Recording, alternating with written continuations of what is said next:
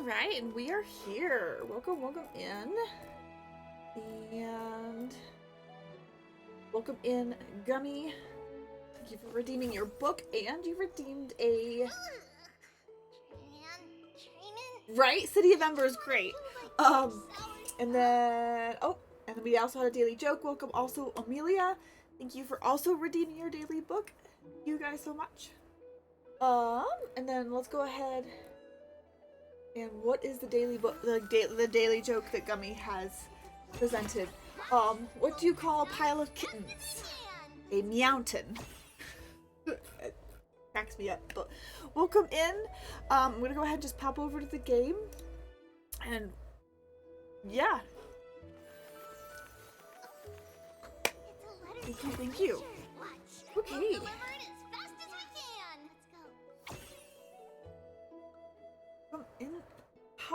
How are you doing, Amelia? Not sure if Gummy, because Gummy I think is hopping in from work. But I mean, if he wants to tell me how he's doing right now, that's fine too. I don't want to distract him from work too much, though. Okay, where am I going? There.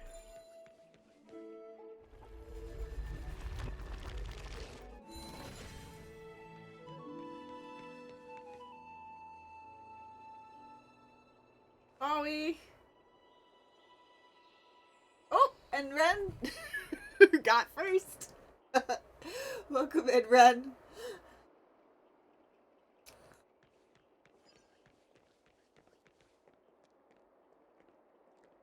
Thank you for redeeming your daily book as well. Ooh.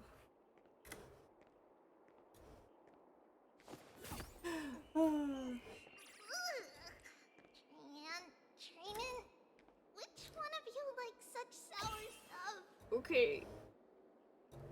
I just don't want you to be too distracted at work.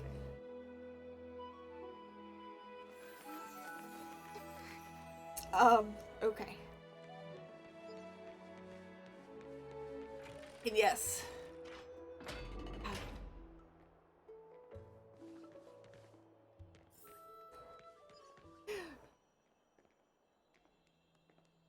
Hi, Ren! Welcome in! How are you doing? Back. Here's really hot and heavy. Has it always been like this?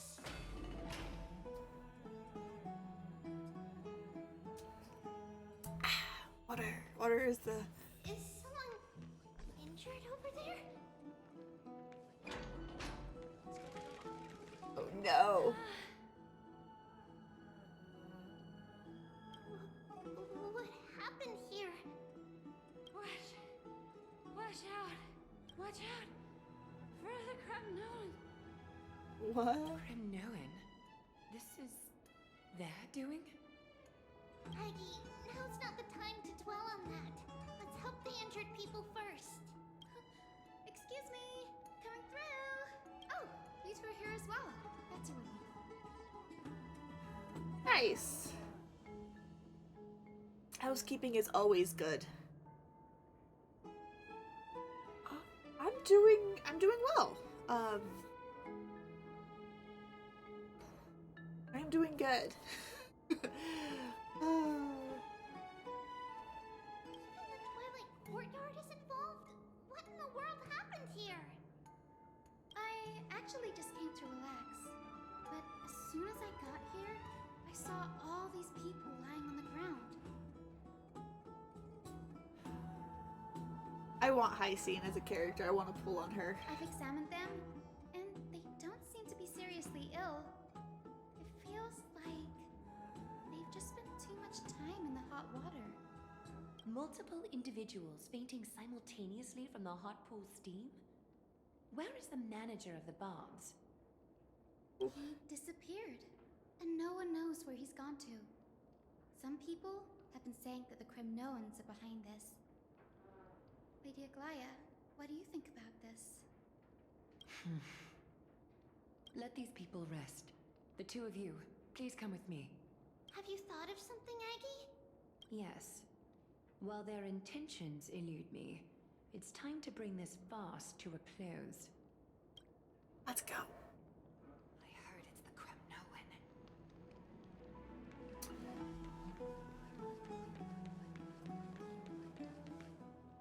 No, she's not dead. She's just fainted. This is all you can do, huh?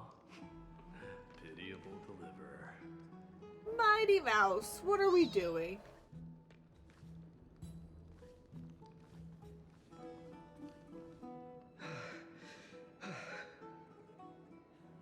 No, they're just fainted. They stayed in the hot springs too long.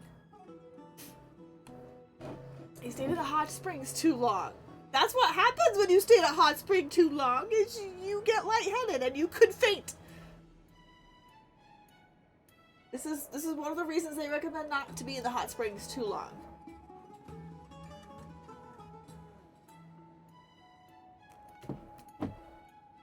What the hell, Snowy? Snowy! Even Snowy! What the?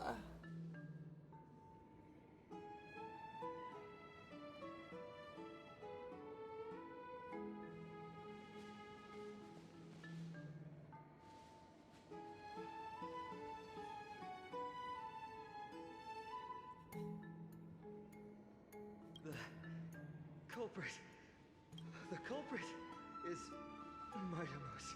What are you doing, Mighty Mouse? To be fair, I know his name is Mighty Mouse, but it sounds like Mighty Mouse, and so I've been calling him Mighty Mouse just to clear things up. What did you do to everybody? Right? It's just another duel where I claimed victory. Duel? As I expected. On the surface, these two are the mightiest warriors in the Holy City, but they're still impulsive youths at heart. Yep, they're still kids. Speak up, Mighty. Tell us exactly what kind of foolishness you and Finan indulged in this time. Just glad Finan has has the strength to do stuff like this.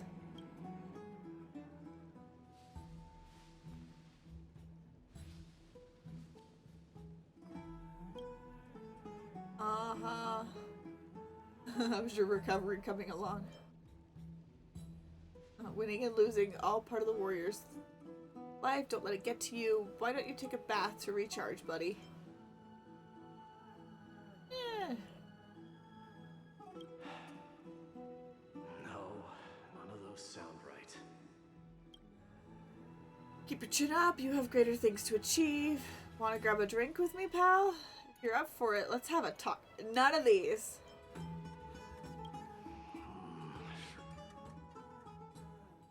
Is he here alive and kicking? Am I seeing things? Is the magnificent deliverer finally deigning to step outside? You want? Oh my god. He can't say his real feelings. What kind of response is that? Right? Nothing. I was just imitating your usual response. I don't feel anything special from you. Have you passed the demigod trial? The ritual hasn't reopened yet. In case you forgot, it hasn't been that long since I pulled you out of the trial. I didn't forget.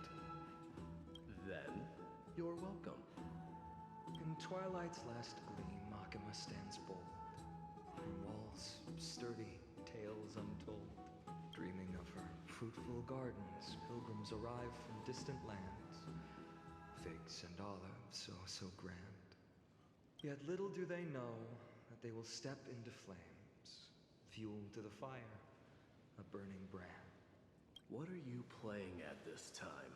I just felt like reciting a few lines of poetry. Surely the Crown Prince of Kremnos knows how to appreciate poetry, right? Kremnoans steer clear of such weak literature. But my library doesn't lack collections of this kind. These lines express the poet's yearning for their home, just as Akuma is distant from many people's homes. I know how to interpret poetry, Haikus. Oh, There's no point in pretending to be profound, my friend. Thank you for helping me out when I was in a tight spot, but it seems to me that you aren't prepared for the trial either. ooh. Don't compare your situation with mine. My people are still relying on me. I can't ascend to godhood on my own without first resolving their issues.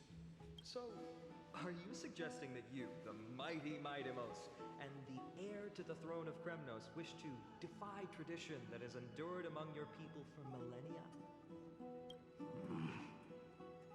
Still thinking about what I should do. Aw. Never mind. It's probably not my place to offer you counsel. An idea does strike me, though. Go ahead. Let's see what terrible ideas you've come up with this time. Maybe we both need to relieve some stress. Come, Mightimos, let's recommence our previous competition.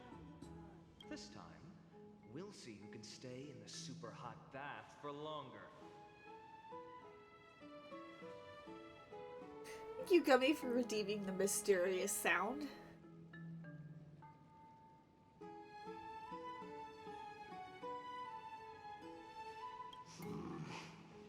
What? Are you chickening out? The phrase chickening out does not exist in the Kremnoan language. I just find the situation absurd, that's all. All-knowing historian, are you not aware that we Kremnoans use boiling water from sword forging for our baths? Looks like I'll have to teach you some royal etiquette today. I mean, you probably shouldn't just because, it's no longer clean. But, okay. And thus, an unprecedented sauna battle commences! With unparalleled resolve, the two warriors' determination even alters the very hue of the steam. Flames intertwine with scalding vapor, reaching toward the heavens, shrouding the sky in the sun. The spectacle is so magnificent that none dare gaze upon it directly. Since we can't see what's happening in the competition, why don't I regale you with a tale of kings to pass the time? Do you recall the legend of the Gorgo lion mentioned by a certain veteran? The central figure, the main character? Not the sole sovereign of that land. An oryx stood as its formidable rival. The main character. I love it. Sorry.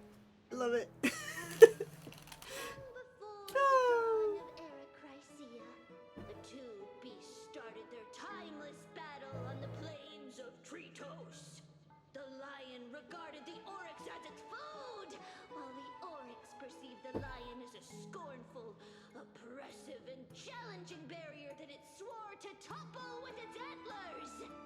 For tens of thousands of years, without respite, the two creatures thus continued their relentless pursuit and rivalry.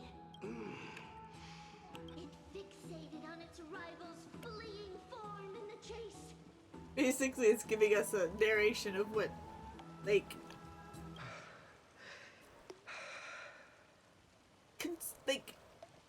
It set its sights on the other's neck, nearly within reach. metaphor. There it is. I was like, it's kind of a somewhat of a metaphor of what's happening in the baths. It was stuck in a corner. It had nowhere to escape. On the land of Amphorius, some lives meet their end at dusk, some at dawn, and yet others are fated to perish under the blistering sun at noon. And at last, the most scorching moment of the day descended upon them. The formidable hand of fate heeded their call and arrived! My lords, would you like me to reduce the temperature a little? What? You're chickening out already? Oh my god. Get lost. Are you asking me to get lost, or... Do whatever you want. Oh, please forgive my presumptuousness, my lords. Oh no. The look on Hyacinth's face. And then Tribby's. What a spectacle of folly. This is what you get for daring to challenge a Kremnoan without understanding your own place. What I'm saying is, your little game dragged down quite a few innocent souls alongside you.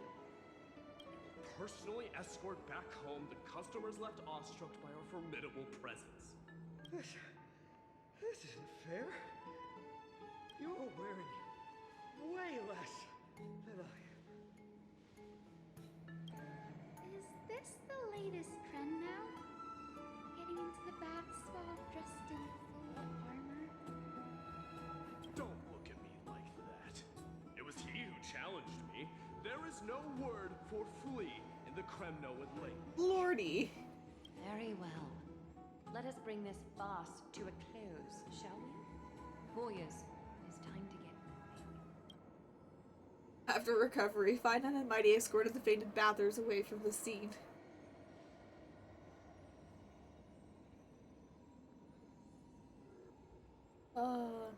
This time, Finan narrowly triumphed with a stunning 27-25 victory in terms of the number of trips safely escorted.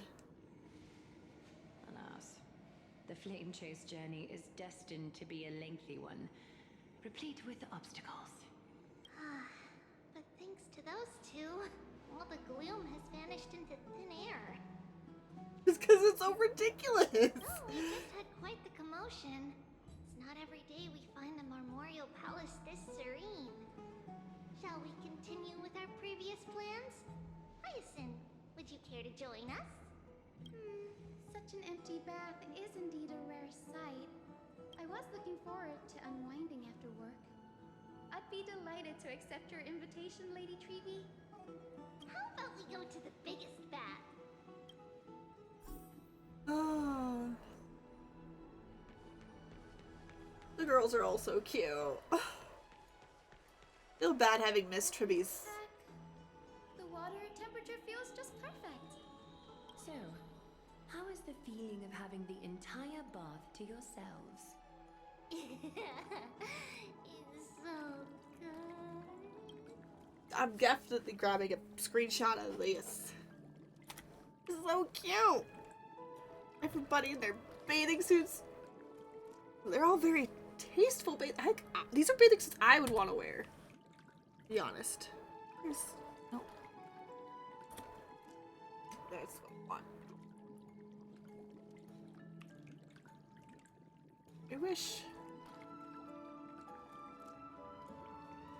I wish I had been able to pull on Tribby's banner. Lady Treevee, aren't you going to soak in the bath with us? We will have to pass. After all, we've become children. Please understand that she can no longer endure the heat of this pool due to the blessings of Yanis.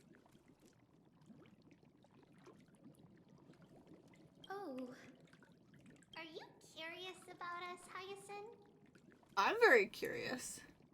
I am, but something tells me that it might be better to change the topic. Don't get all nervous. It's not something we can't discuss.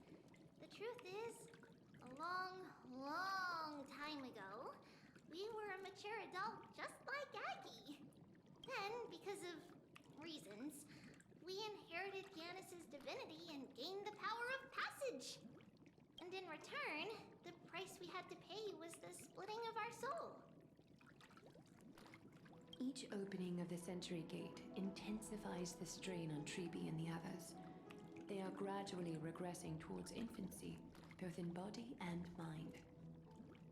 We don't know what awaits us at the end either, but anyway, that's why we've turned into children. It's a Benjamin Button situation. In that case, when you opened that giant sentry gate above Akama during the battle against Nikador, Well, there's no way around it. We all know that the flame chase journey won't be a smooth ride. Maybe we can find a way to fix it. The primary research focus of moose forests is the soul. We explore its depletion and methods to restore dispersed souls. As long as research continues, there might be a breakthrough that can help. We will do everything we can. So your first reaction is in fact denial. You're indeed an Access student. I look forward to your good news, Hyacinth. Now there's another reason to look forward to tomorrow. Lady Treeby, what's wrong? Oh no, Tribby! Something's off. It's that strong feeling again. Is it Brienne? No. Wait, no. It's not Brienne this time. It's Trinan. Trinan is a danger. Wait, what's going on? Snokes. Let me time. Okay, what? I win this round of escorting the bathers home. How does one contender alone make a valid competition? Offering a compliment or two wouldn't be the end of you, you know. Haikas. Scoundrel. What is that word? Is that your native tongue? It means hyena. I'm likening you to a weak hyena. By the way, you emphasize the completely wrong syllable. Though we've been acquainted for some time, I have rarely heard you talk in the ancient tongue of Kremnos. It's because I'm not exactly a master at it either. I can listen and read just fine, but when it comes to writing... You can write?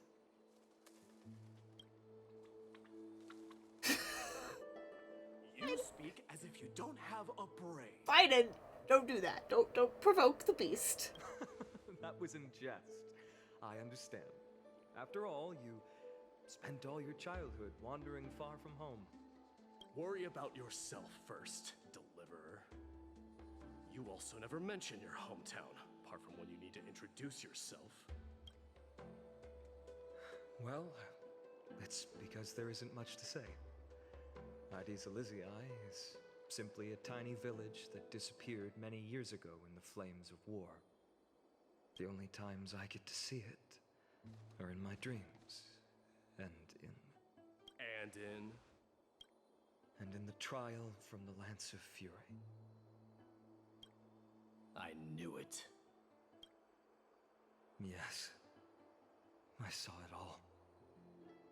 Ides Elysiae ablaze with everyone. My family, friends, and my kin, lying in a sea of flames.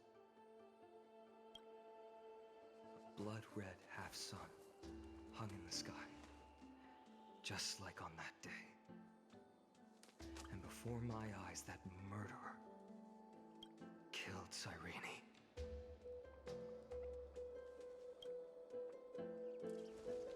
But I saw its form this time. A black cloak, an eerie mask, and a broken giant sword that carried an ominous aura. I fought it in the trial. But even though I've been fighting, improving, and resolutely getting stronger all this time, I still couldn't defeat it. Isn't that the black thing that we fought last week?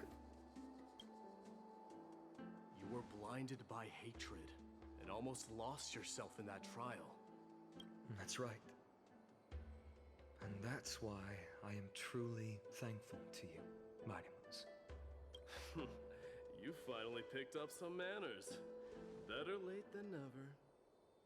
They're picking fun at each other. Then what about you, Mighty? What did you see in that trial? What do you fear? There is no word for fear in the Kremnoan language. There may not be no word for fear, but it's still a real thing that you guys can feel. You're human beings. I'm getting the feeling that your language has no words at all. But to answer your question, I saw Akuma in the trial. As well as... my old comrades. Hephaestion. Perdiccas. Ionius. Ptolemy. And Possesta. Ever since I returned from the Sea of Souls, these five have been by my side. We faced life and death together during our days in exile. Those 10 years were arduous, yet filled with moments worth treasuring. Each night, we would gather by the campfire, savoring honey brews and singing our hearts out. The wind in the wilds of Amphorius smelled like rust. Hephaestion would always tease me about adding goat milk to the honey brew, claiming I ruined the blood-red color of the drink. He had a scrawny figure, but was a relentless force on the battlefield, dispatching foes without so much as a blink. Perdiccas was an expert in concocting medicines, delving into all those strange folk remedies. Leonius was a swift runner and our most reliable messenger. Ptolemy was a real bookworm, always spouting off in chapters and verses. When we left Kremnos, he made off with a stack of ancient tomes from the Grand Library. Not like it mattered, as my family owns the library. And then there was Possesta. He was the silent type, but a truly masterful musician.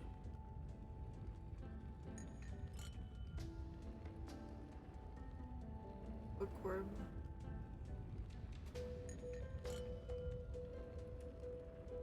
This is the first time I've heard you mention these five. And their names. They died on the battlefield before the Kremnoan detachment managed to join Akuma. Perdiccas was the first to go. He was shot in the stomach by a poisonous arrow from the people of Ladon. The second month of cultivation. In the end, his remedies mended all but himself. Mightimus, do not mourn. I have achieved honor by bestowing a noble death upon the enemy. Leonius died in the fifth winter. Idonia's snowstorm lasted 3 full months. On the night of the fiercest storm, our foes launched their assault. Idonia. Is that the city Castorus used to live in? Yes. Those zealots were as fearless as Kremnoans in the face of death, but they lacked respect for honor. They cornered us in a bottomless swamp. Leonius covered for our retreat, and they cut his legs off. He vanished into the mire of a foreign land, his body never to be recovered. That's harsh. This is perfect. Mightimus, I can finally deliver the news of you ascending the throne to the Netherrealm. 20 dusks later, we finally breached the walls of Idonia and entertained the usurper's plea for peace. However, rebels refused to surrender and set up an ambush within the city. Ptolemy and his cavalry met their end before they could even relish our triumph. Those obelisks that collapsed after being set on fire became their final resting place. Mightimus, please tell my family. It was not cunning schemes that vanquished Ptolemy, but the immense weight of Amphorius' entire history. Then, it was Possesta. He lured the enemies into the city of Aenionis with his melodies. buying us invaluable time. Our enemies, consumed by indignation when they discovered the trick, set the entire city and my soldiers on fire. His final words were recorded on a small clay tablet, fractured by the flames. Mightymost, don the crown. And at last, my most trusted friend, Hephaestion. He was supposed to stand by my side through it all. But a sudden relapse of his illness hit him on the eve of my duel against my father. He hid his condition from me. By the time I returned victorious, he had but a breath left in him. A Kremnoan dying on a sick bed? I would be a laughingstock to everyone.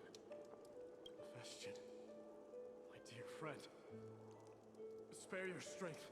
I'll go get a physician. No need. Even if Perdiccas were here, he couldn't stop destiny from taking me away. No! None can take you away.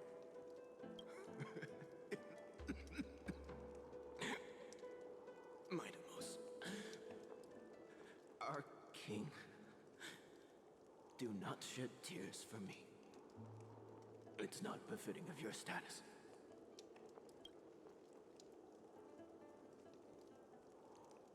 Farewell, my dear friend.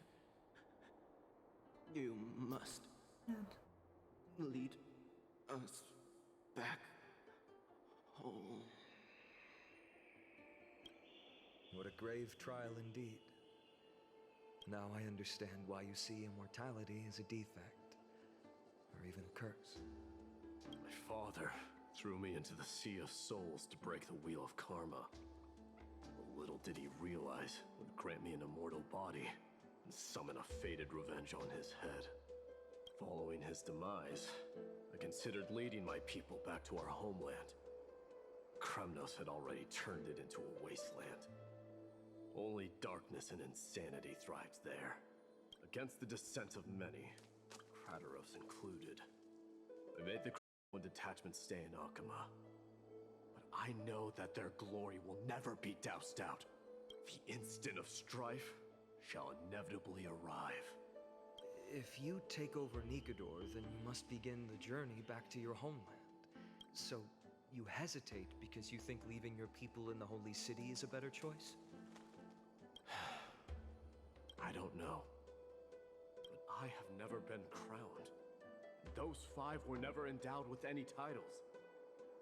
None is aware of their glory.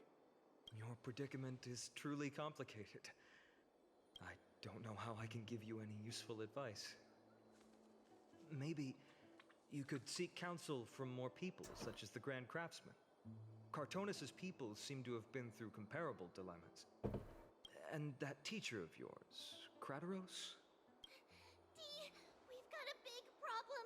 Big problem! Oh no. Lady Tribby, what's making you so flustered? Hurry up and go save Trinan! She got abducted by Krataros! What? That bastard. Krataros, what's going on? Mightymost. It seems I was the one who exposed my vulnerabilities first. Aglaya, I demand an explanation. This man abducted Trinan by force and forced her to bring him to the vortex of Genesis. He then brazenly stepped into the trial of the Lance of Fury, and naturally failed. Well, yeah. Yeah. He's not the intended soul for it. Why did you do that? Because I don't want to wait anymore. Your hesitation made me desperate. If you want to run away from your destiny to become king, then keep running. Someone will eventually stand up and fill in the gap left by strife. Then they will lead our people home. Age has blinded you, teacher.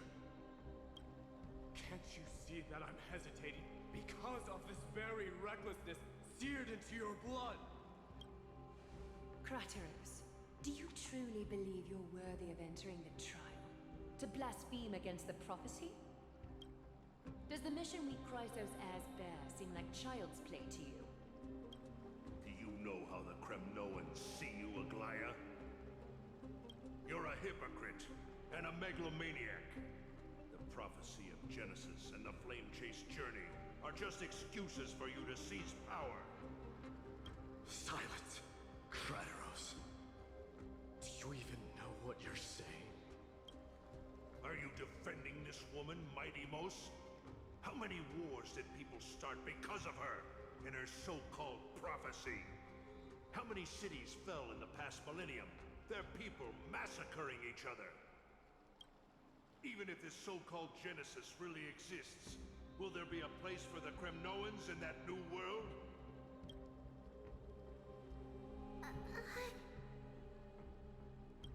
Are you done talking?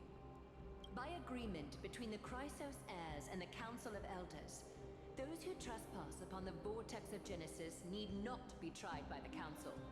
I am allowed to pass judgment alone. Crateros, your actions are unforgivable. I hereby sentence you. Aggie, wait! We have a proposal! Someone has to resolve this conflict between the cities.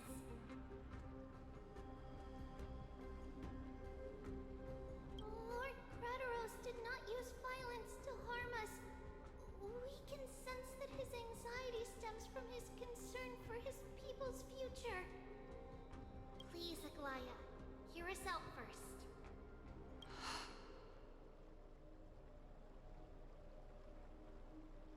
I'm listening.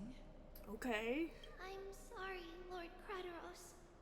We were so preoccupied with deciphering the fragments of prophecy that we neglected those of you not favored by its message. Your accusations were harsh, but justified. We wish to earn your trust and those of the Kremnoans. I think the best way to do that is to take you to witness the source of the prophecy for yourself. How are you going to show me something that has no form? You've heard about that Outlander, right? She has somehow made a connection with Orynyx and can completely replicate scenes from the past. Oh, so you're bringing me back in. Okay, okay. We will ask for her aid. Tomorrow, at the Abyss of Fate in the Temple of Yanisopolis, we will show you everything from that distant memory, Crateros. A fair proposal. I accept. Until then, you will be stripped of your freedom. That is my one condition, and I will brook no argument. It is not the first time I've been made someone else's prisoner. Do as you please, demigod. Teacher, why did you do this? Forgive me, young master. But I just cannot wait any longer. It's a pretty good tea. Ever since your father died, our people and I have been waiting for a day to revive Kremnos. We placed all of our hopes in you, but never received an answer. This obsession for returning home has become a sickness for our people. Wise as you are, I refuse to believe that you can't see the truth. You have a clear head, which is why you're also incomparably alone. A smart person can only choose to tangle himself with the mundane of this world. If you're truly capable of leading our people beyond this blood-stained fate, then prove it to me once more, Mighty Mos. Just as you did back then. Damn. A fierce fighter.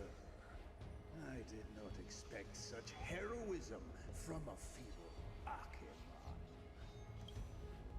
Yeah. Damn. Choice.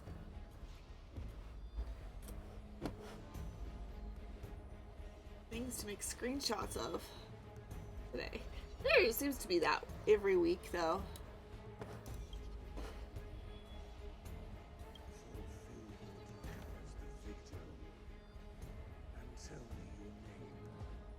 I seek an honorable death from you. As if you have any honor. Listen closely. I am the leader of the Kremnoan detachment, Mightimos. Madamus. I'm here to finish you, Father. It is you, the beast spurned by all. So you did defy death. The prophecy was true. Bring an end to my Kremnoan dynasty. Yeah. Defy? You're wrong. Death fears me. It's the reason I have this body of steel. As for you, you already stand at death's door, Father. You were the one who threw me into the Sea of Souls. The one who tried in vain to enslave a Titan. And the one who desecrated the body of a god. Yeah. Yeah, he did that. I guess you're a weak king. So weak that even the lowliest hyena is a more noble existence than you. And now, fate's reckoning is upon you. Then swing your blade. Take my crown. Coronate yourself with an old king's blood and inherit it all. Become the new rightful king of Kremnos. No. I don't want the crown. Listen. There's only one end for the kings of Kremnos. Then the crown means nothing to me. All I want is your life. To avenge Mother and my comrades. But the walls of Kremnos will not fall with me. Do you truly think you can escape fate's grasp, my son? That's not your son in reality because you did not raise him. You and I, we're both the same. Feast on strife and fear. Now, kill me! The son of Gorgo is destined to be crowned in blood!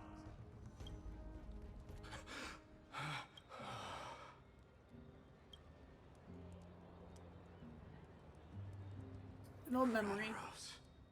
He said the Grand Craftsman Cartonus might have some suggestions. Might as well go see him. Grand Craftsman, how have you been? King of Kremnos it is. That you would come, I knew. Cartoonist. You knew I was coming? Your matters, I've heard. The path forward you seek. Many questions you have. But before that, take this. What is this? What's this? A signet ring for the King of Kremnos. Belonged to your mother. Recast and restore it. Aww. What? Mother threw it into the Sea of Souls. A long time to fish out it took. Very fortunate we were. I can hardly imagine how much patience and courage it must have taken to find such a small signet ring in the Sea of Souls. Aww. I owe you one. Aww. Gratitude there is no need for. Repayment for saving me, this is. Aw, so Questions sweet. you bring with you. Ask now. Fate I've always denied has finally caught up to me. By all rights, I should accept Strife's authority. It would make everyone happy. The Chrysosairs, the Council of Elders, the Cremnoans. Even the bards who will write it all into song. Yet hesitate still you do. Hesitate, why do you, young king? Because of my people. Be they men, women, the elderly or children. The hearts of all Cremnoans yearn for home. They've all been waiting for this day. For the day their king returns. Children of strife would then be able to go home and embrace the old traditions. Never mind that most of them have only ever been heard in these so-called traditions and song. They would then gather around their king and throw themselves into battle. He doesn't want that. This is not a good thing, you believe. The Cremnoans have been trapped in a cycle of bloodshed for the past 1,000 years. They seek vengeance, start wars, become prosperous, decline. How much innocent blood flowed into the River of Souls in all those years? How many needless sacrifices could we have avoided? I accept that fate, become the totem of strife, and lead my people into repeating the same mistakes. Then of course I would be terrified. I'd be terrified of becoming king. A different kind of Cremnoan you truly are.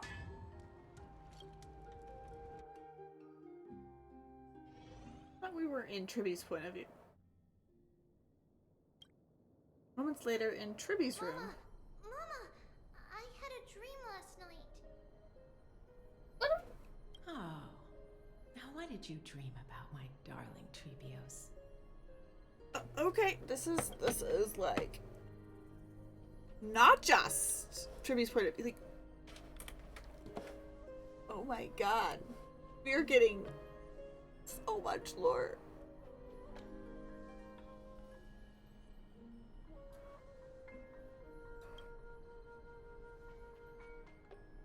I had a dream that I turned into many me's.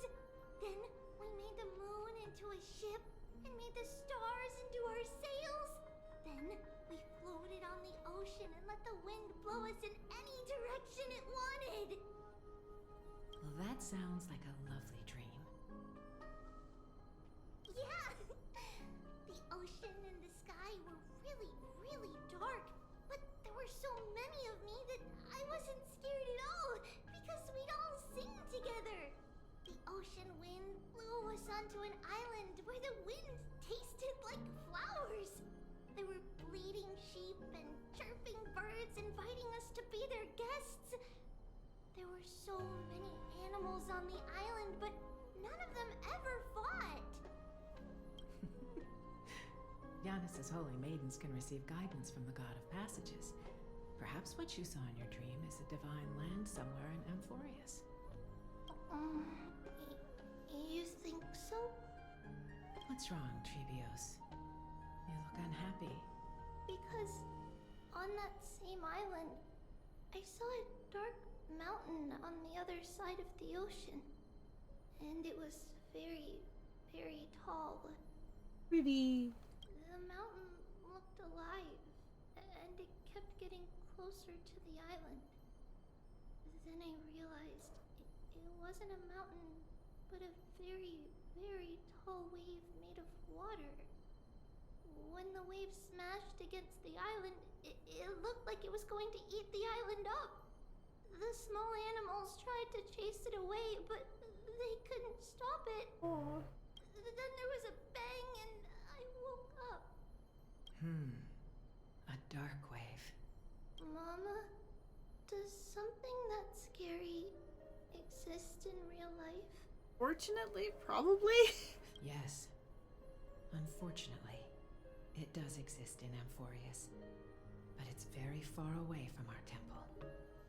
We call it the Black Tide, though it has nothing to do with water. It has no shape or form, but it can swallow up animals, humans, and even titans, turning them all into monsters. Oh, the Black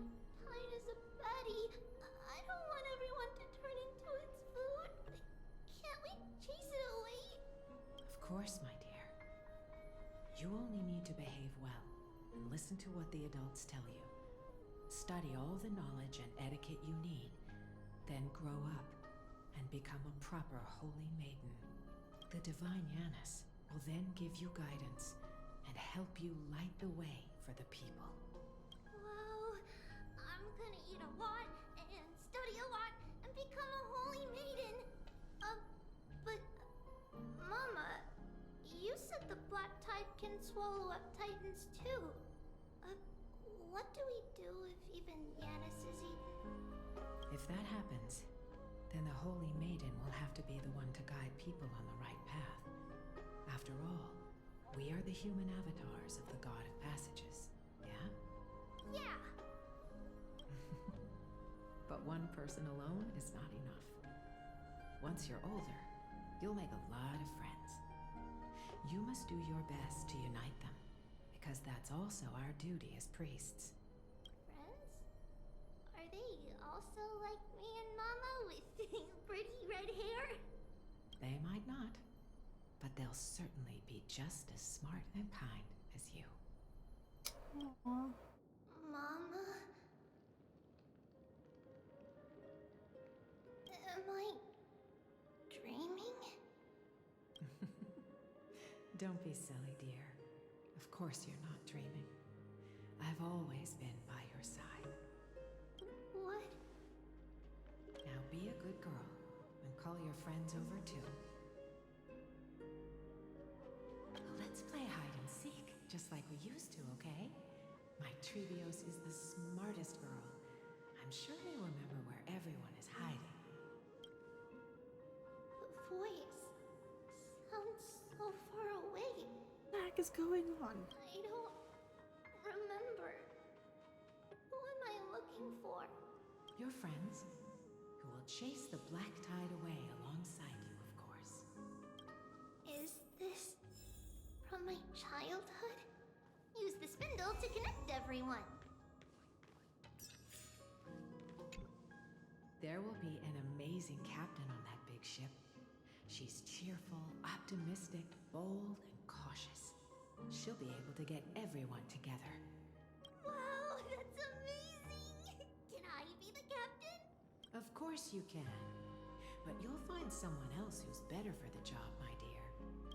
I think that person lives in a beautiful temple that sits atop a hillside, covered in golden fig trees.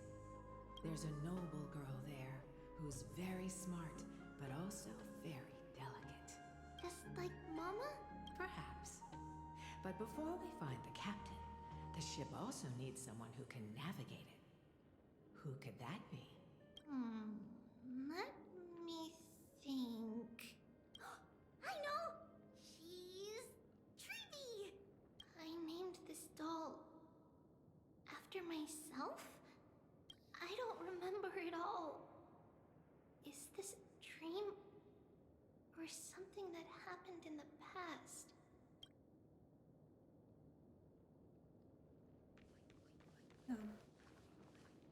I used to sit here and listen to Mama tell stories. Oh, how I wish to see you again, Mama. Am I dreaming? Where I put all the dolls when I get them. There's 3 spots there.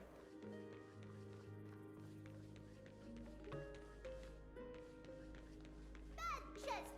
You can't lock me away! It's packed full. Mama must have left all of these for me. All the words are blurred out. Could it be that my memory is fading?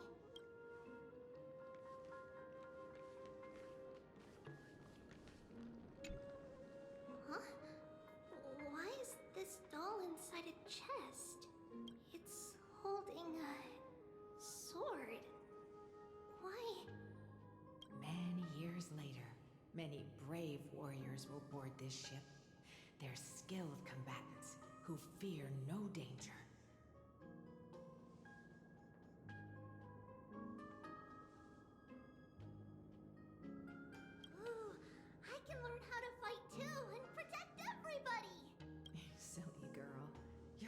Chrysopolis' holy maiden. It's not your duty to fight. There will be many others to protect you. Alright. Then where will they come from? I believe one warrior hails from a lovely village where bulrushes flourish, while another comes from a magnificent royal city.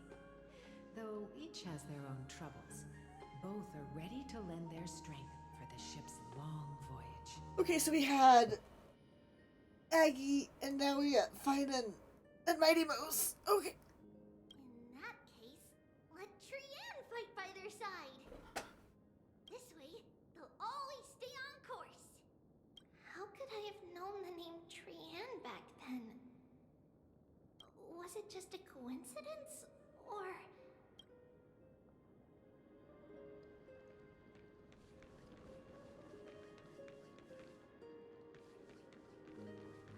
Before I get the last one.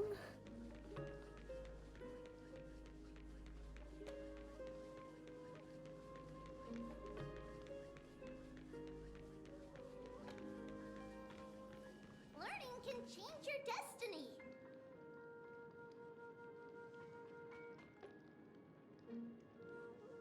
This would be Trian, not Trian. Could be Trinan. When navigating at sea, you need to know both astronomy and geography. Isn't Yanis's knowledge enough? Oh, sweetie. The ocean isn't like the land. It's easy to get lost. That's why it's important to learn to recognize the miracle of Aquila. Alright. Even though my brain is already super duper smart, I'll still try my very best. Circes also favors children who try their best. They will send a wise scholar as everyone's teacher to help you reach your dreams.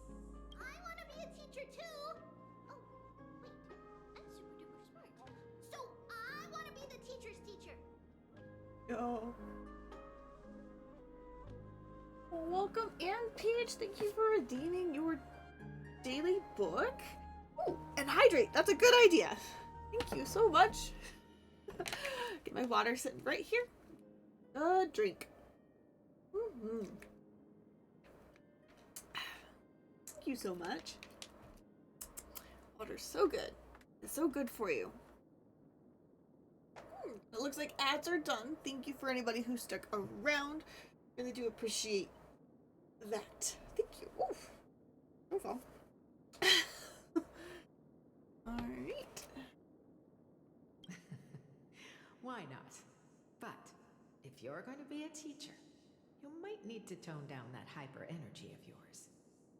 Then Trinan can do it. She's well behaved and would make a great teacher. Mama and the others always said that I had a great memory.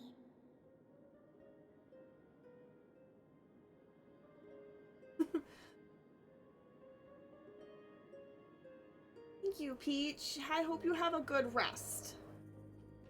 Thank you for the lurk. Now, I can't even tell if this is a memory or a dream. Come, let's line them up.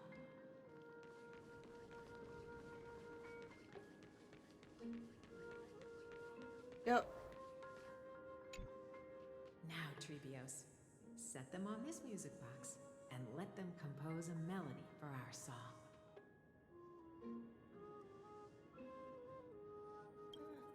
Music box? What's that? Sweetheart, are you still groggy from your nap? You invented it. I invented it? What does it do? Oh, my lovely Trevi. You're usually so bright. What's gotten into you today? Well, you might as well see for yourself. Put your good friends on it and see. And Axa would have been the other one. Put the dolls on. Dolls. It's rotating. And I can hear something.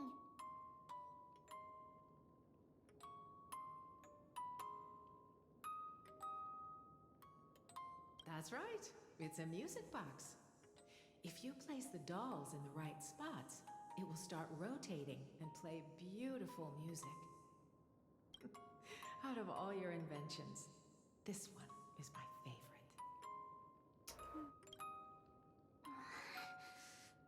I don't remember. It's all right, my child. I'll sing along to the tune, and it will help jog your memories. Happiness abounded in this lush land by God's chosen. Giants raised their glasses in a toast, beheld by the 12 constellations. 3 carved the heavens and the earth. 3 wove the threads of fate. 3 molded life with their hands, and 3 guided calamity's gate. They declared the world too unstirring, hence wished endless laughter upon the living. Thus you and I were created, with words and song to weave, and love and intimacy to give. Thus creation was complete. Who then will bear the weight of humanity's souls, to lighten the steps of the living as a whole? O great Kephale, all-knowing Father of stature so tall, yet low does their gaze willingly fall. With light of dawn heavy upon their shoulders, golden blood spills unto the land, converging into a boiling river that flows to the heroic heirs of this world. Ooh! What's going on? That just jump scared me. Oh yes, please lend me your ears. In the black mist, as death and fate draw close, on the bloody earth, the living dead, the ghosts. What is this world? It mirrors your maze-like fate. What is this world? A silent lament without a trace. What is the past? Wandering ghosts that linger. What is the future? Souls scattered by fate's finger. What is the start? A voyage born in solitude. What is the end? A spirit, lonely and subdued. Lonely and subdued. And subdued. And subdued. Subdued. Subdued. Subdued. Subdued. Subdued.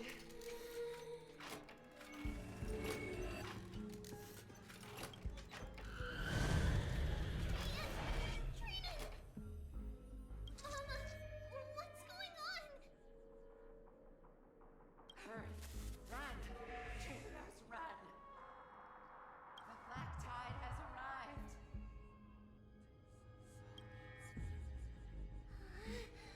Where can I go?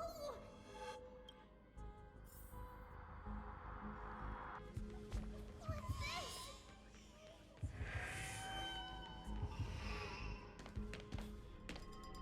Why? Everywhere! This is the sacrifice of a holy maiden. You won't make it to the Only one person can. I know! It's fine if we can't reach the end. Our minds are made up. Go. Bid your farewell, streets. Oh my goodness. Mama, are you going to leave me? My sweet girl. I will never leave you. But remember this, Treehouse.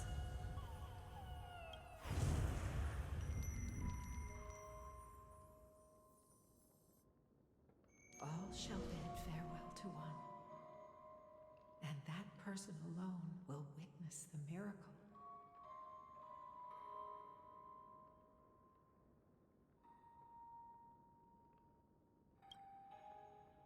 Goodness. Since your mind is made up, then traverse the black tide and dispel the fog for Amphorius. I shall see you tomorrow, my dearest Trevius.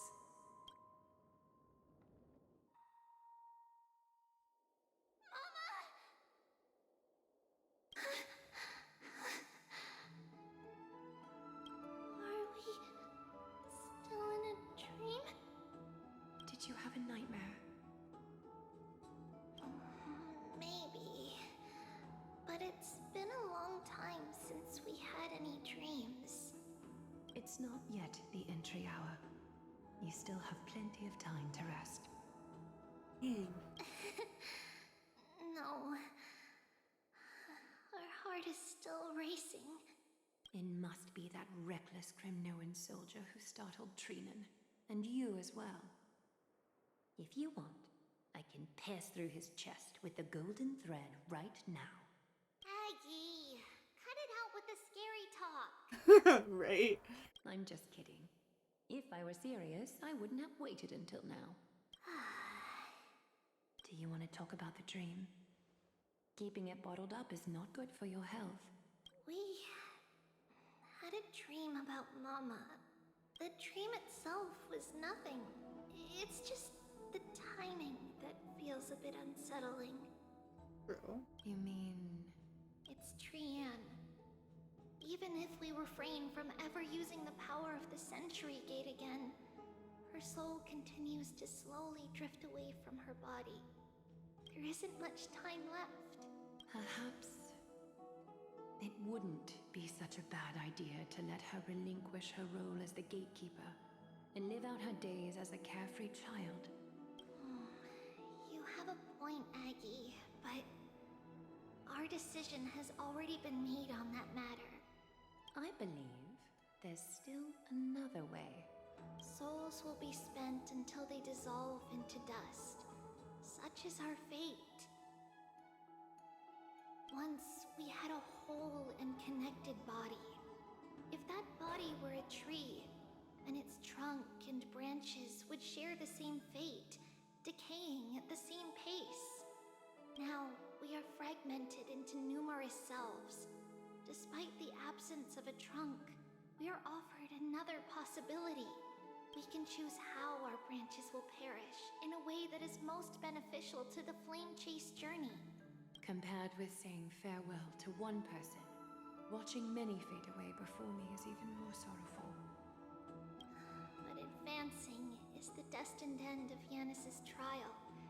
There's no retreat in our path. Don't feel sad about saying goodbye to us. We've already agreed on this, right? It won't be long before I forget what sorrow tastes like.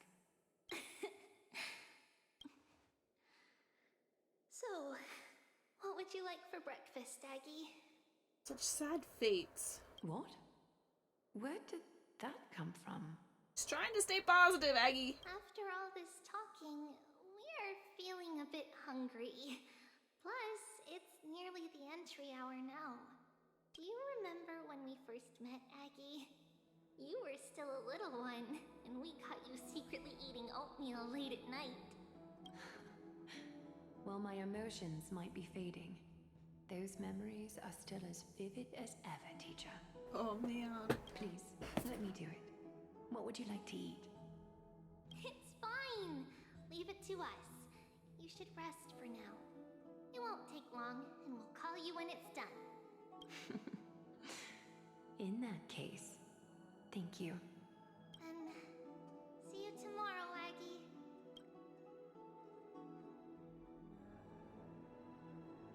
Nevertheless, that nightmare is ominous. Memories are slipping away. Even the image of Mama. Just as expected. Another trip must be made into the abyss of fate. Hopefully Orynyx will be willing to help us. Ooh. So interesting. So much interesting lore! Oh my god. There's Anaxa. Long time no see, Professor Anaxa. Who are you? It's been a while. I'm the one who once overthrew the entire classroom in that spiritual physics lecture. Oh, it's you. No way. Do you really still remember that, Professor? I remember that glib tongue of yours. What brings you here? Surely you're not here to reminisce. You could tell. Of course. You only beat around the bush when you have a hidden agenda. That's not true. I'm here to seek enlightenment, as always. Could you please teach me everything you know about the black-robed swordmaster? Rumors sure travel fast. That's how rumors work, Anaxa. Unfortunately, I too know nothing about it. I can only tell you that it is clad in a black robe and wields a greatsword. At least, it looks like a greatsword. It's shaped like a twisted half-sun, and a peculiar dagger resembling a crescent moon. By the way, take this with you. I got it from the sneak attack. It's Little yours now. piece of the fabric. I was right. It is this thing. The one who torched Aedes Elysiae to the ground. And killed everyone. Don't try to be a hero. No one in Akama stands a chance against that thing right now. Is that what the Titan said as well? Not at first. But the god relented after having had a taste of its power. Even with the god possessing me, I couldn't fight against that blade. That incredible power doesn't seem to be granted by any Titan. Are you suggesting that it originates from beyond Emphories? It might, actually. It's possible. Much like the Black Tide, no? Nonetheless, it's an enemy we must overcome. We? Drop the pipe dream, Phynon. No one wants to see you fall by their blade. Their mere presence will endanger the holy city and the flame chase. You know that I don't believe. You don't believe in the so-called prophecy, I know. However, I'm here to seek your assistance, not at the request of Aglaya or Tribi. I just want to eliminate a threat to the city I pledged to protect. That's all. The tragedy at the Grove must never happen again. Take a seat. Since you are sincerely seeking enlightenment, I suppose I can tell you one more thing. Alright. What are we gonna get? What? Oh, we don't get that one more thing. What's wrong, Trian? Nothing. Just remembering what happened at the Grove. The monster in the black cloak. So scary. Everyone in danger. Nightmare. I can't forget. Trian. Trian. Don't be scared. There are no bad guys here. Didn't you save everyone with the Century Gate, Trian?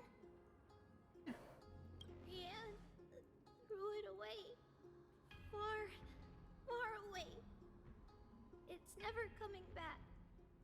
We got back safe from the Grove because of you, Trian.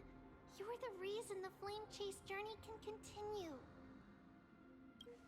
Sorry. Trian feels a bit dizzy. Why are we here again? For the same thing, of course. Remember? Tomorrow we will reveal the prophecies past to everyone. First, we need to restore the memories that have been blurred by the fragmentation.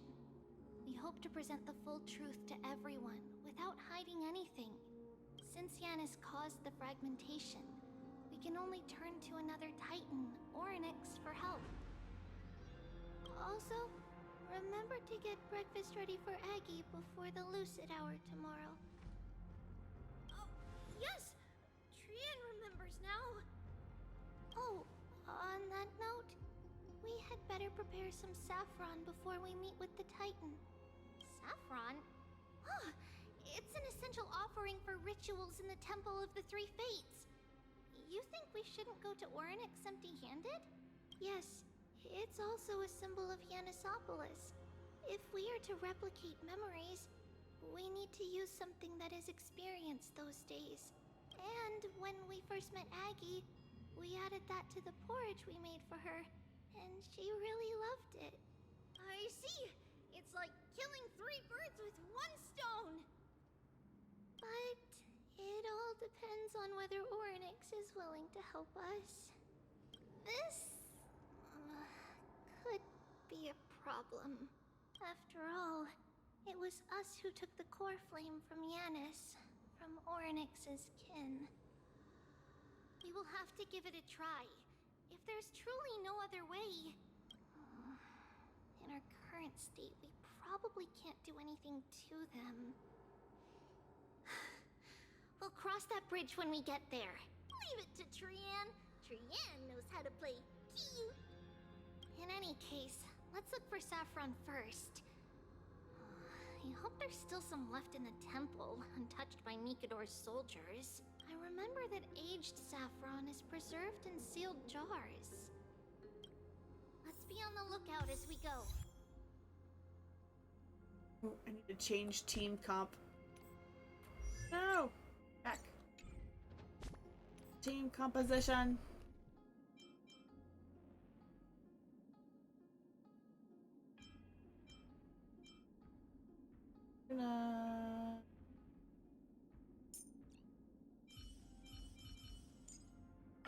Chibi promises you that everything will be fine.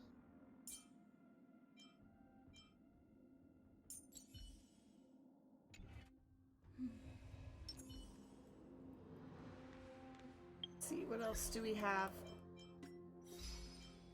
There was a lot of cutscenes there. Peaceful sleep.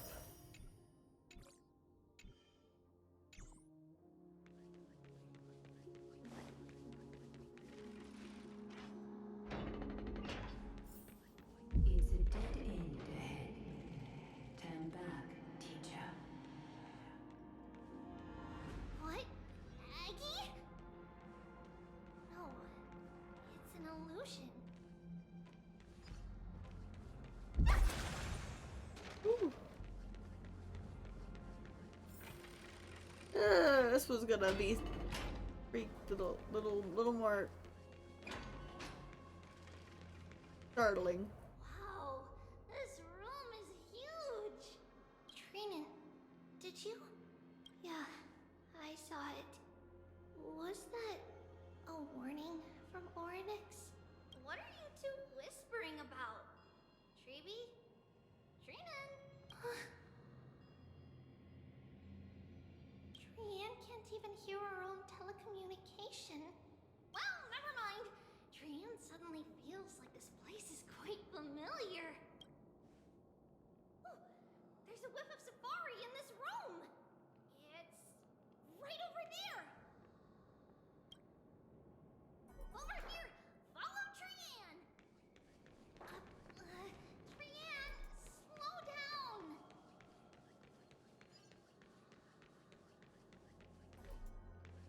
How the heck, girly?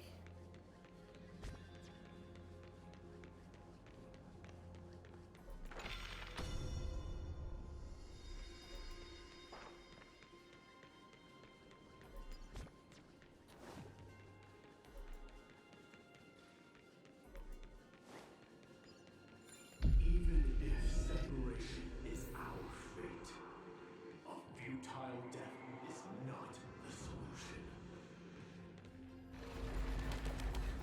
It appeared again.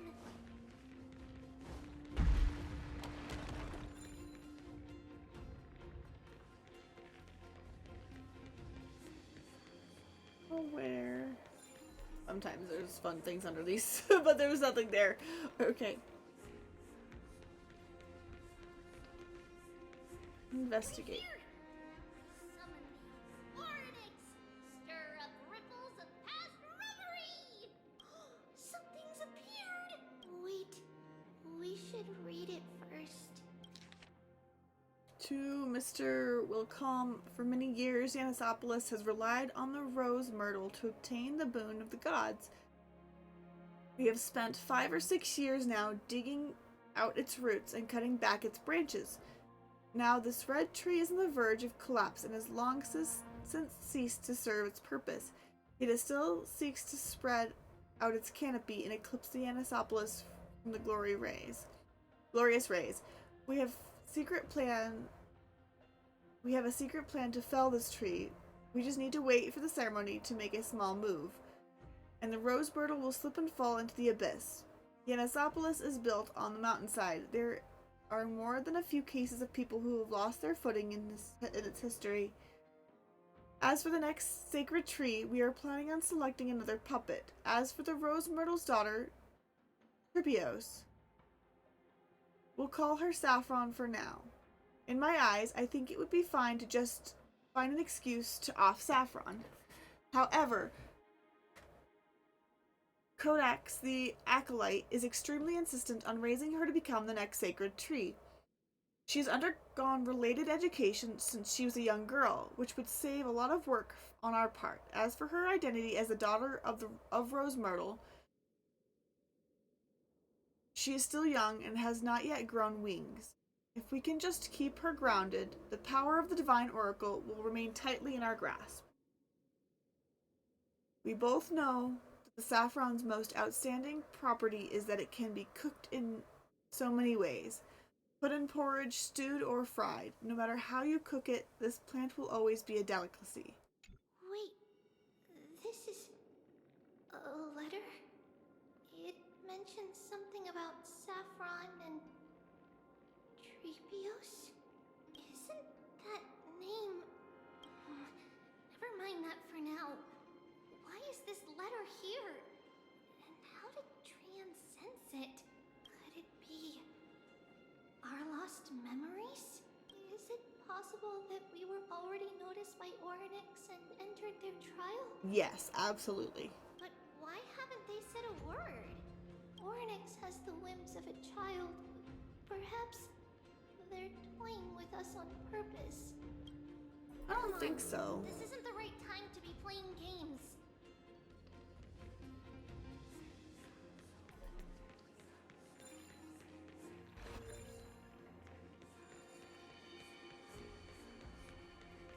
Separation and death are two-side reconciliation that doesn't come easily for a mortal.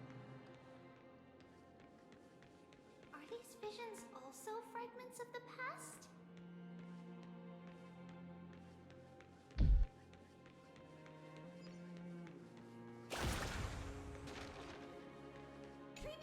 Trinan! Look what I found! Is this the safari? Coming! We'll take a look. But Trian, there's nothing in here. What?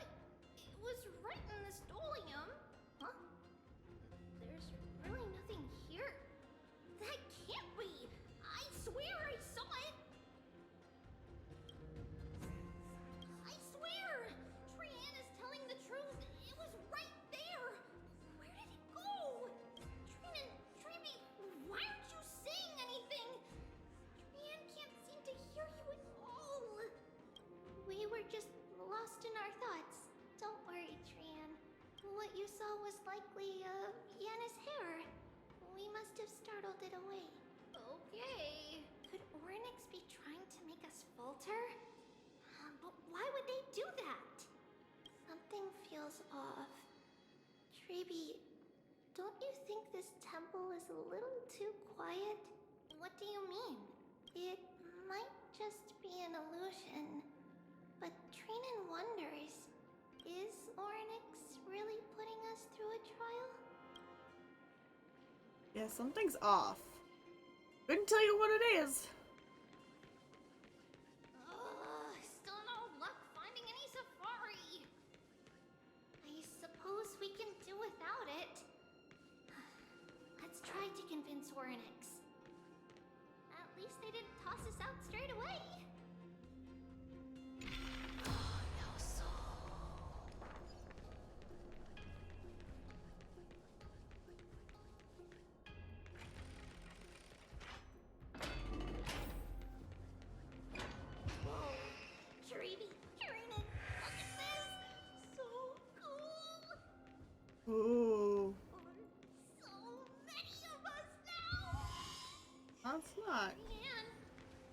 That's not good.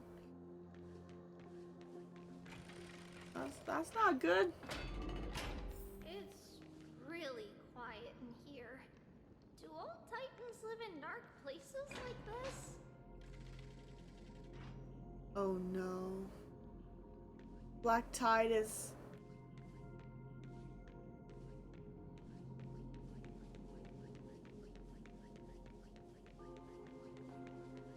Oh no. We're next.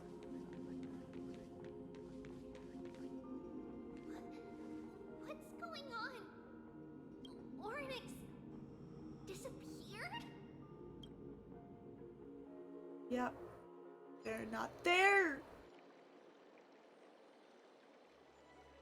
Are you saying that the black-robed swordmaster is not just tied to the Black Tide, but is also hunting for core flames everywhere?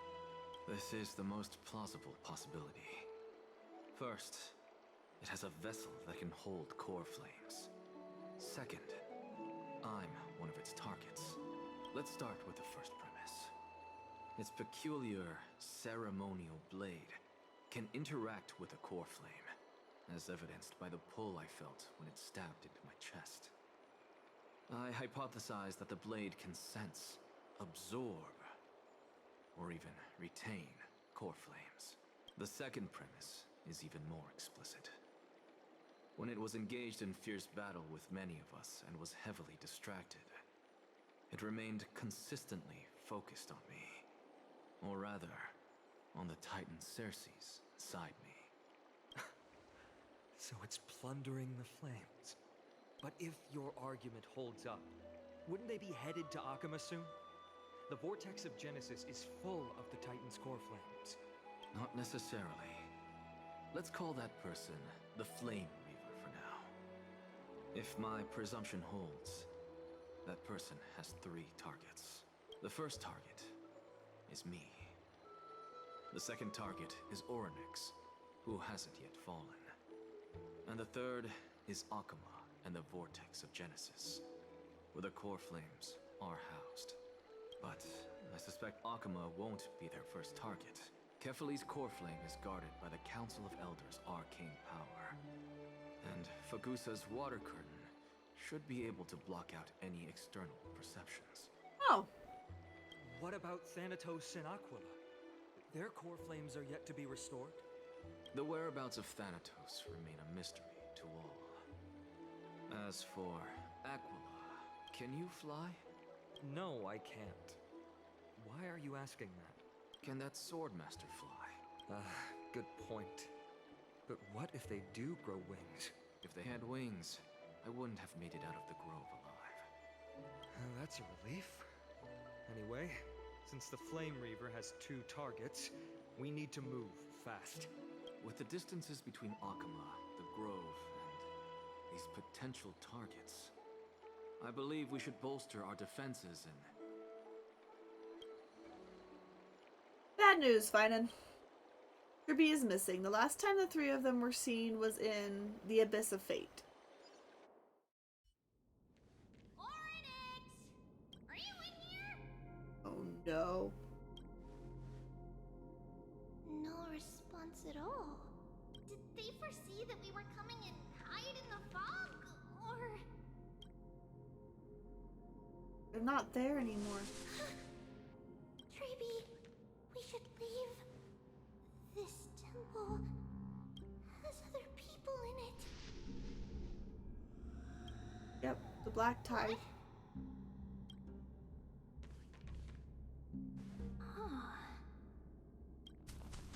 Listen, footsteps.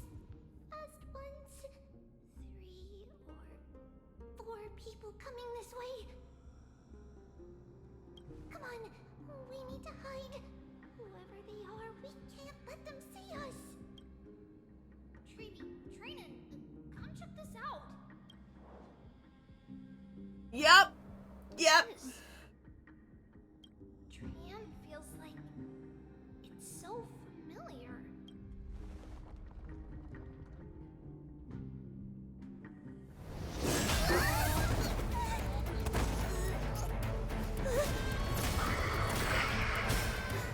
Oh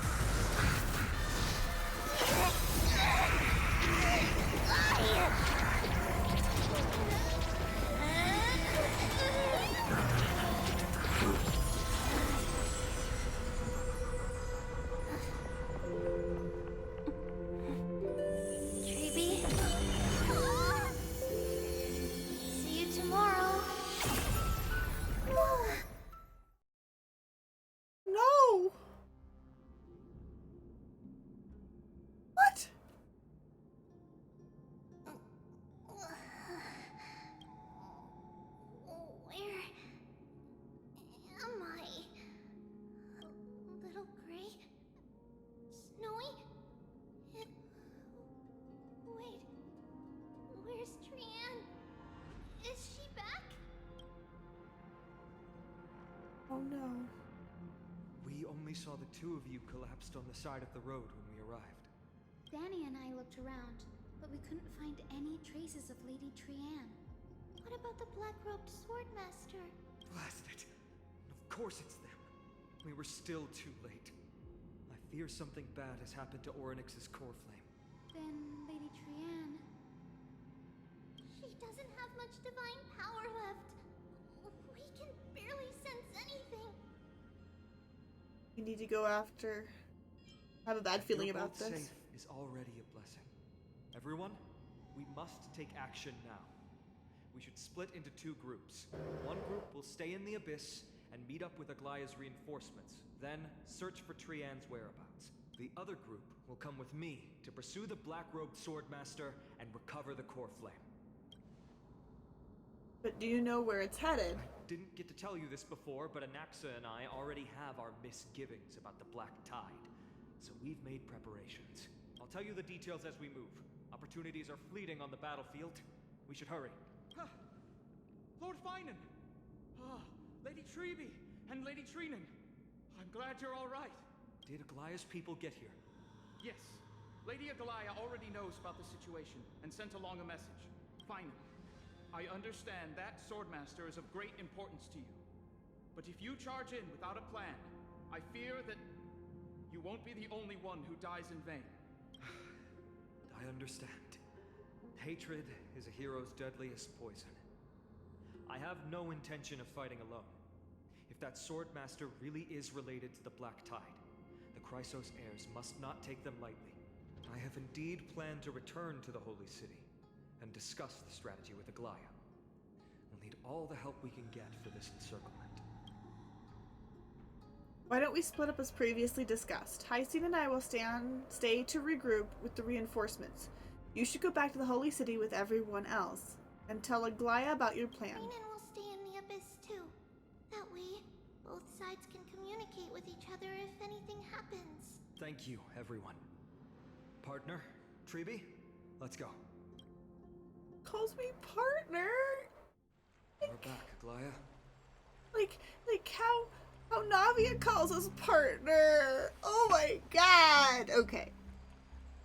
You should have come to me first, Finan. Aggie, there's no need to scold Snowy. Makama is currently in grave danger. I know. It's beyond my imagination that the only two titans humankind can still rely on fell in such quick succession. I've never seen the golden thread pulled this taut, as if it could snap at any moment. Finan, tell us your plan. Time is of the essence.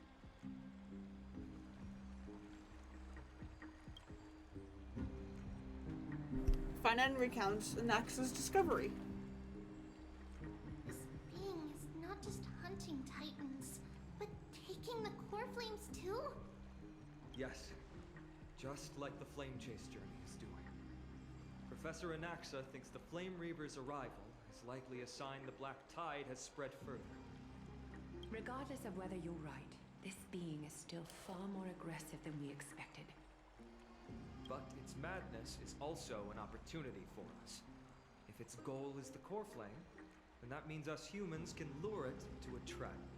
Anaxa had already left the Holy City with Circe's core flame while we were on our way to the Abyss, so he can make preparations for the battlefield.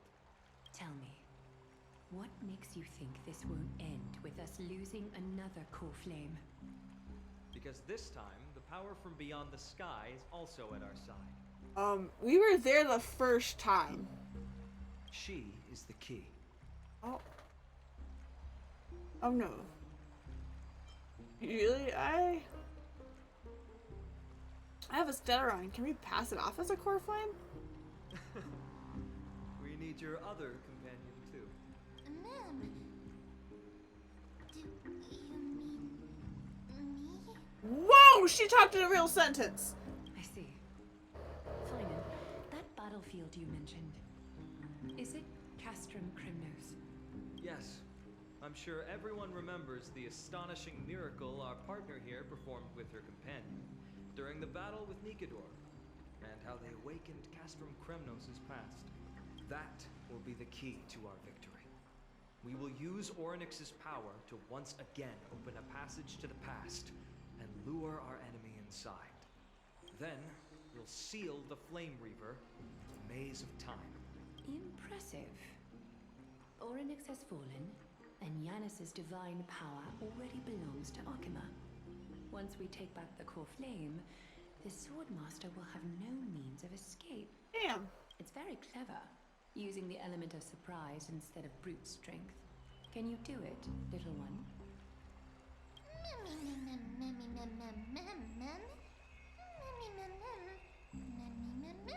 I just have to throw the Black Cloak guy into the past, unlock them there, right? With the memory fragments, I can open a door no problem. As for the rest, well, let's just say that Ellie and I can do anything as long as we're together.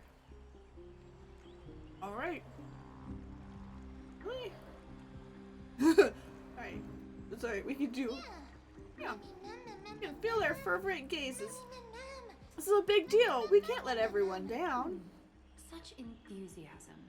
I'm glad to see you're confident. By the way, the Council of Elders declared a state of emergency when Treeby went missing. Kynus and her following have heard tell of the incident at the Grove and are galvanizing support in secret.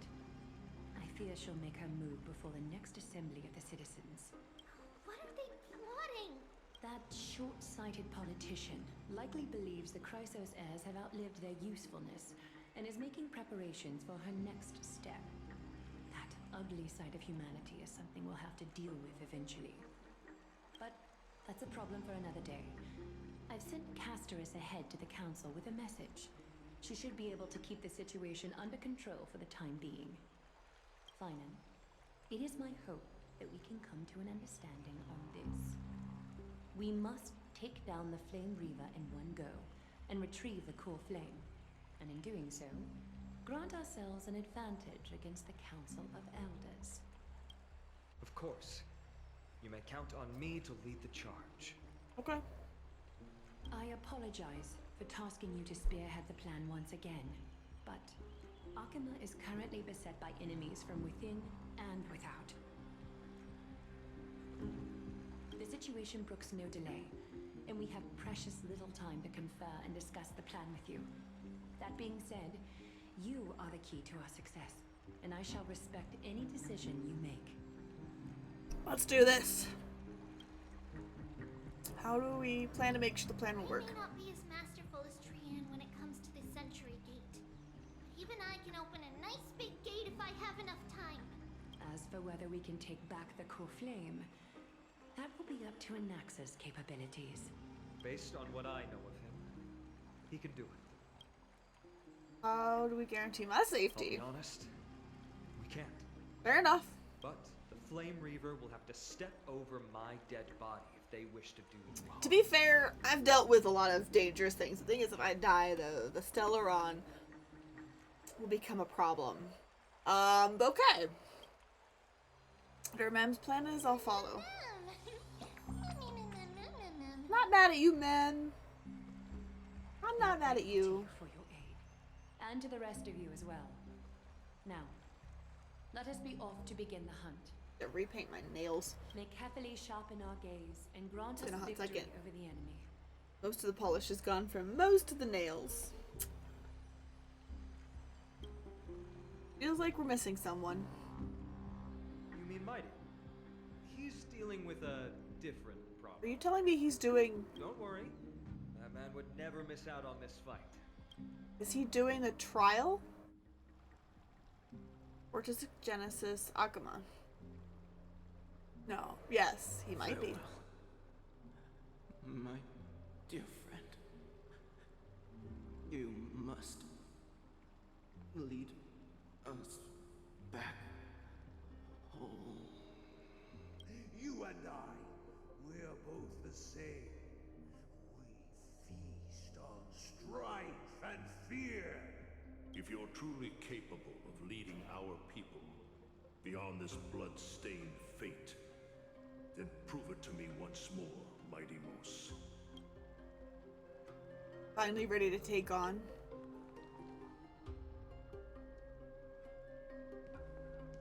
I knew you'd be here. heard you're about to set off on an expedition. Word travels fast. That's right. It's going to be a tough battle, and our destination turns out to be Castrum Kremnos. Is that why you're here? To pray to the dead Nikador? No, just the opposite. I'm here to tell you, you can entrust the front lines to us this time. You can't afford to lose your upcoming battle either. Have you heard the story of Geocles the Mountain Breaker? Sounds like you've spoken with Cartonus. That's the name of the legendary mountain dweller, right? Oh my god, the smell of rain is so good. I'm so excited. I've been hearing thunder, stuff. Let's have a chat before we go our separate ways. So exciting. Cartonus told me that back in ancient times, the mountain dwellers lived in seclusion. They spent their days quarrying and gathering, living a simple and peaceful life away from strife. But Geocles was different. He resisted their traditional way of life, yearning for the world beyond the mountain. They're safe, but humdrum culture was like fetters around him.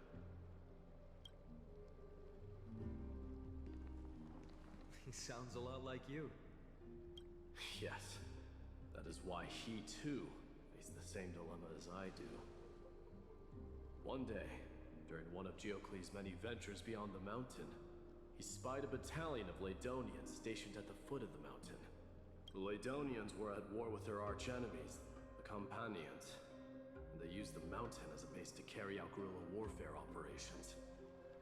When Geocles, who had taught himself the common tongue, approached a soldier, he learned a shocking piece of news. The Ladonians were planning to plant mines and explosives all over the mountain, and then lure their enemies within.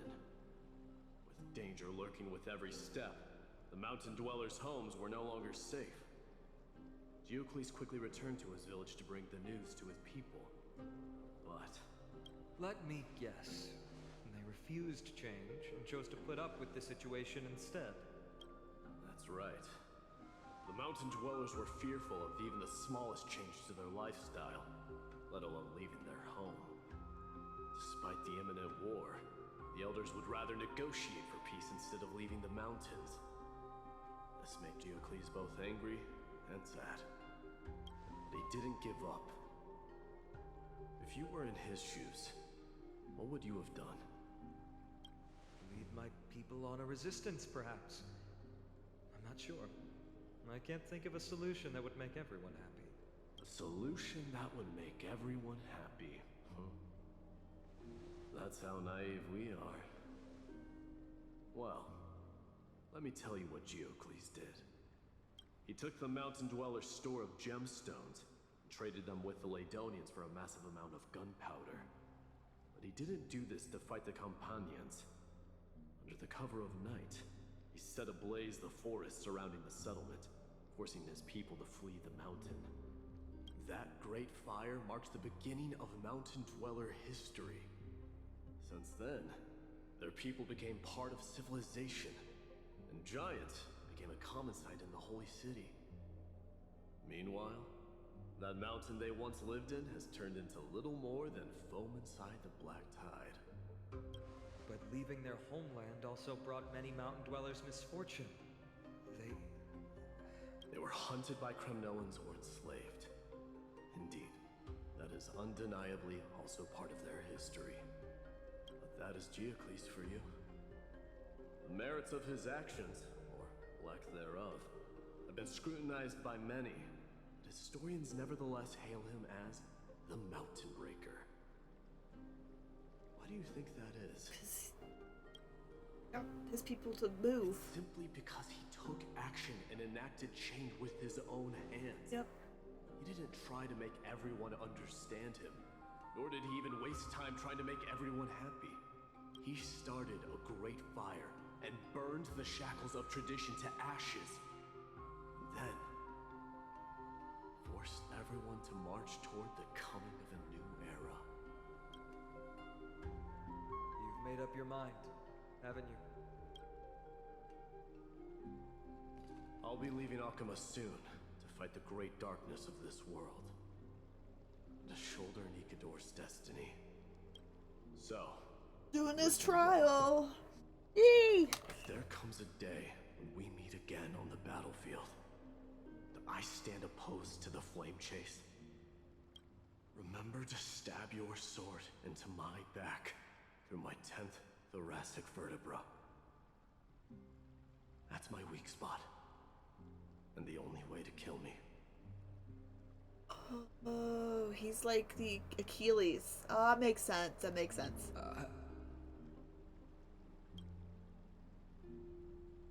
You have my word.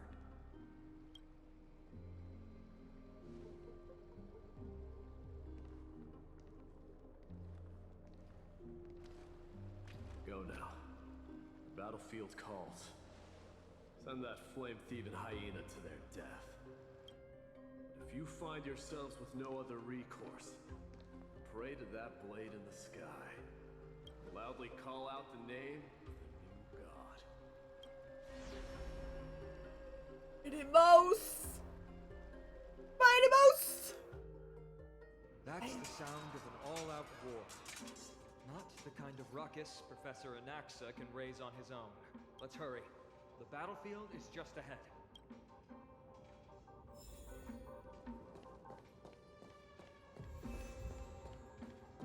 Yard. No way. A Kremnoan? Which app are we on? Okay, yeah, we're in.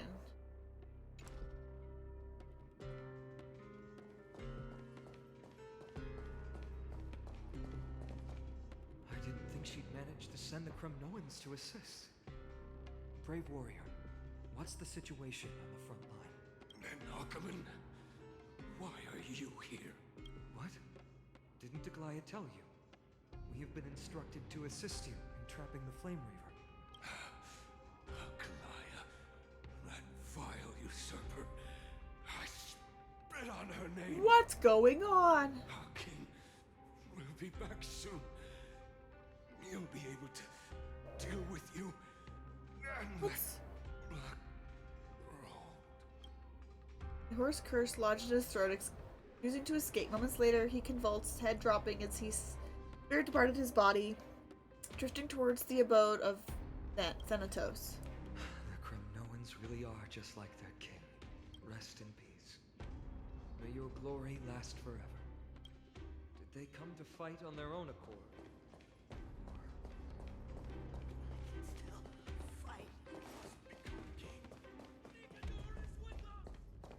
I don't want to fight it.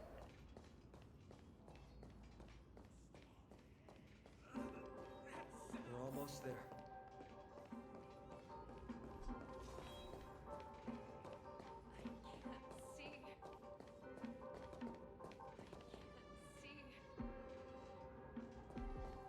You've been blinded, lady? Okay. Hey, Tribby. Once we take back the core flame, Yanis's passage will open. When that happens, you must evacuate immediately. Don't stay behind. The rest will be up to how well we work together. But remember what Mighty said before? Cast aside all distractions once you're on the battlefield. Go! Let's go, partner. Today, destiny shall stand with us. Let's go! Oh, it's a cutscene cinematic. Finally. It's all yours. Yeah.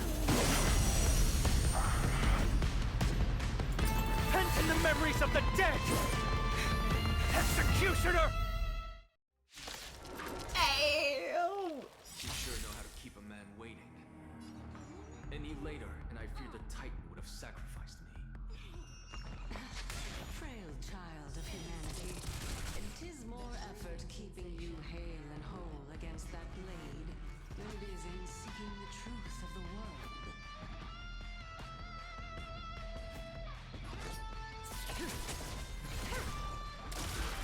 Gonna get man up. Also, shield us. Get the shield on. Oh, there's a couple of Okay. Oh boy, I hate it when he pulls those little bastards up. Okay. We gotta get Mem up. And then...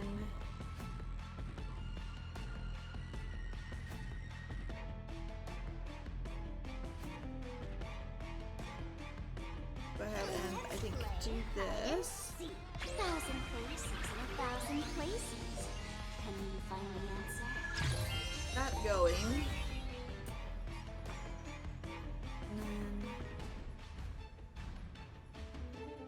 got up fast. Okay. Looks pretty good to me. Let's just smack him. Smack! Relax. May as well kill them all.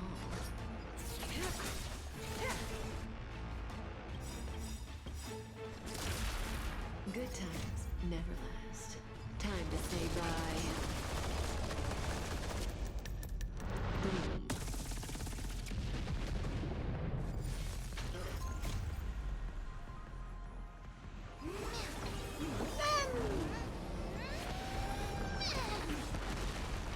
The dice have been cast. Bust. Or maybe I'll take it all.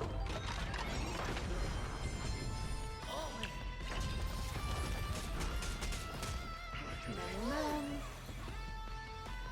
go ahead and support. Mem support. Sensation. Remember it.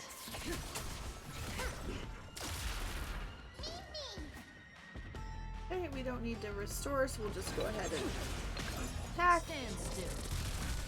Nice. And then we are going to shield everybody. Tabs on me. One, because Mem isn't shielded yet. So. And that's kind of Adventurine's job here. Is to just make sure everybody's got a shield up. Good times never last. Time to say bye.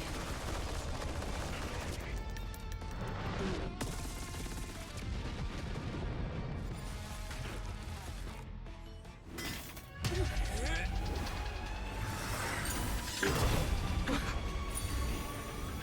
At long last.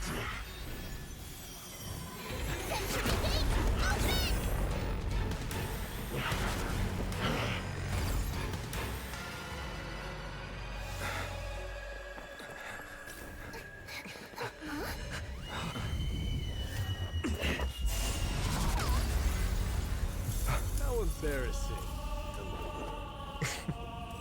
You didn't come down from the sky?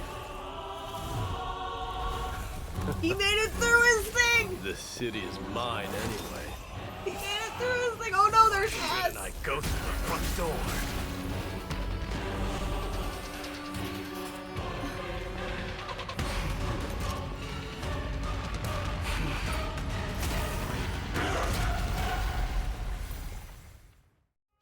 Yep. Minion of the Black Tide.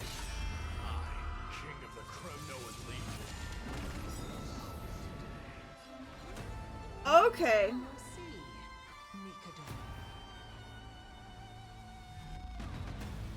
Then burn my destiny and offer these ashes to Strife. Okay. Let's go!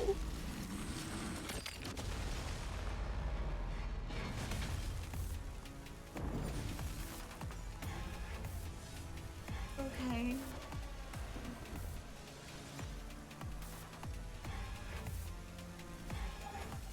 That needs to be re-brought in, but that's okay. Relax.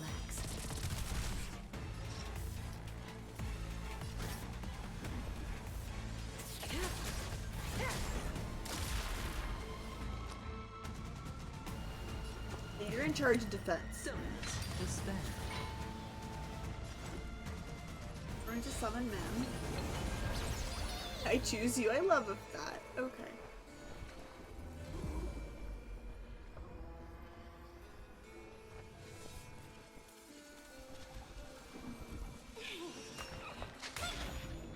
Stand still.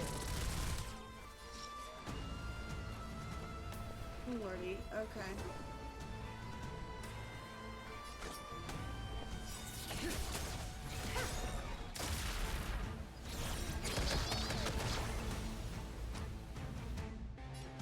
Going all in. Tabs on me.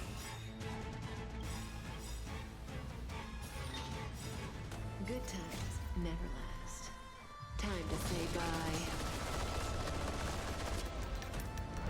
Boom.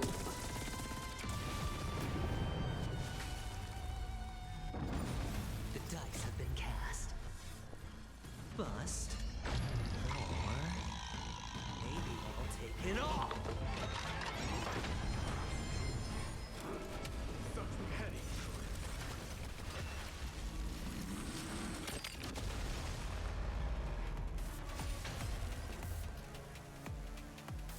I don't need to restore anyway. Relax.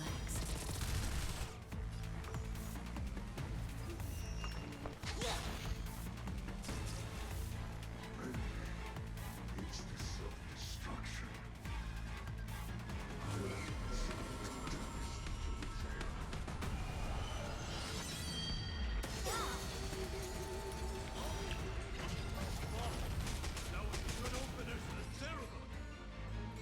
Welcome back from ads if you had them. We've pretty much just been fighting this guy. There was some epic cutscenes, unfortunately happened while we were, but still, it's just been fighting this guy.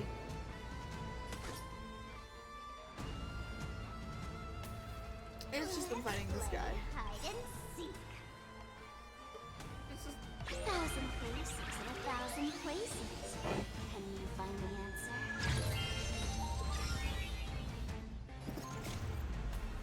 okay.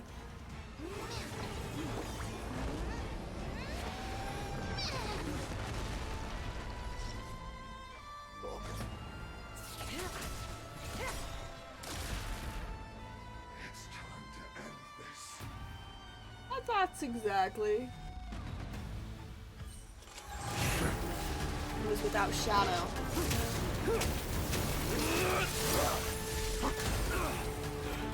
Yeah, I always knew Mighty was gonna get the Strife core flame.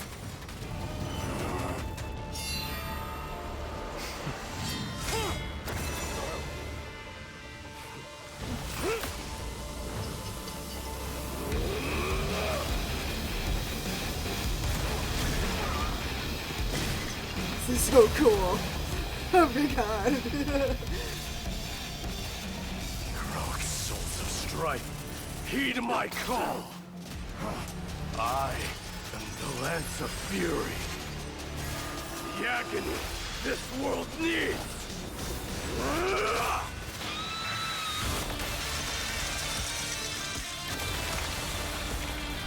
Holy smokes.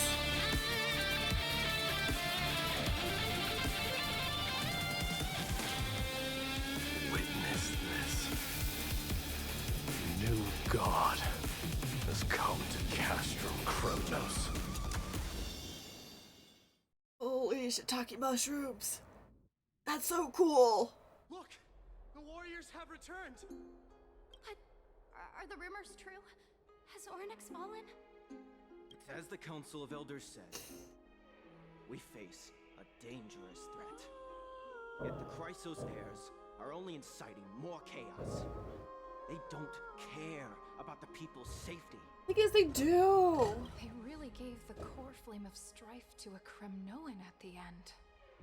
What a noisy crowd. This doesn't feel right. It's probably because Ornyx is gone. Ornyx was a generous titan in the eyes of the people. They graced us with miracles, allowing humanity to reap many a convenience from the past. What they don't know is that the Titan didn't do all of that of its own volition. Regardless, the Titan has fallen, and we must surrender Ornyx's core flame. A meeting with that woman again so soon? I just can't catch a break. Professor Anaxa, why don't you find someplace to rest first? Matters that require Aglaya's attention are piling up. You two meeting again will, forgive my honesty, only distract her. Just try to stay on your best behavior, if you know what I mean. That's not up to me, I'm afraid. I've been trapped in her prison the moment I set foot in this holy city. The price of having a Titan living in my head, I suppose. Don't worry, I don't want trouble either. Well, the prof's kind of eccentric. Professor Anaxa can be a bit unrestrained. Don't worry, you'll get used to it. I'm sure you don't need my help handling Ornyx's core flame. So I'll be off. I have some personal matters to attend to. That thunder did not come from the game. That if you guys could hear that, that came from here, and that reached through my headphones, and my headphones are pretty noise canceling. So. Somehow feels like D has closed himself off even more after he completed his trial. Yeah, a lot has happened in the past few days. Understatement of the century. You've been lost in thought for a while now too, Treeby. Did Trinon bring news? Yes. She has found Trian. She was at the bottom of the valley outside the temple. But that's where the good news ends. I'm sorry. It's alright. They also found someone else besides Trian. He was no better than a corpse when Trinan and Hyacinth arrived. He had suffered more cuts than could be counted and leaped off a cliff from a great height, all to free Trian's body from the clutches of the black-robed swordmaster. What a brave soul. Do we know who he is? Yes, it's Krateros. What? Okay, how did that even... Okay. Okay.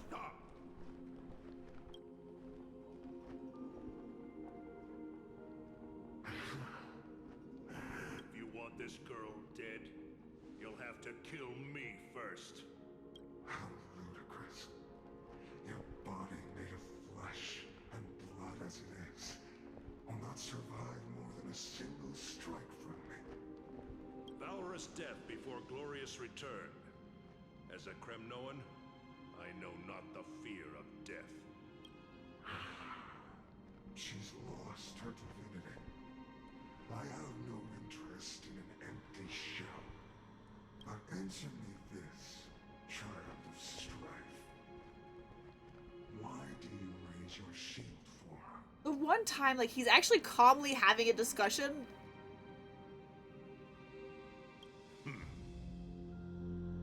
As the leader of the God Shield Brigade's elite, I protected the king against the Black Tide with this very shield. And I've done this over and over, hundreds and thousands of times. A pathetic killer like you could never understand the weight it bears. Pity and crumble like rusted iron. Good! Supreme glory shall be mine, as I indulge in the libations and incense offered by my descendants. Come, let us fight! For Kremnos! For my king! For Amphorius!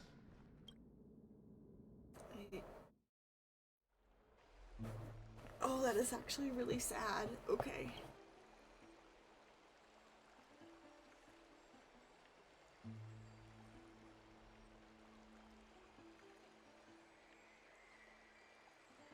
We foresaw this cruel parting 1,000 years ago. Today is but a reminder of that bitter taste.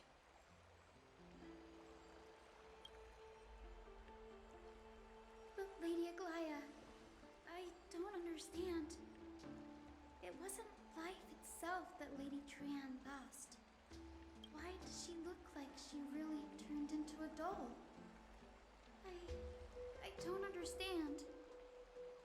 Don't be sad, Hyacinth.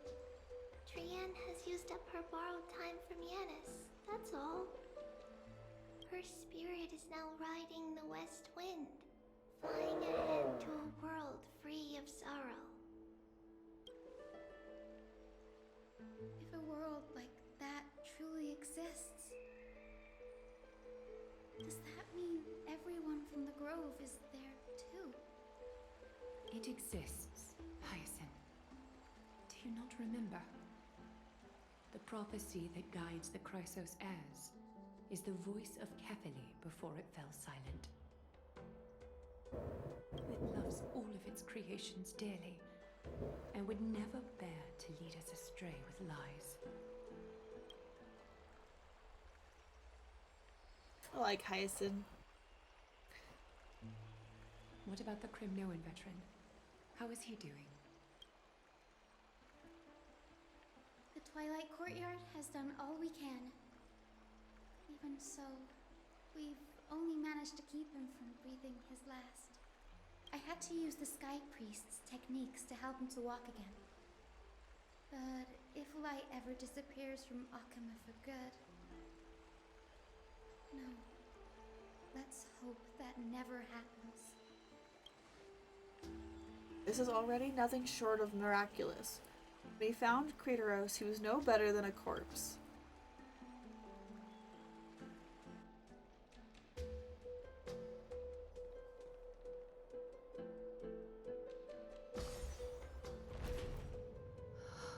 The parting hour is upon us.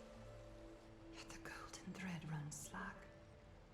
The heroes have returned with their spoils.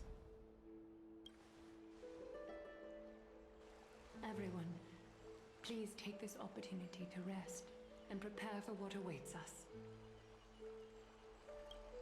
You've returned unscathed and brought tidings of triumph.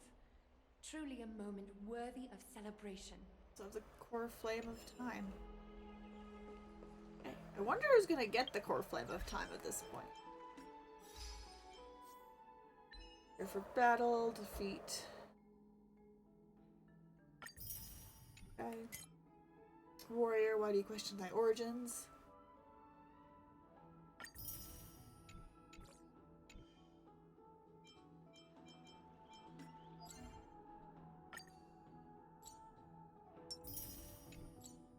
Cool.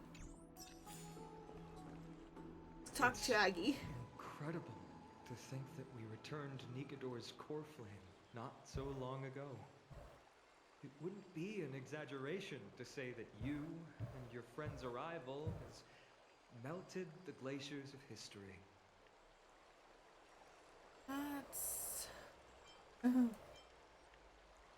We've melted a real glacier before. You could say this is the true face of history. It slumbered for 1,000 years, only to awaken for this one moment. Alas, now is not the time for a study of history. I do not see a Naxa around. Was this under your instructions, Finan? Yes, it just seems much more efficient than letting you two go at it endlessly. A rash decision. After all, he still bears a core flame with him. I do concur with your assessment of efficiency, though. Now, let us table the issue concerning him for the moment. The more urgent matter is the core flame of Orynyx. The Chrysos heirs had initially crafted a plan regarding the order to return the core flames. For titans like Orynyx and Circes, who harbor no intentions of harming humanity. Our strategy entailed assuming their divinity only at the very end. Fortunately, Orynyx. But this unforeseen turn of events has thrown everything into disarray. If we don't return the core flames to the vortex of Genesis, and we leave the Titan's divine positions vacant, we can't even begin to imagine the disaster that would follow. But the most pressing issue at hand is that we haven't found the Chrysos heir capable of bearing Orynyx's divinity. Finan, Castris, Mighty, and Hyacinth. Treepy and I devoted a millennium scouring the world, only to find these few people. Only a chosen few possess the capacity to assume divinity. The elite among the Chrysos heirs. We would never hastily extend our invitation without first verifying their potential to bear such power. Yet we cannot compel anyone into divinity, as it would be no different from sentencing them to the gallows. Truly a dilemma. Yeah. Well, How about letting her give it a try? are you telling me I'm gonna become a god? Or so your sentence goes. Serious. You're special. We all know that. How about Ornex? The one projected me into this world and granted me this body. Isn't Ornex just a little time titan, even more capricious than a child? Why are we going to Mighty? Now, okay, it's fine. It's fine. It's fine. Hit a drop a ball on us.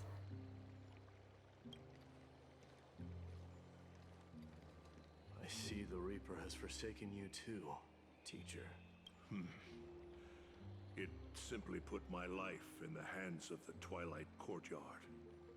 That priest girl's medical talents are truly exceptional. She might be far from the ordinary girl we envisioned. Kind of obvious. But this isn't about me, Mighty Mos. I saw it. You finally decided to embrace your own fate. Power of strife is stirring a tempest within me as we speak. My bones have turned into steel. My blood is seething in a blaze. Past rulers of Kremnos could only aspire to this might, yet I have merged with it. I've made history, and henceforth divinity and kingship shall coexist as one. Indeed, you've realized the aspirations of every former king of Kremnos. And now, you can at last bring our people home and reforge the glory of Kremnos. And he's gonna reforge it different. Unfortunately, I harbor no such desire. What? What do you mean by that? Yep. Over 2 millennia past, devotees of Nikador's might banded together beneath their feet and erected a city of their own. Ever since then, Kremnoans have served as the blades wielded by the god of war, following the Titan's path in its conquest. Yet, gazing upon our history through the lens of my newfound divinity, I now see it with unprecedented clarity. This history is sheer absurdity and inferiority. People surge onto the battlefield like ants, plundering and slaying for their own greed, only to be trampled upon like ants. The city and the beliefs that Kremnoans hold so dearly, alongside the supposed tradition, mere anthills that could be crushed with a single touch in the eyes of the Titan. You! Are you trying to strip Kremnoans of the pride we've amassed over thousands of years with mere words? Whoa, whoa, whoa. Let him finish. That pride holds little significance, Krateros. Now that I've assumed the divinity of strife, my next step will be to renounce the title of king. No! Convey my message to every Kremnoan. This is an order. Do not do this, Mighty Mos. I beg you. Our history commenced in the year 2506 of the Light Calendar, concluded in the year 4931. I, Mighty Mos, last king of Castrum Kremnos, son of Gorgo, do hereby proclaim the Kremnoan dynasty comes to an official close today. You have killed us. No. You have killed us all. He's giving you guys new breath. Oh. Be fair, he's so stuck in his ways he can't see it. No. I am granting you a new beginning. What is this? My mother's signet ring. It served as a symbol of kingship. And I now imbue it with a fresh significance. Take it, and rally those who have lost their identities. Convey the words of Mighty Mos, now ascended to divinity. You no longer need to chase fleeting honors or face death on the battlefield as if it were your sole destination. However, you must adapt to fit into the city you once observed with indifferent eyes. A cruel fate awaits Amphorius. No matter how illustrious a dynasty may seem, it crumbles to rubble and gravel before formidable foes. Yet, you shall tread the only path out, one that leads to a brand new world at its end. Why task me with being your messenger? Why not explain all this to them yourself? Because only humans can guide the path to be trodden by humans. It's not the lot of humans who crave the power of gods and spiral into madness for it, but humans who stand ready to raise their shields high to protect the lives behind them. I failed to save that child. That is irrelevant. As demigods, they have long been prepared for it. What truly matters is that you showed up there and shielded her. The one who persuaded Aglaya to set me free that night. Was that you, Mighty Mos? Yes. She's not one to easily make a concession. What did you offer her? I staked my mother's name to guarantee the integrity of your soul to her. And I promised her that I would dedicate all I have to the Flame Chase journey. And what is next, Mighty Mos? Where will you be headed now? To the place where I belong. To fulfill my promise. The madness that has plagued Nikador and the darkness that has consumed Amphorius. It's now my turn to fight against it. The Black Tide. There are some people to meet with before I leave. Let's go. Oh, I need to change back into... Ah! Okay. We're gonna update the lineup here. No!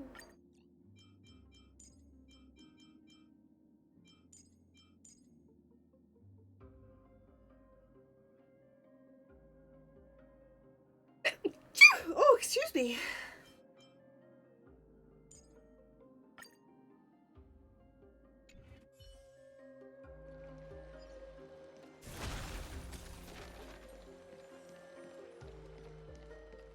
Hello. Hey, you are so cute. Okay, let's go. Ascend. Up we go.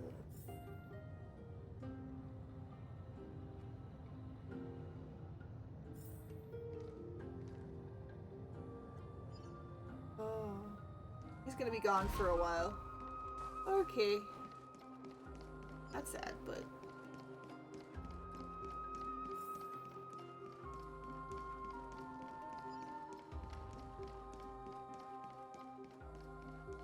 Oh, wrong direction.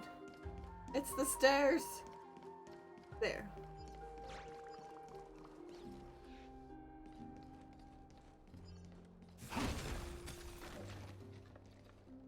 Hi.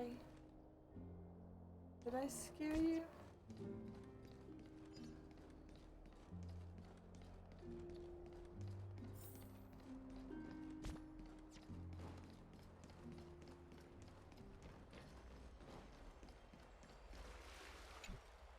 You're here, Mighty Mos. It seems that you are prepared. Yes. You aided Akima through yet another trying ordeal, and my gratitude knows no bounds. Isn't that exactly what you wanted? Not everything unfolds according to my plan. In the current state of the world, I can only proceed one step at a time. Furthermore, you are ready to dedicate all that you have, regardless of the promise you made to me, aren't you? Throughout my time in the Holy City, I've gleaned valuable lessons from you. Strategy, leadership, and adaptability to change. Yet, it's only recently that I've come to realize the truly remarkable quality you possess. And what is it? It's the magnetic allure in your presence. It draws people to gather around you willingly, to seek your guidance. They strive not to disappoint you, not due to fear of repercussions, but out of sincere alignment with your ideals. That is precisely what every ruler of Castrum Kremnos has been missing. I am truly honored to hear that. And now, Idamos, you have risen as the most powerful demigod in the world. How do you intend to wield this newfound power? I shall see Nikador's aborted mission through to completion, and become the strongest bulwark for Amphorius to defend against the Black Tide. I will secure enough time for the Flame Chase journey, until you manage to lead everyone to reach the miracle of Genesis. Midamos, a new chapter awaits Amphorius. Yet, the one who guides the people to the destination need not be you and I. Huh. What did you see after assuming Nestia's divinity? Despite the passage of 1,000 years, every word of that prophecy remains as vivid as ever. You shall have your final bath in warm and radiant gold. Just as cryptic as all the other prophecies. Sounds about right. What's the reason for the laughter? I was just thinking, if an ordinary person encountered these words, they would probably stay away from the baths for the rest of their life. But I cannot forgo the delightful experience a bath offers. So, I assume you also glimpsed yours, Midamos? One day, you shall die with a wound in your back. Well, that is a rather straightforward scenario. If I were to be terrified by drivel with no basis, I would not have attracted your gaze and joined the Flame Chase journey in the first place. You speak the truth. May you be destined for a powerful fate, and may we reunite in the promised new world. He's only told one person his weakness, so... Farewell, mighty. It seems a bit dangerous, but okay. We shall see what happens.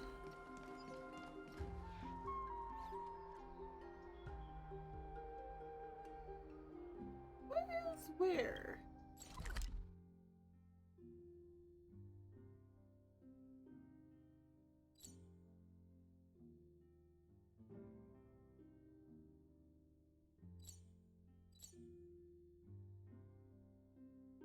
What? Which one's where? What? Assuming this is the teleporter.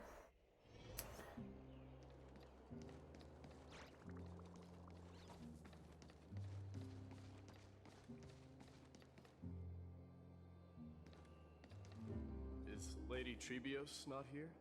Lord Mighty! Hyacinth. So you are the physician Krateros spoke of. It's no wonder then that he was pulled back from the brink of death. You have my gratitude. I can take that as a compliment, right? I've heard about what happened at the Grove. I'm deeply sorry for your loss. I've heard far too much about death and grief recently. To quote Lady Treeby, we should all focus on tomorrow, shouldn't we? That's a valid point. You've always been the most optimistic one among us. Well, I must say, it feels quite incredible to see a new demigod standing right before me. You should prepare yourself as well. Humanity has already taken hold of strife, and one day it will also reach the sky. Do you really believe I can do it? Even my ancestor, that hero of legends, couldn't conquer the core flame of Aquila. Given your good rapport with the demigods, you should know that the path to assuming divinity is never limited to swords and spears. You've always been so perceptive, Lord Mighty. Rest assured, if fate has truly selected me, I'll be ready. Right. You are here looking for Lady Treeby and Lady Trina, no? They're not around at the moment. Is there a message you'd like me to pass on to them? No need. I've already bid farewell to Aglaya. Meeting with the Oracle is simply a matter of courtesy. You've bid farewell? I'm heading back to Castrum Kremnos to fight against the Black Tide. In all likelihood, I will never again return to Akuma. Oh. On second thought, there is something that I'd like you to help me convey to them. Okay. I'm all ears, Lord Mighty. I'll make sure to convey every single word. Tell them that there is no longer a need to send scouts behind enemy lines. With a single message, the Lance of Fury will target anyone who dares oppose Akuma.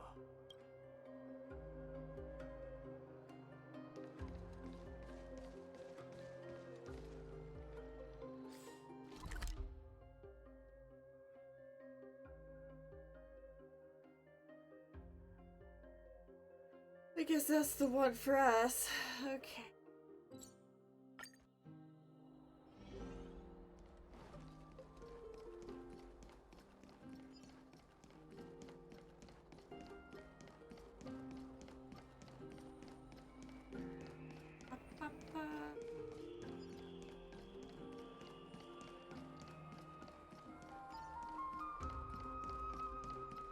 Mistress! Lord Mighty. I'll be embracing my destiny before you do, Castorus. Can you feel Thanatos right now? I don't feel them at all, regrettably. You have been painstakingly seeking that Titan for so long. But have you ever considered reaching out to me for help? You mean... Death refused to ferry me. If you were to send me to the Netherrealm, I may uncover clues along the way back. I would never do that, Lord Mighty. Death is not a game. You're right. That may very well be the reason why my people have struggled for millennia. They underestimated the significance of death. So, are you returning home alone, Lord Mighty? Returning home, you say? Maybe. At this moment, Castrum Kremnos is not just my birthplace, but also my fated destination. Work harder, Castorus. Go and do what you have to do, so that the trials we have endured may have meaning. I will, Lord Mighty. Is it just me, or did I just realize her, like, hairpiece? On the other side. Oh no, never mind. It's just where the angle makes it look a little like a scythe. Castorus is so precious. Okay. Ooh.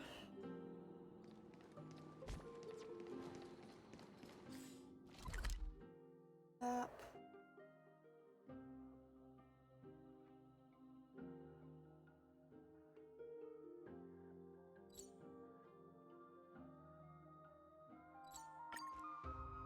So we've got to chat with Bertonus.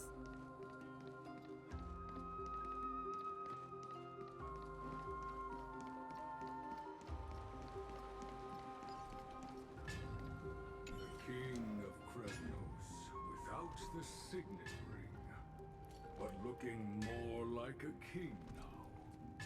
No longer the king, Grand Craftsman. Matters not the title. Surpassed all former kings your achievements have. I will honor your trust and liberate the world from the clutches of fear.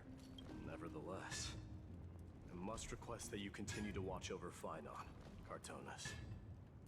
I have a feeling that his fate will weigh heavier than all of ours combined. Keep Phainon in mind, I will. Return to your home, brave king. Bertonus is so Together sweet. with everyone, I shall remain here. That thunder from Castrum Kremnos, we wait to hear. Bertonus is so sweet. Oh.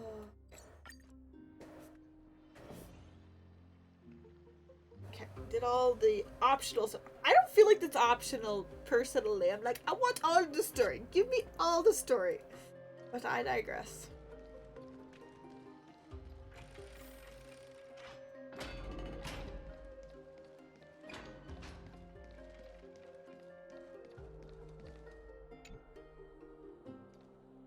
Mighty. Outlanders? No. Trailblazers. I will soon make my way to Castrum Kremnos. If all goes according to plan, this may be our final meeting. I just want to let you know that I appreciate everything you have done for Amphorius. Reflecting on the past and moving forward to the future, a challenge I have faced as well. To be fair, yeah. Though we've never had a chance for a deep conversation. After all we've experienced together, you are also an ally of the Trailblaze, Mighty. That means a lot to me. May success accompany your trailblazing wherever it leads. How about you let me guess what's on your mind? Guess she'll say something Are you gonna nonsensical. say something insane again, Trailblazer? What are we gonna do without you? Just smile if you don't know how to respond. Now that I bear the divine within me, I can get the vague feeling that you have a great significance for the future of Amphorius. I feel like there's an oh shit Sherlock moment there. Just saying. With this departure, I fear that I will never again return. Can I entrust you both to watch my back? And to continue supporting the Flame Chase journey in my absence? Rest assured, we'll do everything we can. You have my gratitude. Then, farewell. Hold on. Yes? Let's at least snap a photo together to capture this moment, shall we? Sure, let's do it.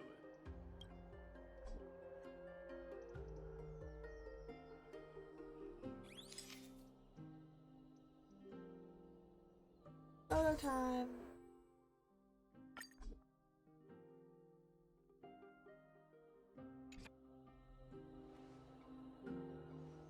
Looks pretty good. What do you think, Mighty? Well, feels peculiar, I suppose. I'm not talking about your photographic skills. It's just that I rarely take photos. To be fair, I get it. I don't like cameras in my face. I don't get pictures taken of myself. They have to be expressly asked permission. But this one, it's pretty good. I never fail to impress.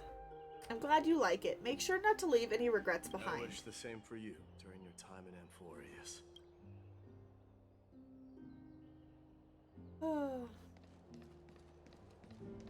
I guess Finan would be the last farewell, because their bond is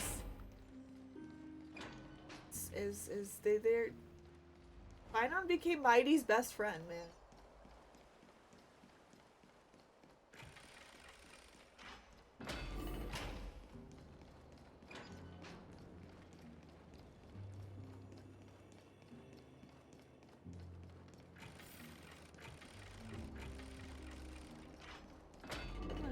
Get me through.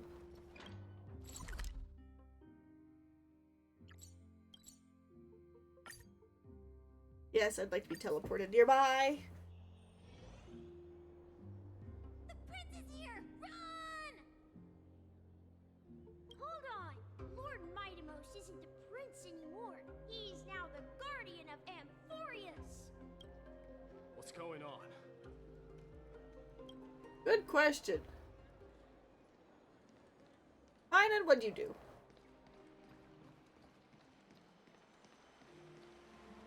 We salute the guardian of Amphorius.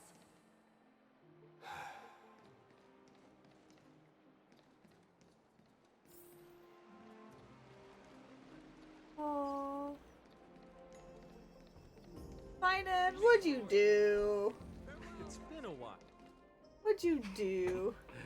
I should have known you were the mastermind behind this. What'd you do, Finan? Hey, don't go pointing fingers without cause. I swear I'm innocent this time.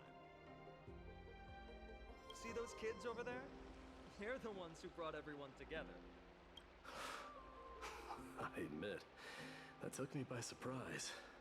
Were you seriously just going to sneak off without a word with me? Well, I was actually on my way to bid farewell to you, but ended up running into this. Oh, that's quite an honor, I suppose.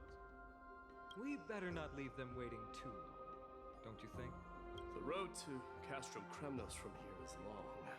Perhaps it wouldn't be a bad idea to take a moment and etch their faces in my memory one last time.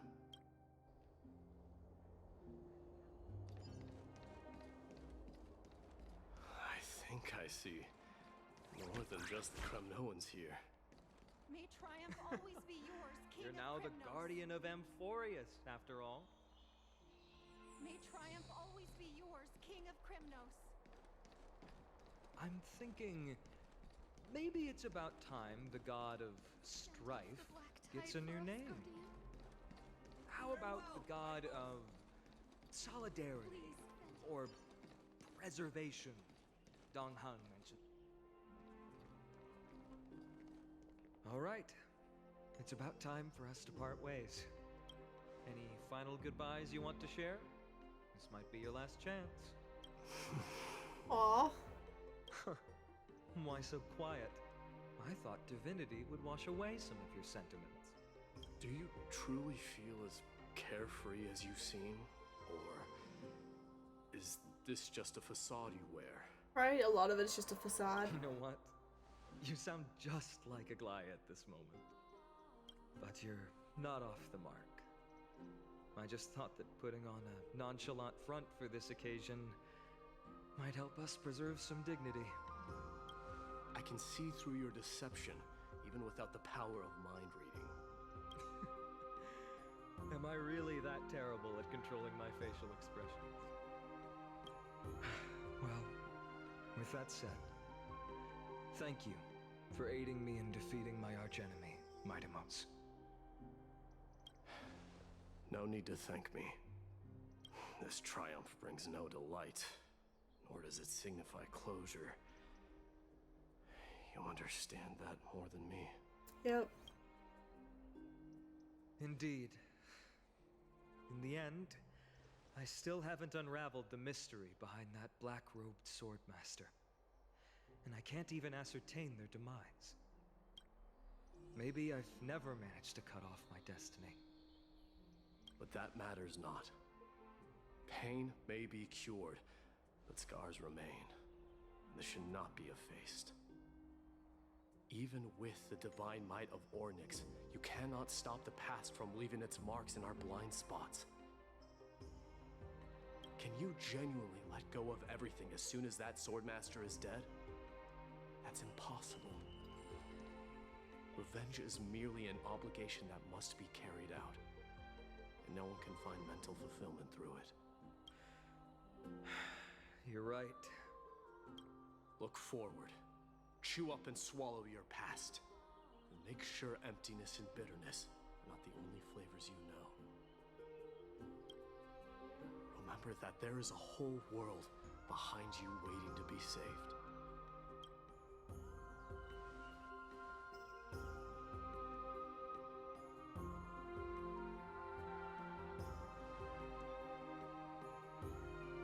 Keep that in mind.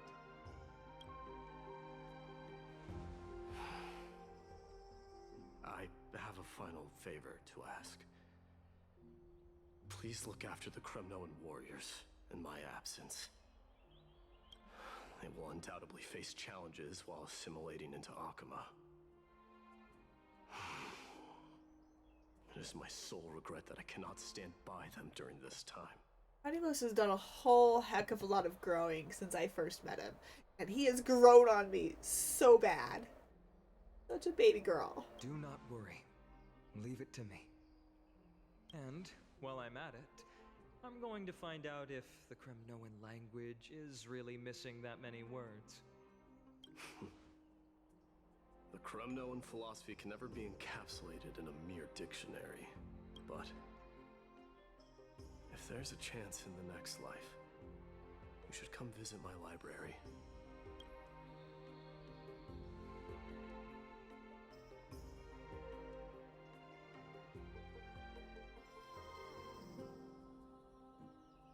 I'll be on my way, Deliverer. Remember to stay alive till the final act. Yes. Same goes for you. Don't die too easily. May triumph always be yours, Mighty Woohoo! I don't know why I just did that. Okay. That was a bittersweet moment. Oh, right. One last question. Go ahead. You better not leave any regrets behind. Are you the one who told Cartonis about the signet ring?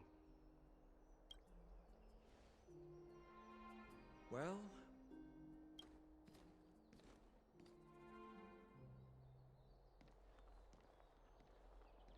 who knows? You little stinkers. Not giving even me closure? I get it. I get it. I get it.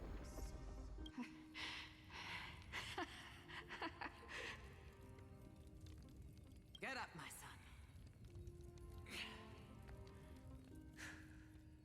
You showed great courage in today's training. Let's wrap it up for now. Yes, Mother. Mother, there's something I want to ask you. What is it, Midamos? Why must we learn to fight? It is for glory and honor, my son. For Kremnoans, mastery of swords and spears is ingrained from birth. And the battlefield is our destined end. Is that really the way it is, Mother? What makes you say so? Because you don't sound entirely sure. You're right, Midamos. I once believed those words, without question. Until your father cast you into the Sea of Souls. It was at that moment I realized how everything I believed in was utterly hollow.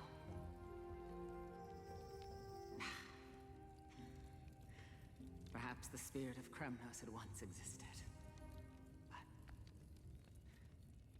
as greed bloomed in the hearts of humanity over the years, such spirit had long faded alongside our glory. I no longer put my faith in any oath or doctrine. Now I have just one role, that of your mother, Midamos. Your guardian. That dream always ends there. The journey back to Castrum Kremnos is proving to be longer than expected.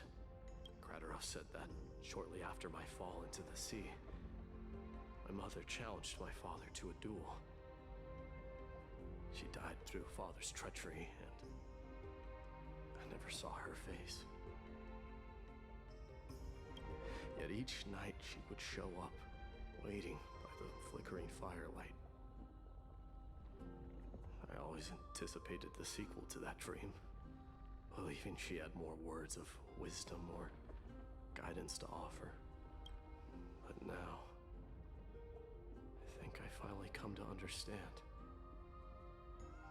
That is all she wished to tell me. And now, I too am left with but one role.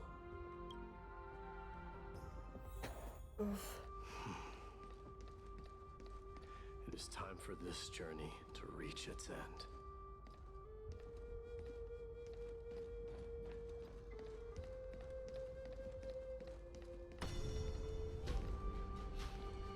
Man.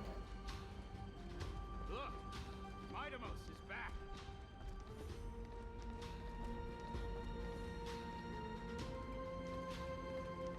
Oh, it's Perthicus! Oh no, he's gonna... We've got fresh pomegranate juice.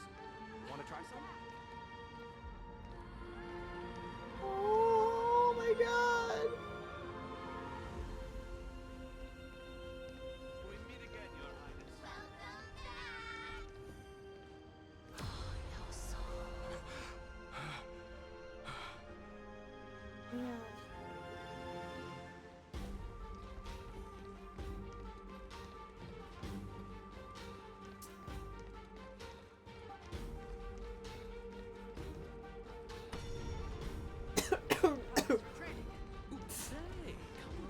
I just wrote.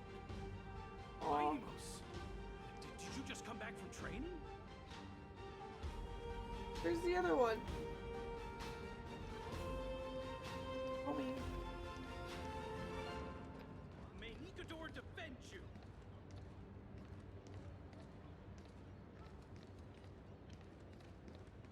It's been a while. I'm gonna beat you at the festival.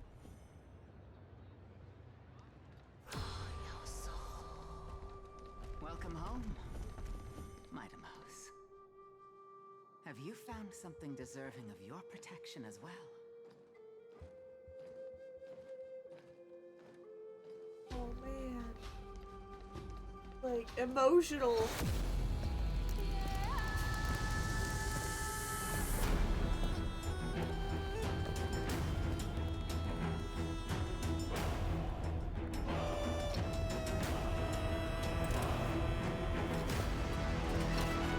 The son of Gorgo will be crowned in blood! The son of Gorgo will be crowned in blood!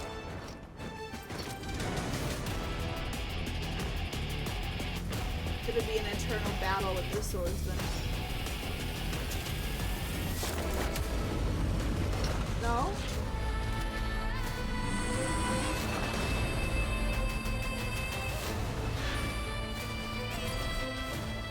Oh, yeah. He's gonna just... I'm home. Damn. Counterpart boss, Meteor. No, my nose kicking criminals trying for the trial, and a new god was born.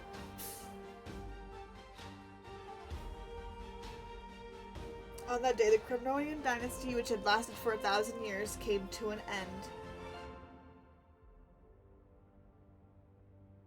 Oh. Well. Presently, in Okuma,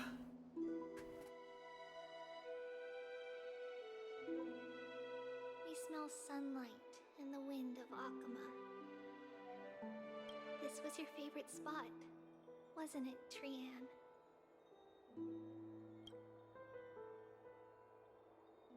Lady Trian, why did it have to end up like this? Take it easy, Cass. Departure is a part of life. It's just that ours isn't as tumultuous as it is for ordinary folks. When we started our journey, Yanis had already provided their prophecy. Just like how that Titan divided themselves to create the countless passages in the world. It's only natural for us to follow the same path since we inherited their destiny. If you don't mind, Treeby, are you still willing to reveal the past for us? The past regarding the prophecy?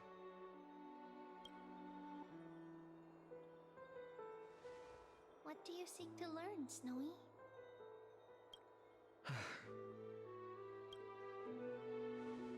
Mightimos has left the city to face his own fate. That is, the fate of every demigod. We will all eventually let go of our past to follow the same path as his. So, what I want to know is, as Amphorius' first demigod, what compelled you to take the first step on this journey? And what has sustained you to make it this far without looking back?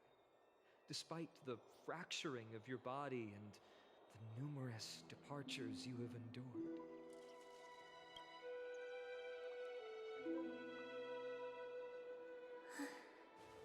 All right. Teacher, are you sure about this? D is already doing what he has to do. What reason do we have to keep it from them? Let's go, everyone. Let's go to the abyss of fate and see how it used to be. Alright, count me in. That's great. Go. Thank you. Trinan, would you mind? Treeby, are you not coming with us? I want to stay here with Trian for a bit longer. I see. We'll be off then. Take care. Since you have made your decision, then let's proceed as you wish. See you later, teacher. Cass, are you not going with them? No. I'd prefer to remain here to accompany Lady Trian. She hated being alone. What's this? A little gift that I had hoped to deliver to her personally, though fate had other plans. Oh, it's the gemstone she was... Oh. So, you saw us arguing that day? Yes. I figured Lady Trian would like it a lot, so I bought it. I see. Cass, you know, I recognized it immediately that day. It truly is an authentic piece from Yanisopolis. Then why? It's just that Trian had forgotten far more things than I. For example, she forgot that this glass object meant something unfortunate according to the traditions of our homeland. I'm sorry, Lady Treeby. Should I... No need to apologize, Cass. At that time, I simply didn't want her to be trapped by our past, especially considering how much time had passed since we left home. But now... it might just be the perfect gift for Trian. All shall bid farewell to one, and that person alone will witness the miracle. While you and I have long accepted this absurd fate, they remain fresh and inexperienced. Teacher, don't let the weight of that cruel prophecy crush their spines. But it would be even more cruel if we allow them to ignorantly fall before the gates of the new world. They will eventually need to know the truth. They just need the right opportunity. This, to me, feels like the right opportunity. So, this is how the Temple of the Three Fates looked back in the day.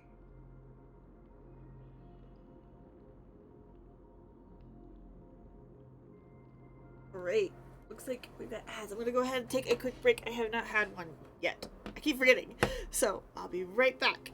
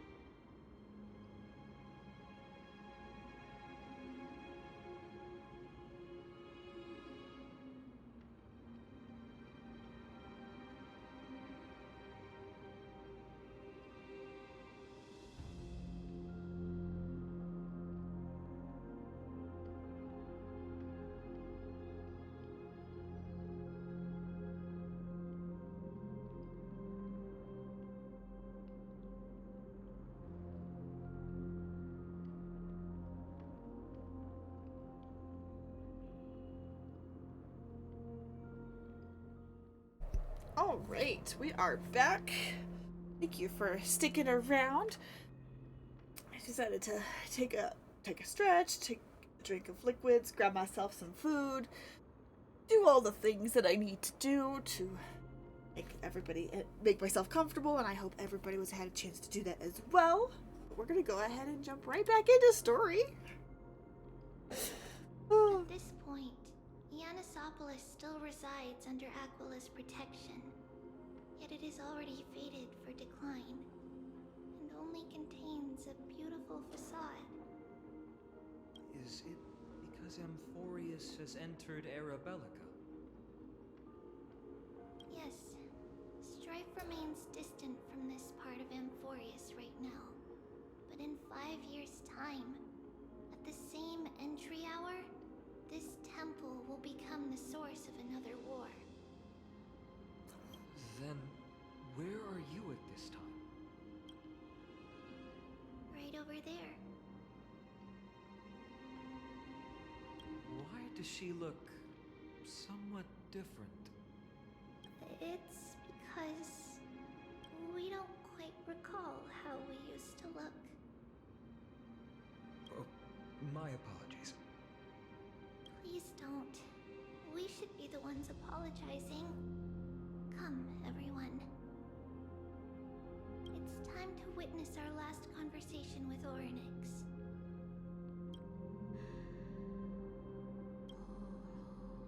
Kittens, murmurs. Rubios? You're here, Orynyx.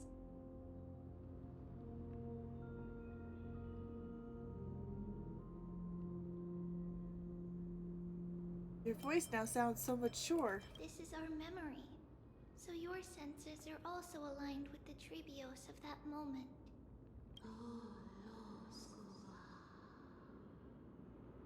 You still consume yourself for that false prophecy. False prophecy, huh?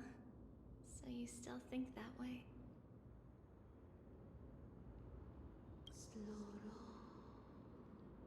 Even if Kefali has fallen, they would never guide humans to kill their own comrades. Stop while you still can, Trebios. Spreading the prophecy will only kindle disaster. That disaster will tear you into 1,000 pieces. The black tide has already arrived, and Yanis remains in slumber. If even the god of passages, known for guiding mortals, cannot resist this catastrophe, then what can we do against the incoming destruction? Do not get involved with the core flames. If you do that, you can still be chosen by fate. Those chosen by fate would never have their family taken from them. And how can I alone remain safe and secure while watching the entire world crumble before my eyes?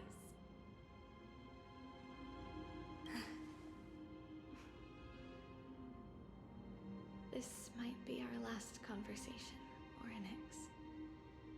I will do everything I can to protect you from the Black Tide.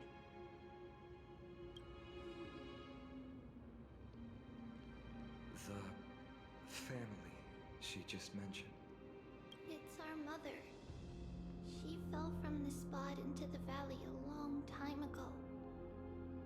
It was during a grand ceremony held to seek Yanis's guidance. But things took an unexpected turn. It was Kefali who responded instead. Did something go wrong with the ceremony? Yes, but those two occurrences were in fact unrelated. Kefali's response was simply a coincidence. On that frosty night with treachery abound, as the holy maiden of Yanisopolis met her demise, the world-bearing titan also fell in another corner of the world. Let's keep up with her.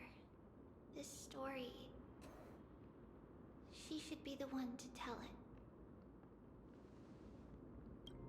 That thing ahead. It's the altar of Talantin. But that's not our destination. We're heading to the left. This place used to be passable.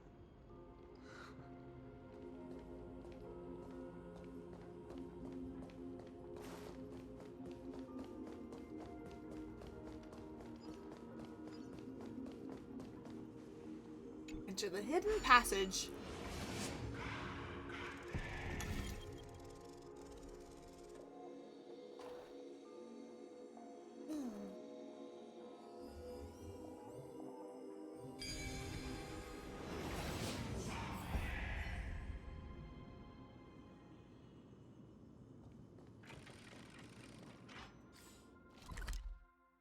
Okay. Oh, okay, Dawn and Everlight, so there's different... Okay.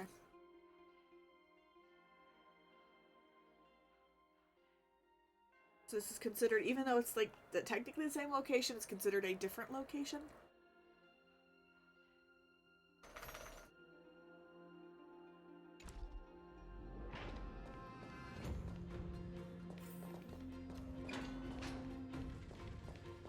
I never thought there would be such a hidden space in the abyss.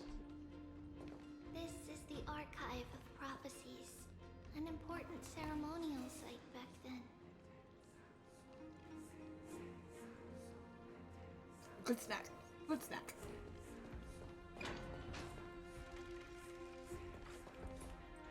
Is this Giannis's maze that Trinon used for divination in the past? Not only that, it also serves as a lock. Our childhood abode lies sealed within. This is the largest puzzle I've ever laid eyes on. And it even acts as a door lock. Should have expected something like this in the homeland of puzzles, I suppose. So, how are we going to solve it? We'll solve it. Follow the designated path and let the stone ball fall into the pool twice. Seems pretty straightforward. Even Mighty might be able to complete it in a single try. That's not talking smack. It's clearly a compliment. Mighty. If he were still here, we'd probably take a lot fewer detours to solve our issues. Enough with the talking. Let's just get started. Good. We got puzzle. Okay, Giannis's maze. Press and hold to activate the rewinding power and rotate the maze during the rewind. Okay.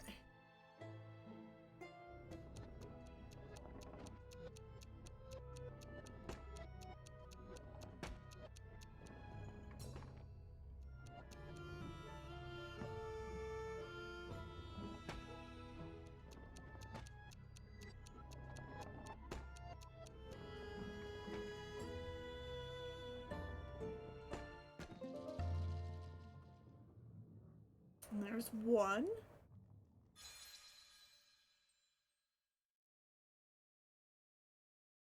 And the kitchen is locked. The kitchen rumbles becoming a new path. High priest now. And the hidden door. Okay. Press. Getting that stone ball to the endpoint looks pretty tough. My hands are shaking just from looking at it.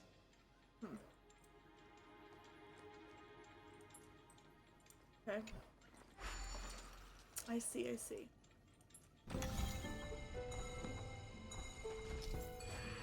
Oh, some special wall panels will move and set patterns. Use the right timing to take advantage of their trails to move the stone orb.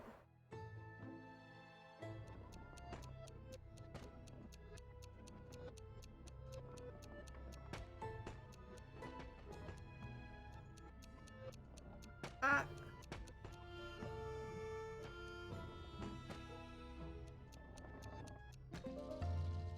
Okay.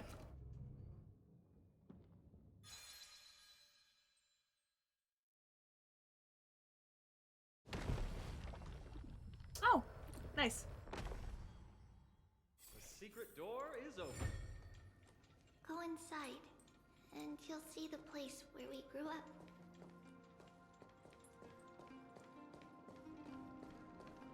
If I become a priest, will Orynyx see me?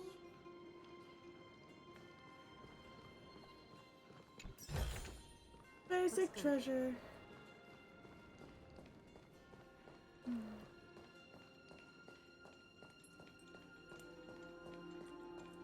to see if I can.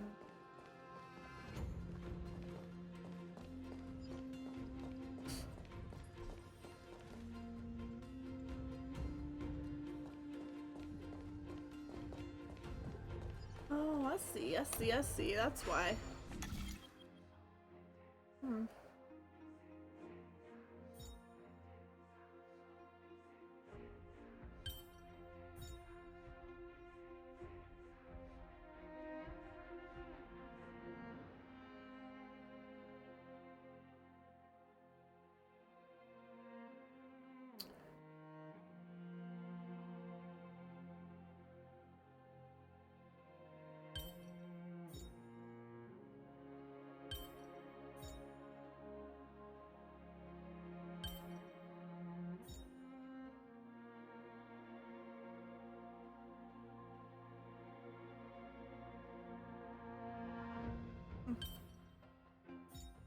Pieces.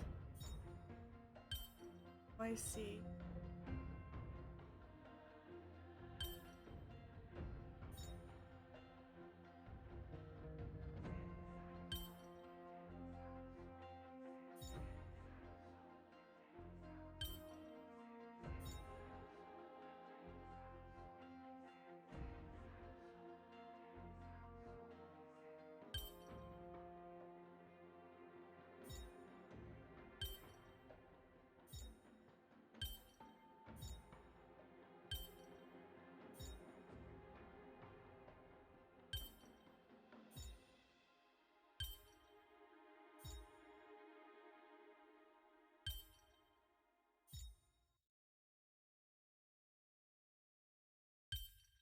There it is. Like, I knew I'd figure it out.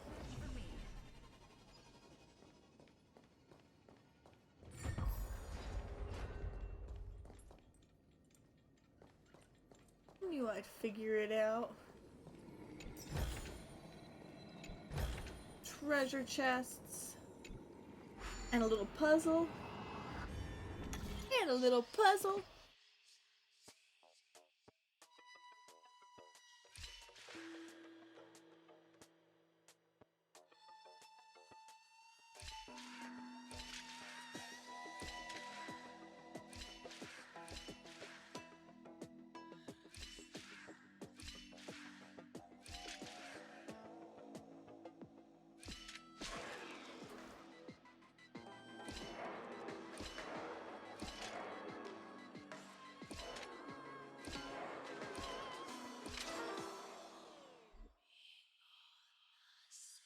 Okay. So there is 10. We need to find a way to get there.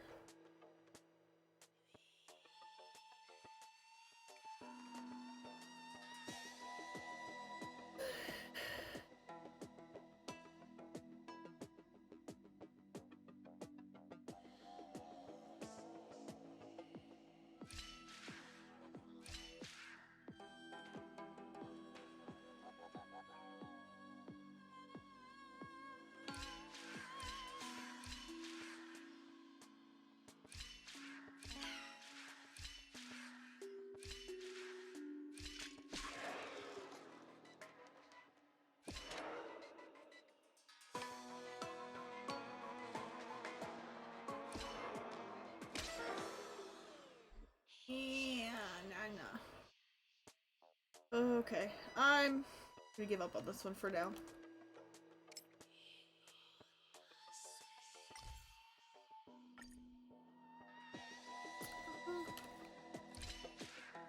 Give up on this one for now.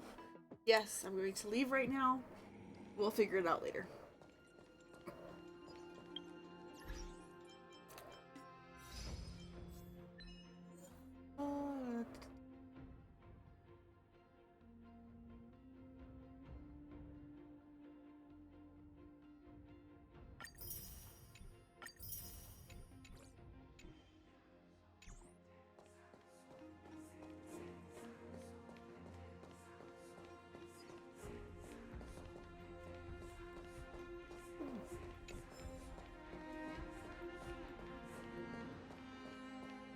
What else is hiding over in these areas? Praise the Lord.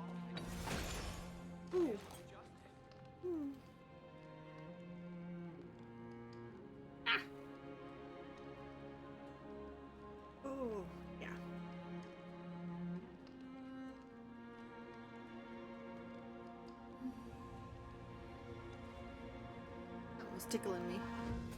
I had to take care of it. Oh! Okay. Ah.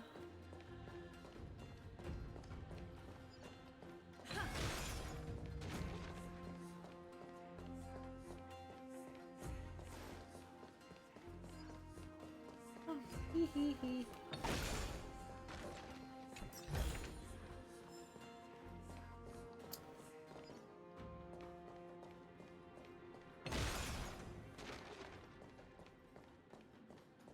Okay.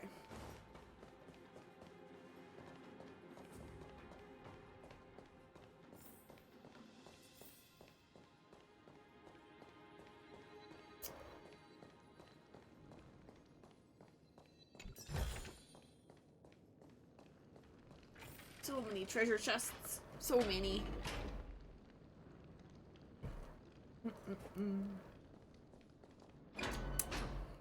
You grew up in a place like this. By the time we were born, the role of the Holy Maiden had already diminished to a mere title. Those in tune with the Titan's guidance are bound to become messengers for others. To maintain appearances, those in authority added some embellishments. And with Mother around, our childhood wasn't entirely without joy. Even so, I still find it hard to imagine. 20 years can go by in no time. Trinon, for most people, 20 years is a long period of time. Right. Becoming a demigod sure changes how one lives through time. It's hard to believe it's been so long. Your power is exceptional, Little Gray. This place looks exactly as before. Let's explore the room a bit. Okay. Oh.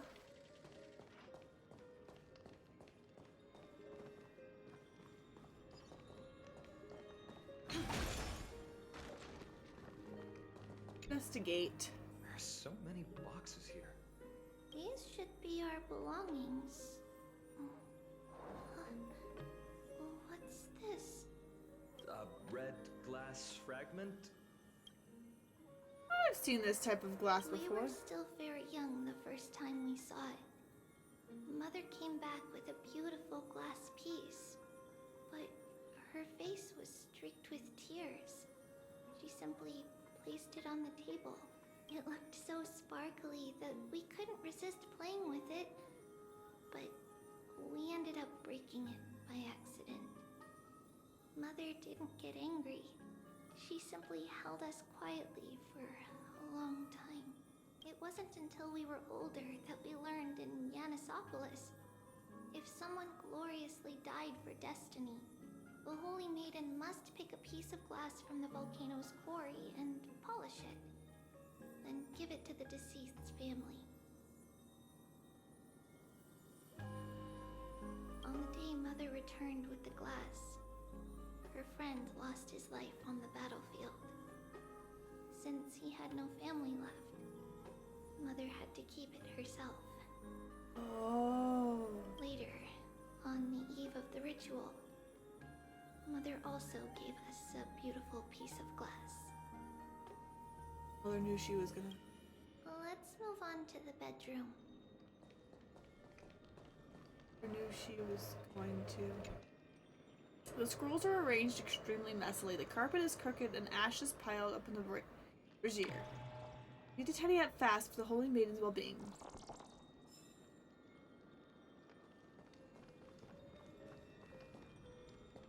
The first one I've seen.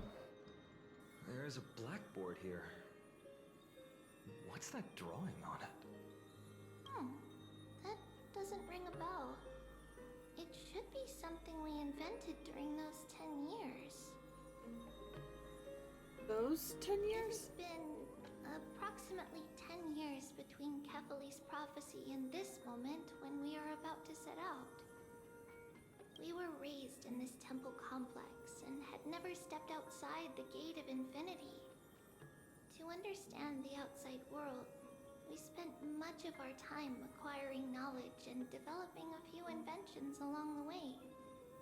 Sadly, the inventions served no purpose except to deliver letters, and the knowledge we gained has all faded away by now.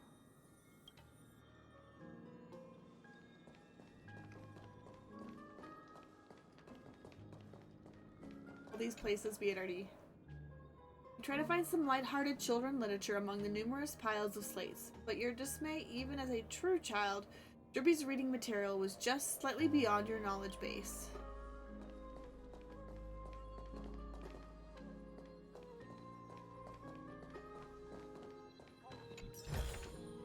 Is that all? Hey! It's Trebios. Just as expected. It's time to get going after all. Mama, are you going to that ritual tomorrow? That's right, my sweet girl. What's the matter? I wish I could go too. I have something to ask Yanis. Oh. What do you want to ask? I want to know how to chase the black tide away. Ah, I see. Unfortunately, it's a secret ritual, and only I can preside over it. If you want me to consult the Titan on your behalf, you'll have to promise me something. What is it? Be a good girl and go to sleep now. And whatever you dream of, don't be afraid.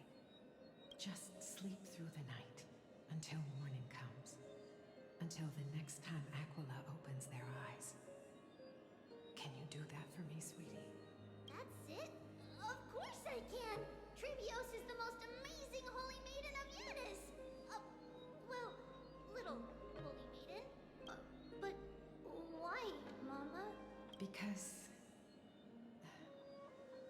this ritual might take a long time. How long? Tomorrow, my sweet child. I'll be back tomorrow. If not tomorrow, then the next tomorrow. If not, the tomorrow after that.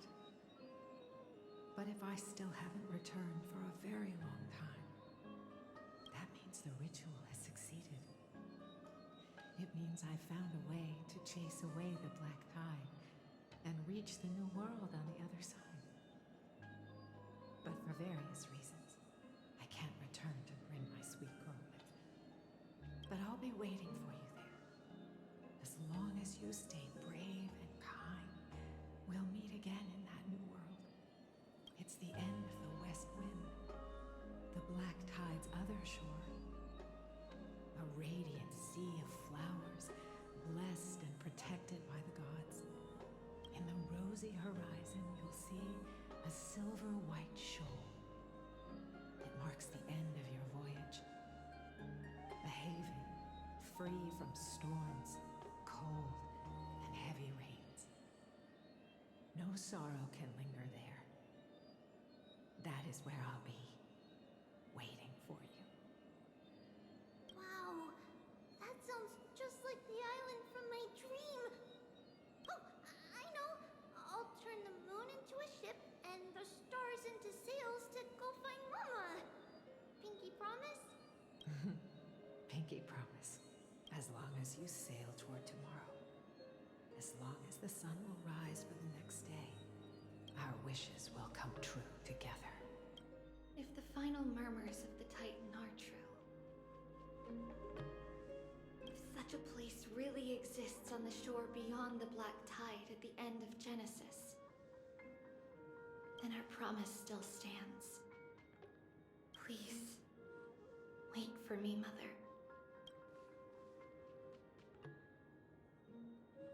After those 10 years of darkness, when Aquila opened their eyes for the last time, we finally set off.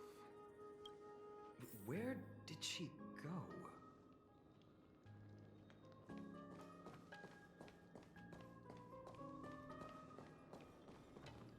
This way. Now, we'll go through this shelf. But how? With Yanis's power? Even the power of passages can go through walls. No, we hadn't acquired their power back then. So, this obstacle, it was simply a mirage? Yes, the answer is right on the shelf. Go ahead and give it a try. What? What? Where are... Oh, okay.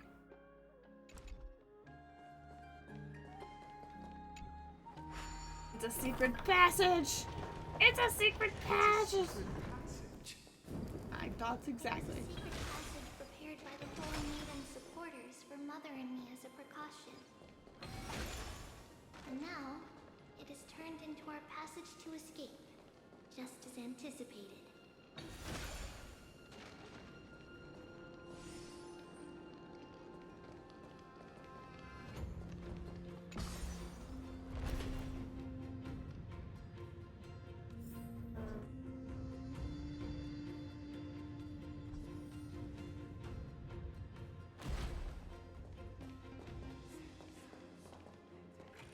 Push forward.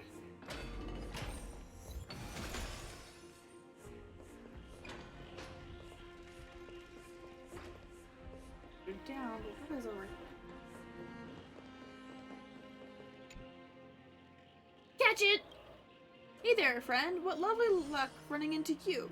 Won't you stay for a chat? Chat with it. Now we're talking. I've just got so much to share. Everything from priestly gossip and the elders. Confidential matters, Kirk. Do tell.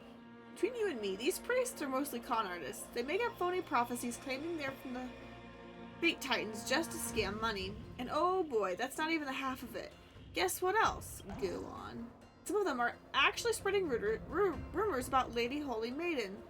Do you believe how awful that is? Can you? Okay, just 2 passages to lead the same direction. Oh, okay. Oh, okay.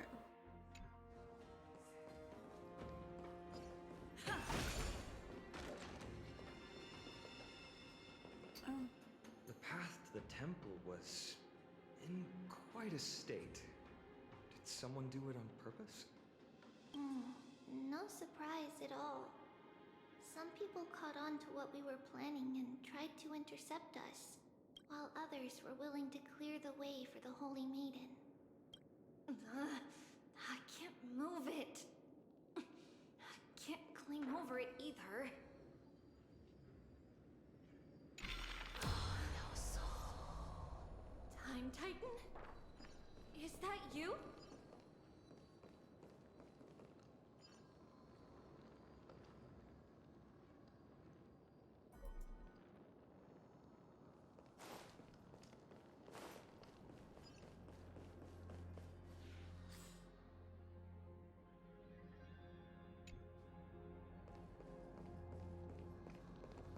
Fascinating. Okay. No. Back.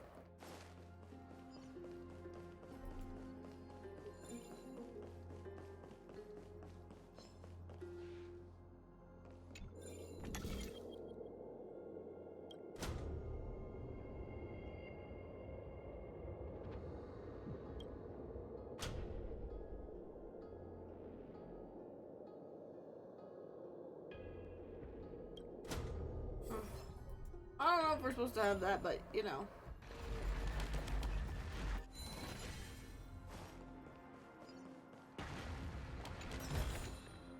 Is that all? What? Hold on.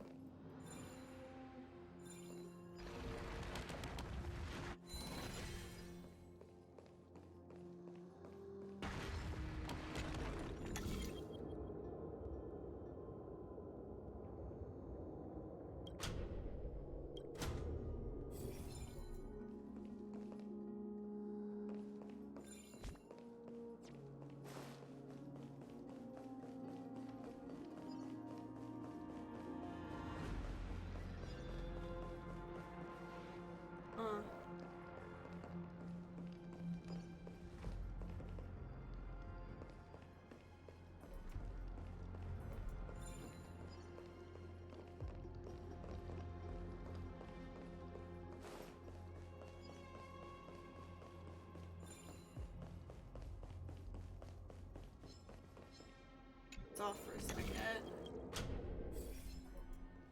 Because I think that is my only way currently anything.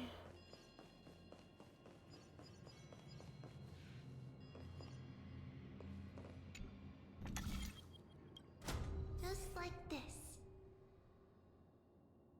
This replicating the memories or disrupting the space-time dimension. Regardless of our actions, the past will remain unchanged.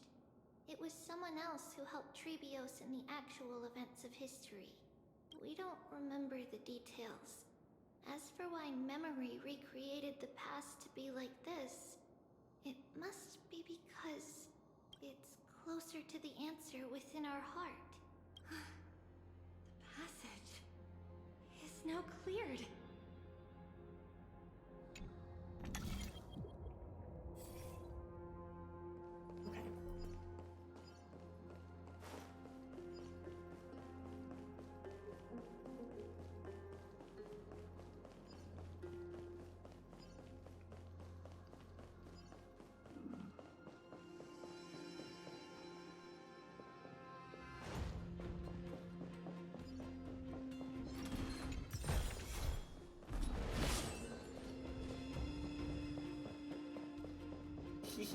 I got it without them knowing.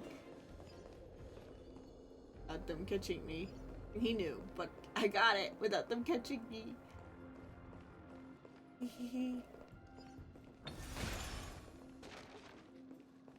Ornix. Thank you, nameless god. There's a puzzle there. I'm not gonna do that puzzle because those are getting a little more challenging. I care to admit.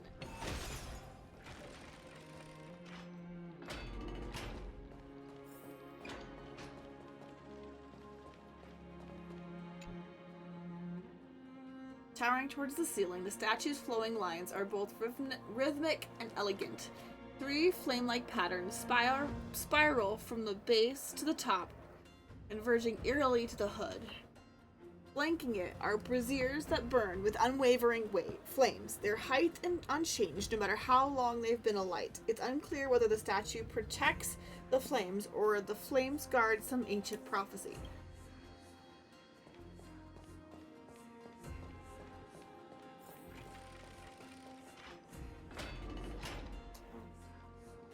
Okay.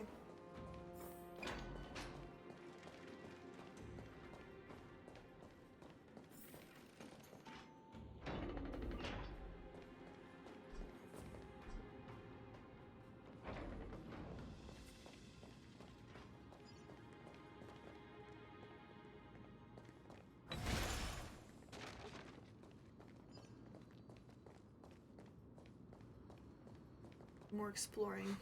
Whoa! It looked truly magnificent back then. Relax. Take it easy. All these people, they're just civilians, not enemies, correct? Mostly, but it might not be the case later on.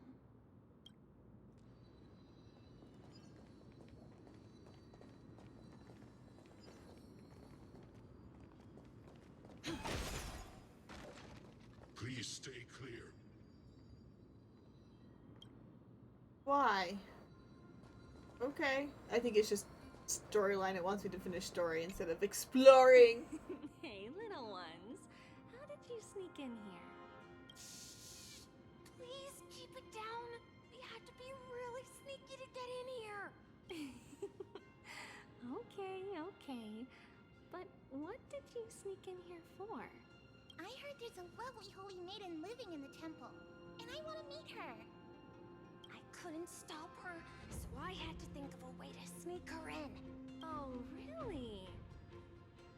I was here to meet the Holy Maiden as well, but the guard said she had to go somewhere far away today. Huh? What a bummer. Mommy even asked me to bring her gift to the Holy Maiden. It's getting late. We couldn't go home now, okay? Okay then. We'll come back next time. Thank you. By the way they are dressed, the siblings look like civilians living outside the temple. Mother mentioned that when she was a holy maiden, she caught a girl sneaking into the temple to steal the tributes. Stealing from the temple was punishable by death. But that poor girl had no family and just wanted something to eat. So Mother took her outside and even gave her some food. Perhaps these two children are the descendants of that girl from back then.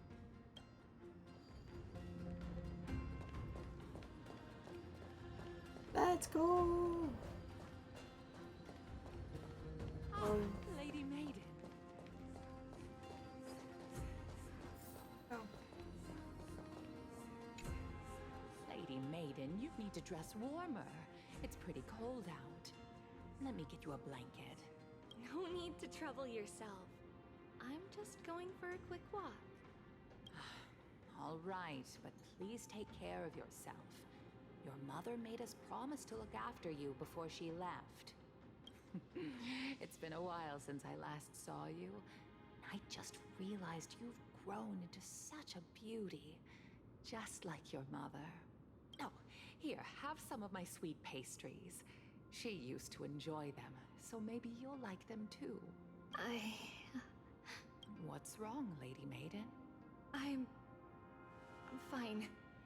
It tastes really good. This lady is Mother's old friend. When we were little, we sometimes got to eat the sweet pastries she brought back. We've always remembered the familiar taste, and only now do we learn where it came from. Aww.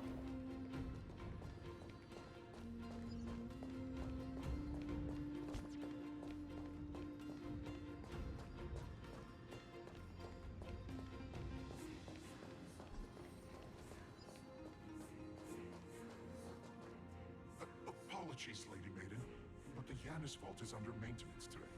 Perfect. That way, no one will disturb me while I'm talking to Mother.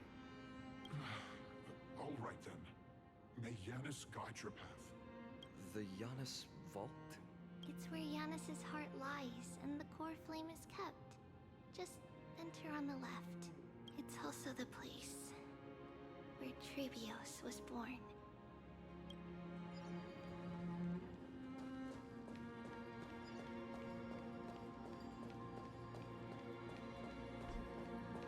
We have left the safe zone.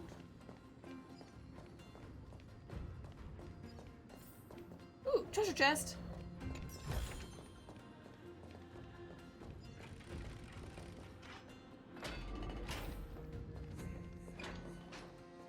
Trebios. What does that name actually mean? The one with 3 lives. Mother believed our birth was blessed by the 3 titans of fate.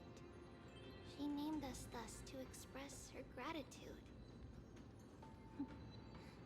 Looking at how things have unfolded, fate might have had a role in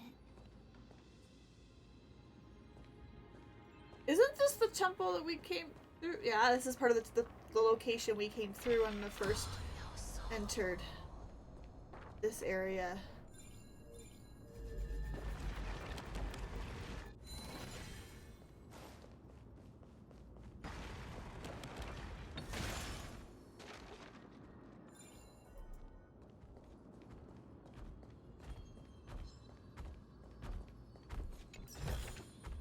Is that all? And run! No! No! No! Oh, I guess we're gonna have to fight it. There's no place to hide. It's fair. We'll just kick its booty. We'll just kick its booty.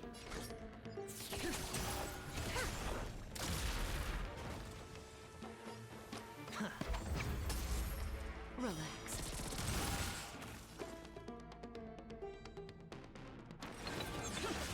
Leave men out for now.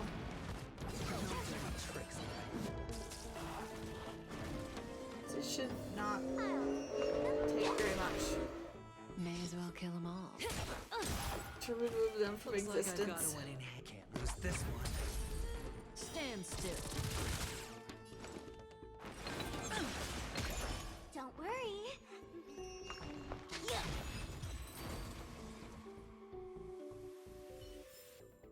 There we go. The story in your own way.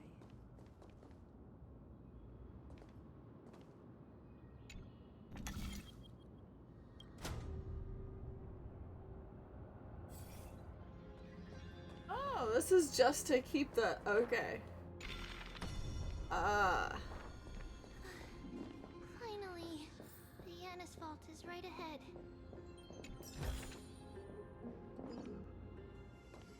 It was just to keep the the treasure chest. Nice.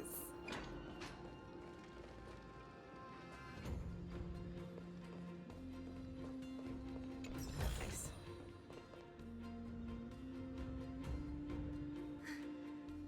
At long last.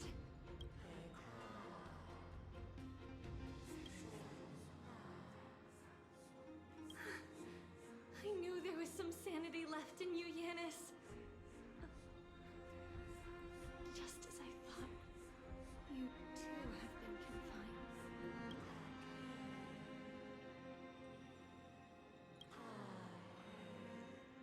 Bury the gods and bury the fate that binds us all. I should have been reading that. Sorry, my bad. No, Yanis. I've come here to take on your fate.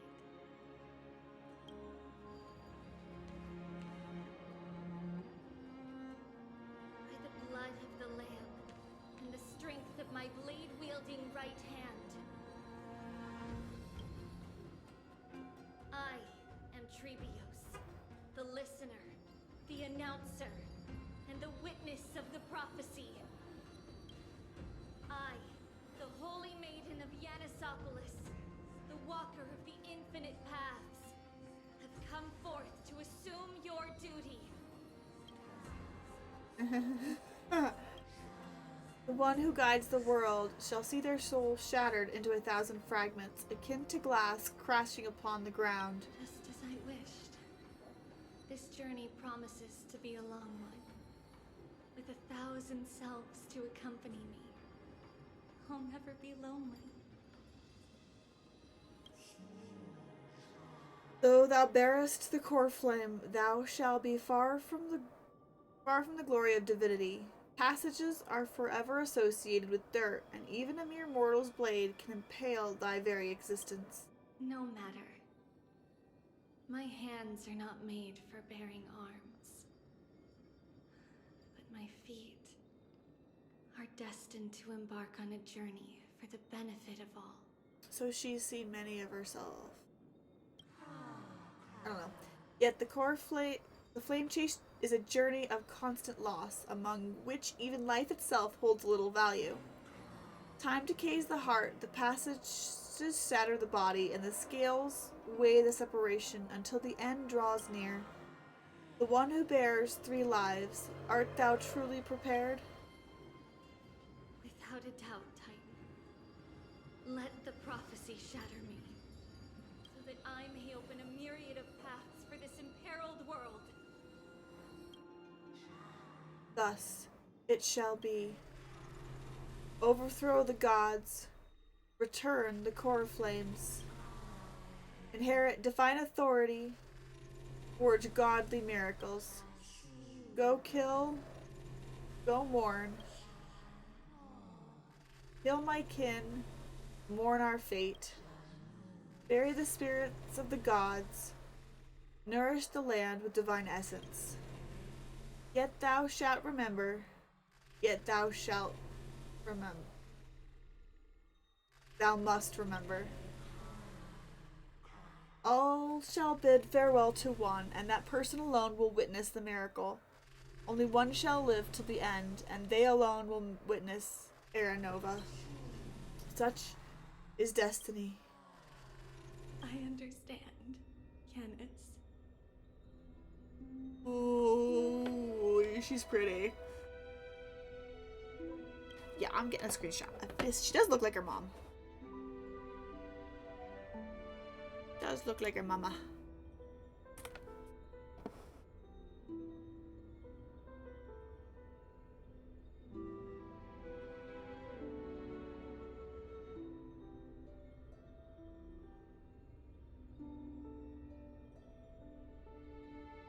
She does look like her mama. Damn. Thank you. Now, may you rest well.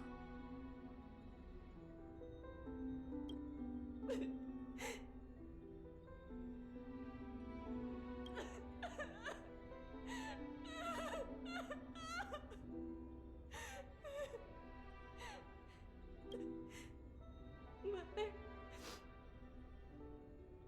did you see that? I have assumed my duty and stand ready to set out. We will step over the gods' corpses and wander among humanity. And thus, we shall sweep apart Amphorius's pitch-dark fog. May we...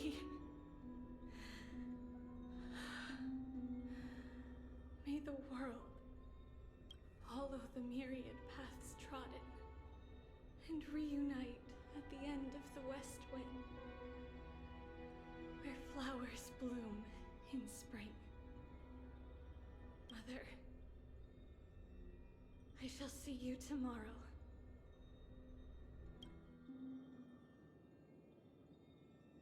Who dares lay hands on the core flame?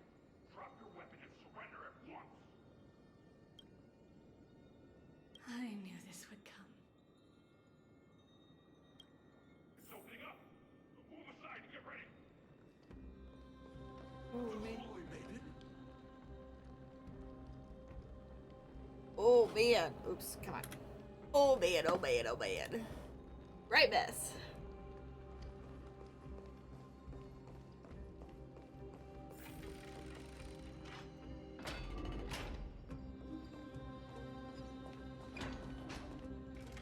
What's happening here? Lady Maiden, where's the thief who stole the core flame? Look at what she's holding, you buffoon! She is the thief! Take your positions and ready your arms! We're taking back the core flame! Bring it on! What? Come forth, loyal guards. At least do it properly.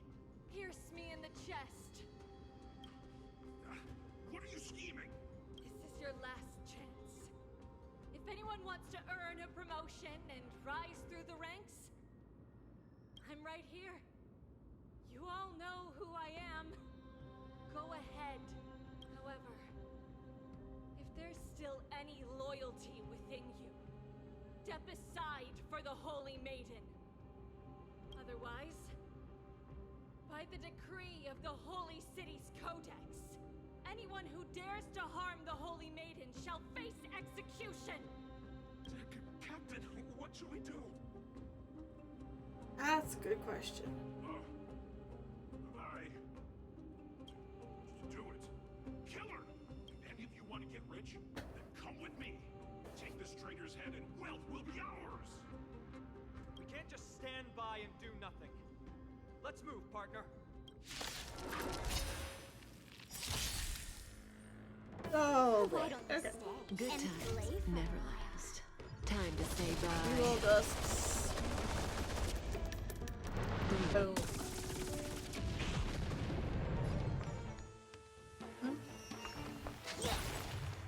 Relax. May as well kill them all.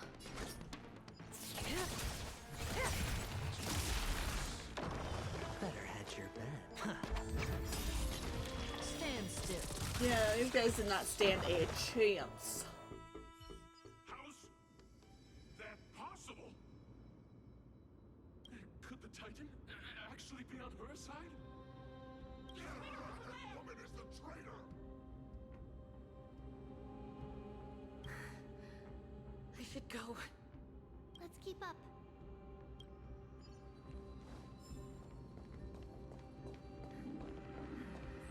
Path is opening up for me. Oh, Yanis, protect me.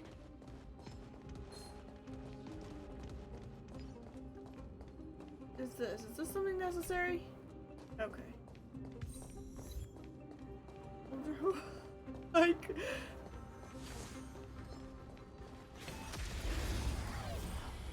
older horses. Don't Oh, looks like we have ads. Hopefully this the isn't too much story with the ads rolled out. Oh dear, it's okay. It's all good. Got a few. Relax. Caught in the net.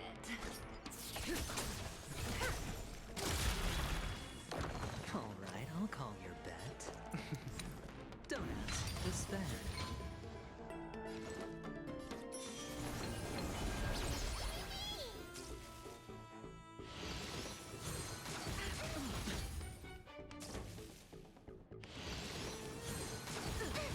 Ow! Watch your head. Why don't you stay and Stand still. That Moved breathing it. sensation. This won't take long. No, not particularly. Better hedge your bet. No. Do do do.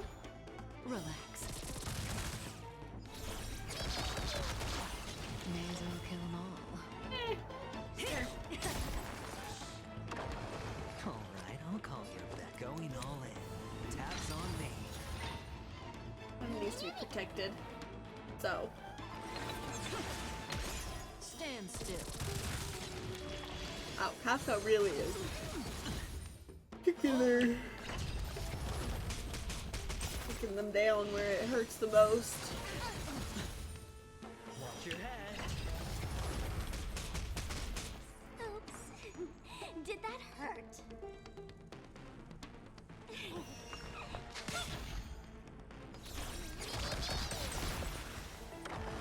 Caught in the net. This won't take long.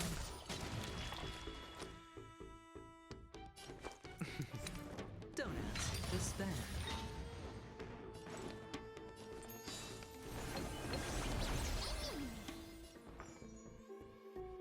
I'll play the Gatcha.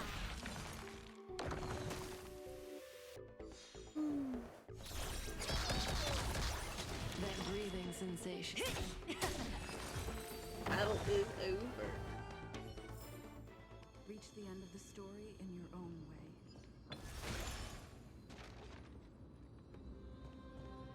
What that was over here.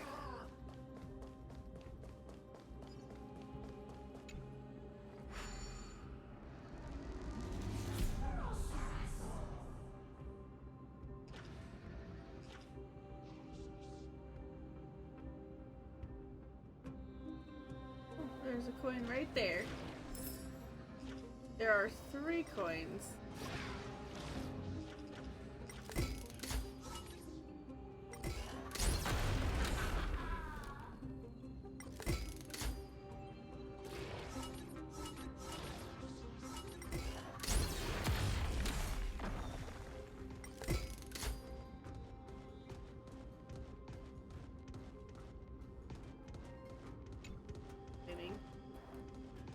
Cancel. Excuse me.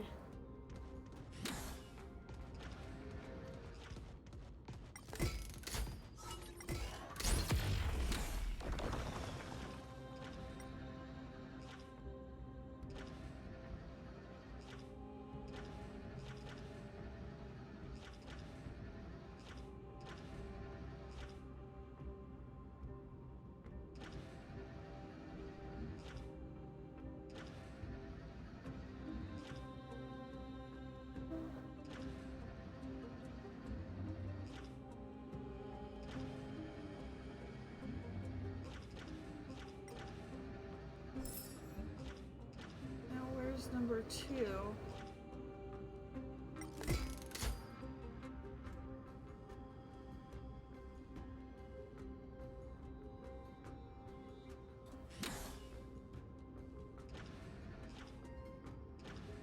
Or number 3 actually.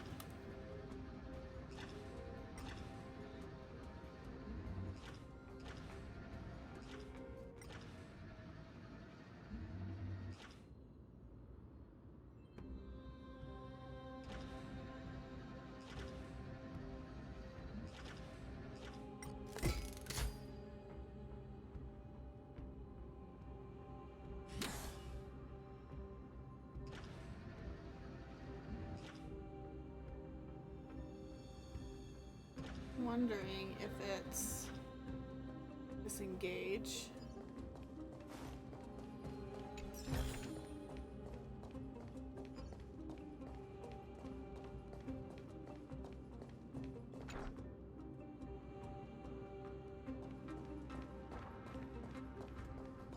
Excuse me, I want to finish this. Fine, it's fine. We'll finish the story. I just wanted to finish the puzzle, but I guess we cannot. Maybe I can now.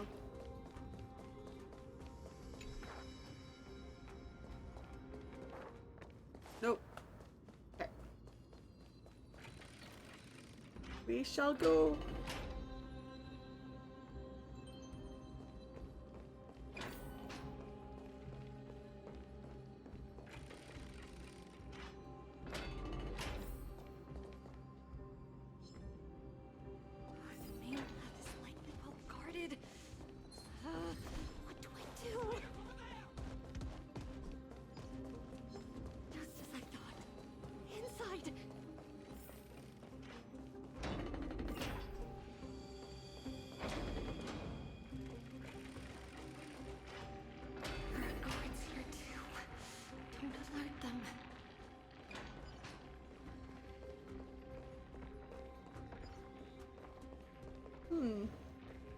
Big old treasure chest in the center. I will have to find my way to you later.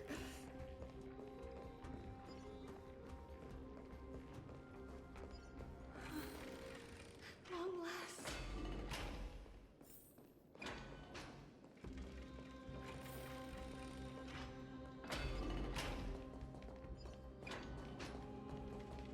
A creature of the Holy City guards, but I'm already so close. This should be the last fight. We have to help her get through. But I don't get it. This has been puzzling me for a while now. Who has been aiding Trebios in her escape? I've been curious about it too. Is the Fallen Titan manifesting? Logic and Amphorius isn't adding up. Well, history might be blurred by memories. Seeing how the whole city is hunting her down, she clearly had no allies. If she pulled it off alone, were we too involved in this process? Trebios had been on her own since she entered the vault. But what did we truly mean to her? You'll find that answer at the end of this memory. In that case, let's focus on the mission at hand now. Let's do this, everyone! Alright. Let's fight this battle. No dirty tricks, alright? I wonder how this operates without having them.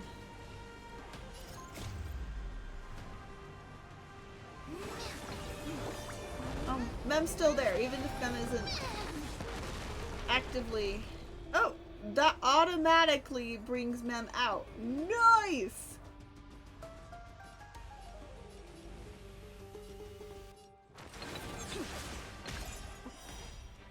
Relax. Good times never last. Time to say bye. Boom. The dice have been cast. Bust. Or maybe Maybe I'll take it all. All in. These are those, like, casino coin sounds are relatively new. I feel like they've added those. Oh, I didn't mean it. 1,000 places in 1,000 Places. Can you find the Find the answer? answer? Don't worry, I'll go with you.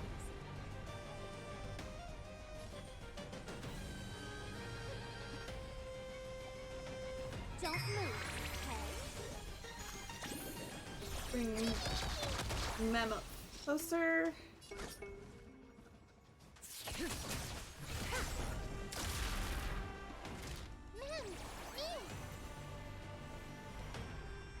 Ooh, yes. That breathing sensation. Remember. better hedge your bets. Going all in. Everybody's Tabs getting on me. shields.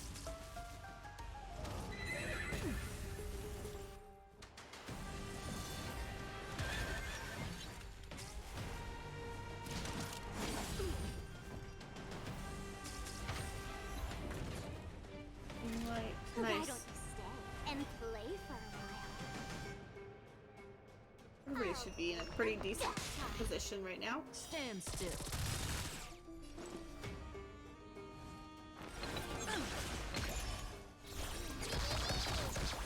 May as well kill them all. Oh, yeah. Relax. Nice.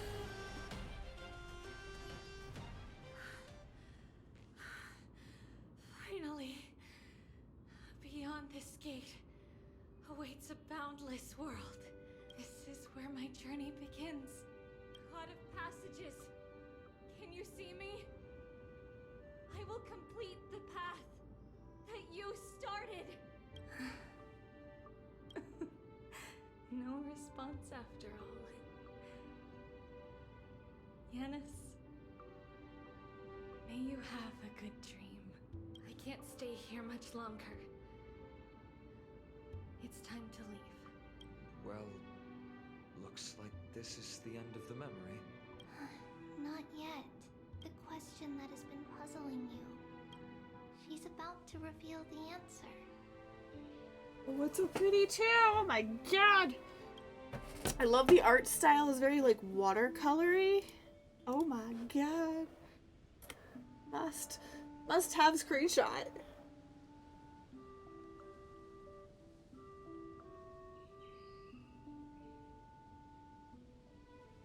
Must have screenshot.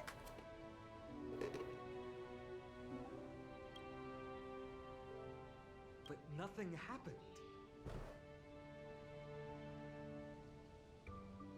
What was making her or you hesitate at this moment?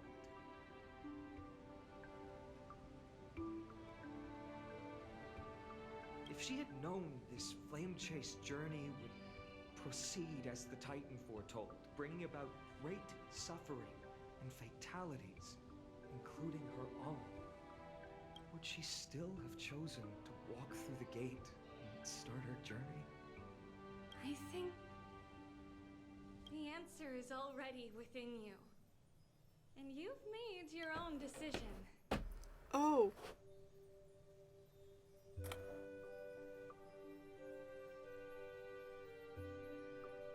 Yep.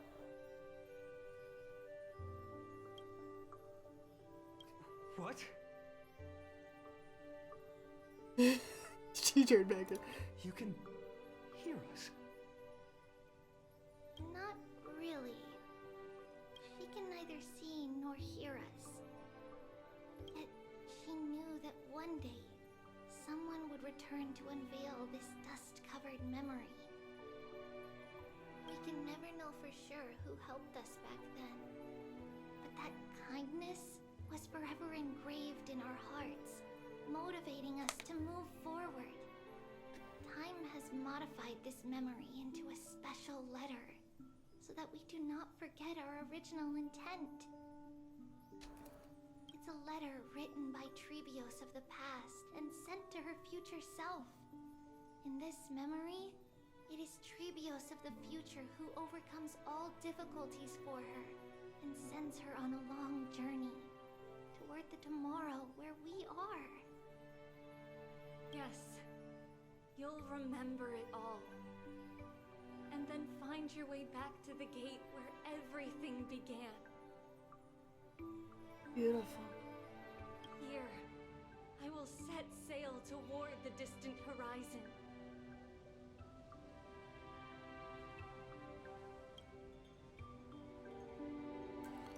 I don't know if it's any different than the other one, but I'm gonna grab it just in case.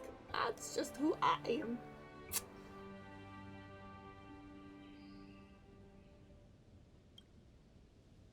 Here, you have traveled far on your way home. Such is the maxim that unveils Trebios' fate. You shall shatter into 1,000 fragments and wither on the soil of foreign lands. So, if you ever feel lost, return to this place. I'll keep this memory here for you. Or for me, to embrace it again. Worry not. The loss is something we've grown used to. resolve and our pledge are what Trebios will never forget. Each one of us has never failed to remember. Losses are a constant on the Flame Chase journey, among which even life itself holds little value. The hot blood of the sacrificial lamb will not be spilled in vain, like my mother and I.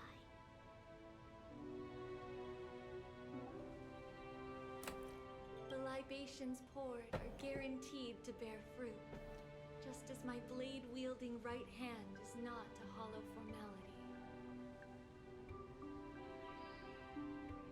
Surmount the myriad passages of Yanis, and we will once again ride the west wind and let the wings carry us far away. So, this is your answer.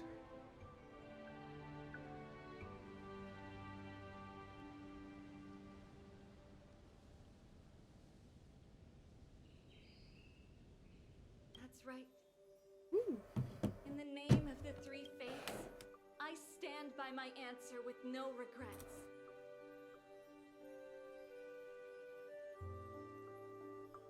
Excuse me. Thank you. These are so beautiful. Now, with or without the god's blessing,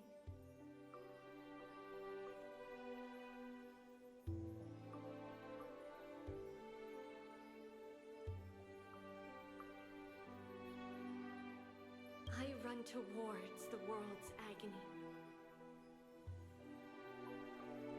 If I can truly pierce through the utter darkness, we will meet again at the end of the west wind, where flowers bloom in spring. Wow. Black calendar. In his opposite, Holy Maiden Tribios bore the core flame to quell the world's chaos and became a demigod of Janus. She traversed the Gate of Infinity, splitting into 1,000 messengers to spread the divine prophecy across Amphorius. After a century of arduous journeying, like calendar 38 month of freedom, humanity's flame chase journey officially began.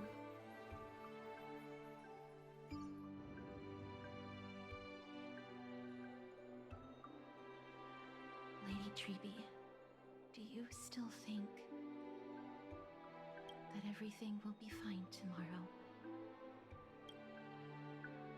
Yeah, that's what Trianne would say as well. With all due respect, Lady Treby, you know perfectly well that see you tomorrow is nothing but a white lie. I hope your toughness is not a mask hiding a lonely heart. Cass, that's not a lie. See you tomorrow is the greatest prophecy in the world. Aww. Prophecy? Listen, in every corner of this land, every heartbeat carries a prayer for that prophecy to come true. It may be that only a few heroes will bring tomorrow to the new world, but the prophecy of leading everyone to tomorrow belongs to all in Amphorius. Some of the last words from Mother Lefter. But not everyone has the chance to see tomorrow. How can such words be called a prophecy? Because people believe it will come true, and they are trying hard to hold on to that belief. Even as the world teeters on the brink of collapse, everyone is pressing forward, longing to reach farther and move toward tomorrow. And that is why a holy maiden exists to lead the world toward tomorrow. And why Yanisopolis' prophecy unfolds as passages. Fate is not about the outcome, but the journey. It's not the flowers that bloom at the end of the road, but rather the paths that lead beyond the gate, where people tread toward the sea of flowers.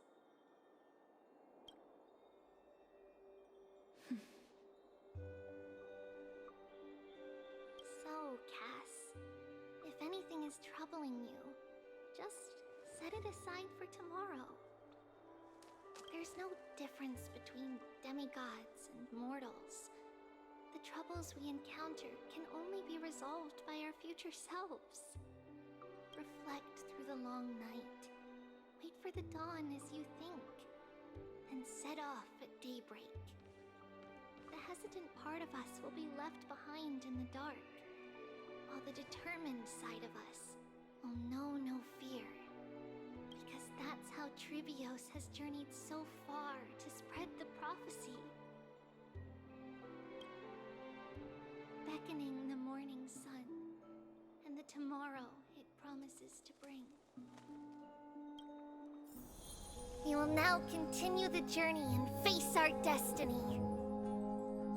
We will step over the gods' corpses and wander among humanity, and thus we shall sweep apart Amphorius' pitch-dark fog. And at the end, all will reach that silver-white shoal. That end of the journey, that new world and new tomorrow. It is a haven free from storms, cold, and heavy rains. No sorrow can linger there. We've made a promise to meet again at the end of the west wind, where flowers bloom in spring. See you tomorrow, Brienne. See you tomorrow. Oh. Oh. Oh. Why? Why do you do Child of this? Humanity, surely you are not waiting for the arrival of night. Nights do not fall upon Akama. That's why it's futile for you to wait here.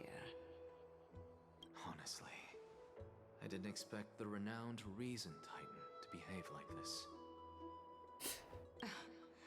And that's all thanks to you. If your soul weren't as prickly as a hedgehog, I wouldn't have to act this way. If you were more accommodating, you wouldn't be opposing me all the time, and I could teach you more freely instead. Oh my god. It was you who insisted on implanting the core flame in me. Forget it. Cut the sarcasm and just say what you need to say. Fine, fine. All I want is to remind you, there's not much left in your soul. If you don't do something soon, I will have to take over this body. If I'm not worried, why should you be?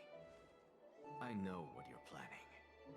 You just want my help answering the question. What exactly are we? Correct? It's good that you remember. Thus, equivalent exchange. It's only fair. Then rest easy. The answer will soon be revealed, and you'll have to return my body shortly. Is that true? Certainly. I initially thought this extremely frail state would hinder me from getting my body back. But I didn't expect the answer to be right within it. That saved me a lot of trouble. I don't even need the black-robed swordmaster's ceremonial blade. I'm confused too, but okay. That's certainly worth celebrating. Regrettably, I can't carry out the upcoming experiment alone. The girl who's walking with death, is she fully prepared? Be patient, Titan. If we're always so guarded, how can death reach us easily? Unfortunately, on behalf of Okima, I must ask you to slow your pace. The fated meeting. I forgot about you. My apologies. A child's words are always carefree. I'll just dismiss these words as nonsense from a cheeky child. Come now, conceited performer. it's time to address your relationship with that titan. What if I refuse? Provocation will only tip Talantan's scales further toward your demise. There's no need to go to such lengths. Oh, monster neither human nor divine. Don't forget that you won't dare kill me. If you snuff out the core flame of reason, what else can you use to stand against the council? Do you two mind if I cut in? I warned you. Do not interrupt me. I just have been meaning to ask. Does death really matter to you?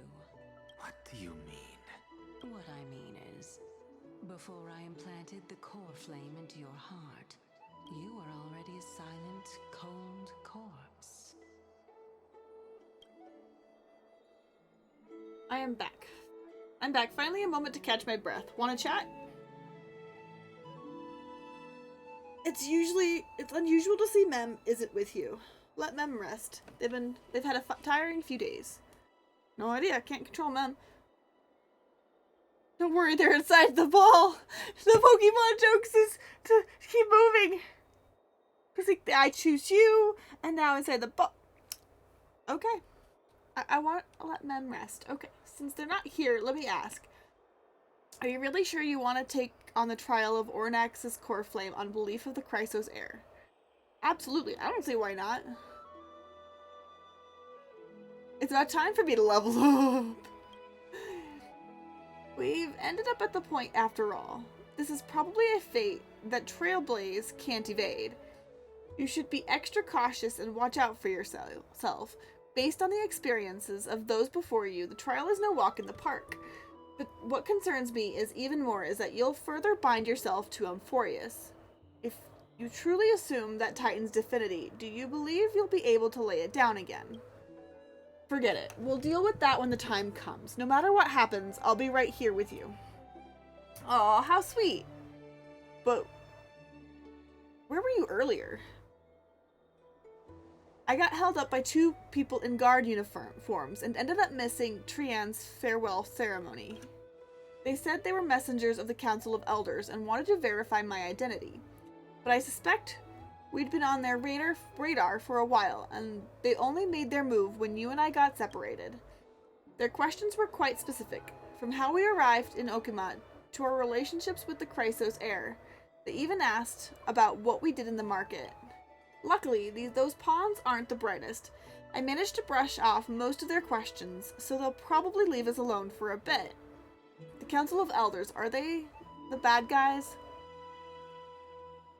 This is foreshadowing for the next version. Their conduct is certainly irritating, but on second thought, Aglaya also initially kept her guard up with us. It's best not to provoke either side until we know the truth. The only thing we know for sure is that some members of the Council of Elders aren't happy with the Chrysos heirs. In the worst case scenario, we could get caught up in the internal conflicts of the Holy City. That's my favorite episode. That's the episode I hate the most. To be continued? If only we had more time to sort through the clues about the Black Tide, but now, the weather is the only lovely thing left. Let's take some pictures. Huh? What's going on? Something wrong? Ah. The memory card is full. I bet March and the others are pretty worried too.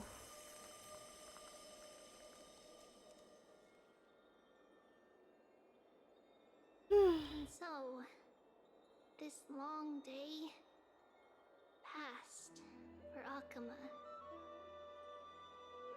Some people arrived, and some left forever.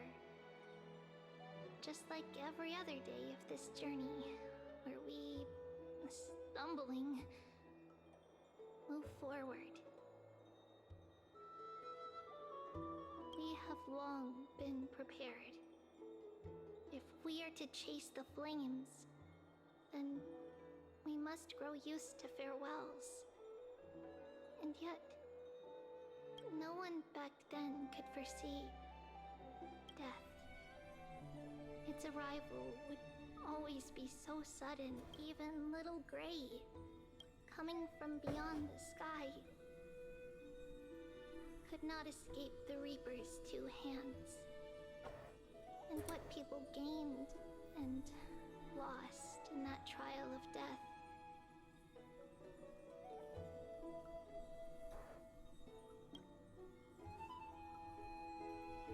Was far heavier than life itself. Oh lordy. Just like the destiny that the prophecy revealed for Cass. At the end of the Sea of Flowers, the souls of the living shall warm thy fingertips. And after an embrace, there shall be eternal separation.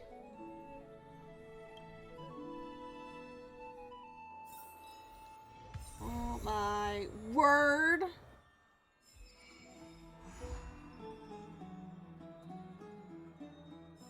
Okay.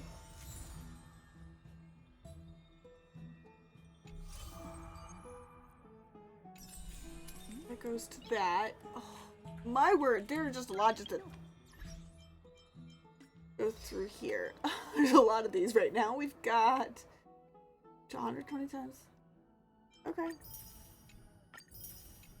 And we've got persist for 15 seconds without entering combat while being pursued by the enemy. Oh, okay, cool. 3.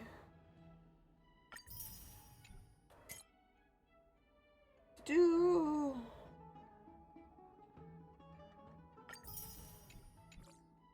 That's everything there. Messages. Oh, we got messages from Finon and Aggie. Hold on, I need to get this. Ooh, feeling warm, so I need to take off a sweater. Oh, hi, baby girl. I did not see that you had come over here. I think you had those on purpose. I think the wind blew those. Girl.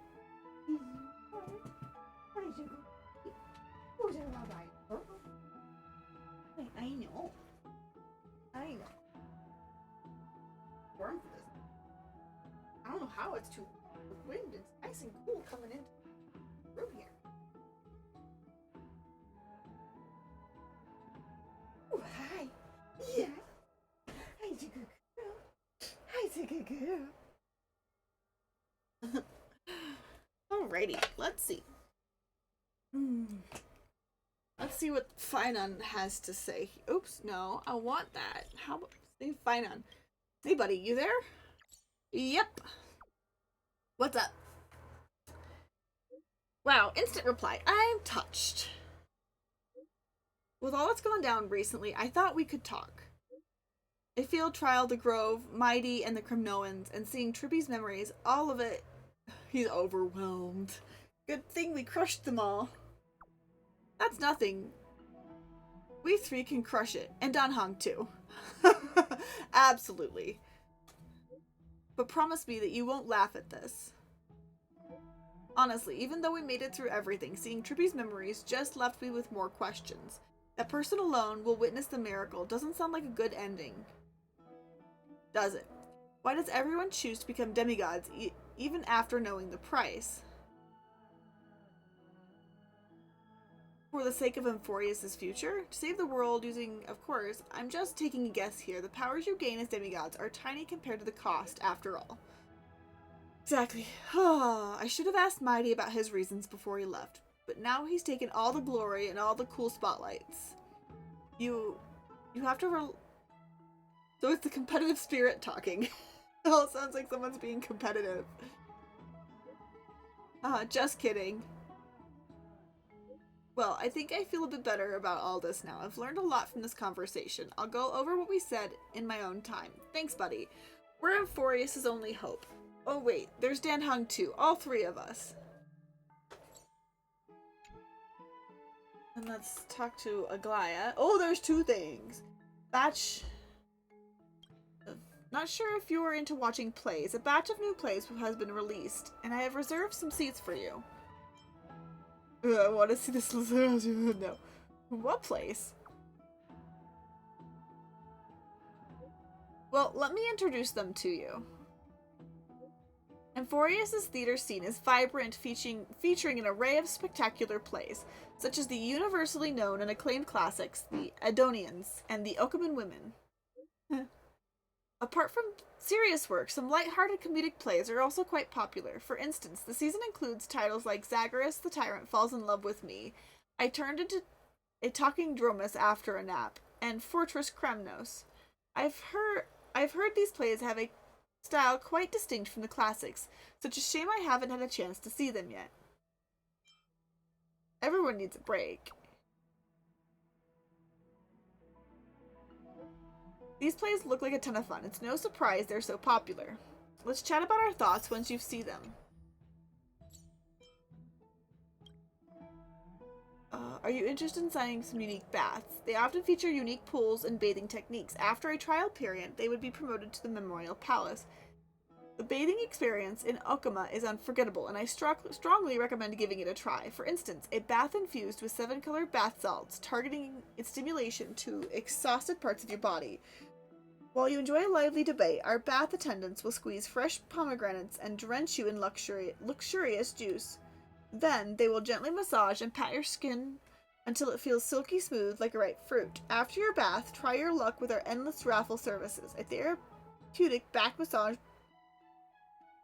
by a Dromus. What? A Dromus?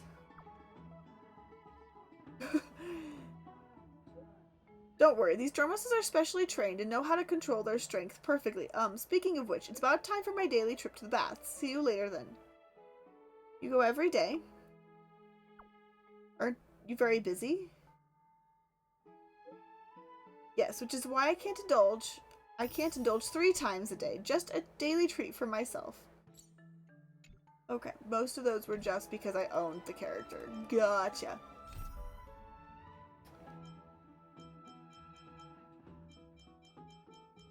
What did it unlock?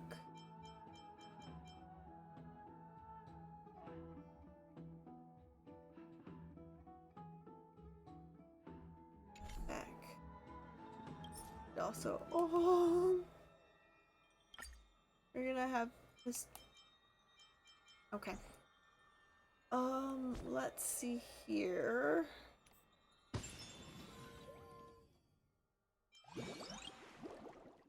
Okay, so I still cannot, actually, I would have to still unlock it. So there's still more story to get through before I can actually do this event. Because I don't want to push through. I want to... Oh, something's in the bed. These weren't here before. They added some new things to the bedroom, it would seem. They could have always been there and I just didn't see them. Which is very possible.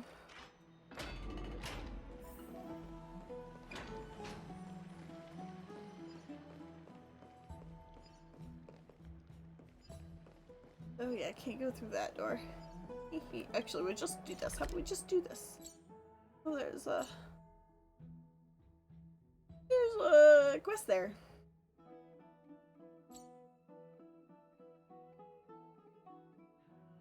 Might just be a quest that I just have to talk to her. Teleport! I'm gonna go check it out, though.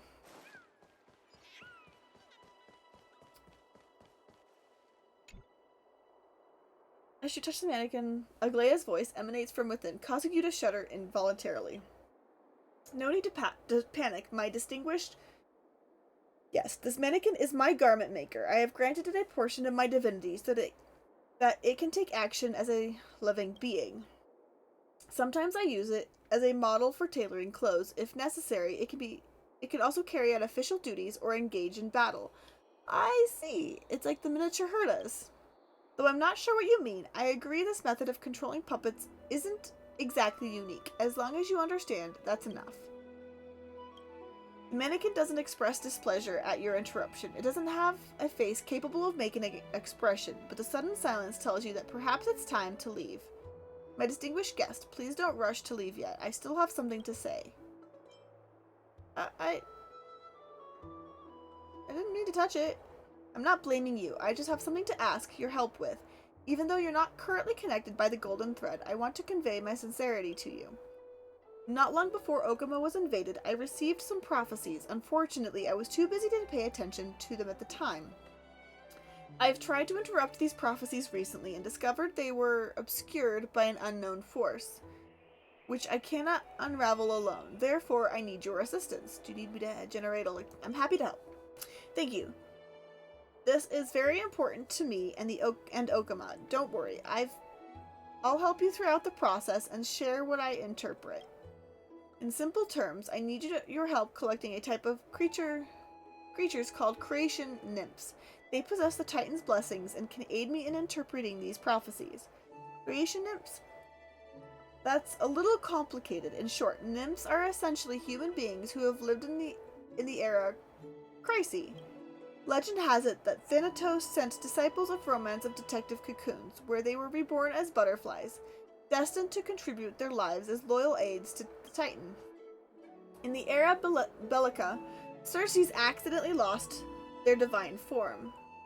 Nestia, unable to accept the fact that their lover was injured, collected Circe's scattered bodies, intending to weave them together with the threads to bring the other Titan back. The former followers of the two also voluntarily joined this arduous journey, and they are the creation nymphs. The beautiful and fragile belong to Nestia, while the brave and strong belong to Circes. Reassembling a divine body is no easy task. The nymph must perceive all things, gather wisdom and love from the words of others to provide for Nestia's weavings of golden threads. Thus, they have an alternate name, weavers. But this act is destined to be futile. Information overload. All you need to do is bring back any nymphs you encounter, and I'll handle the rest, distinguished guest. During the process of capturing them, you may witness such phenomena that are hard to comprehend. Don't worry. Those are merely the remnants they leave behind. In Okama, the nymphs exist in form of butterflies. The aura of romance oozing from them is unusual, and should not be difficult to distinguish.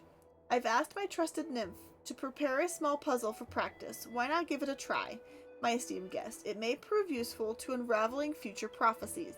So listen carefully. Created by Circes, yet bound by the string of romance. If you touch its roots, you can create a knot of destiny. Seek out its hidden place. I've left a gift there just for you.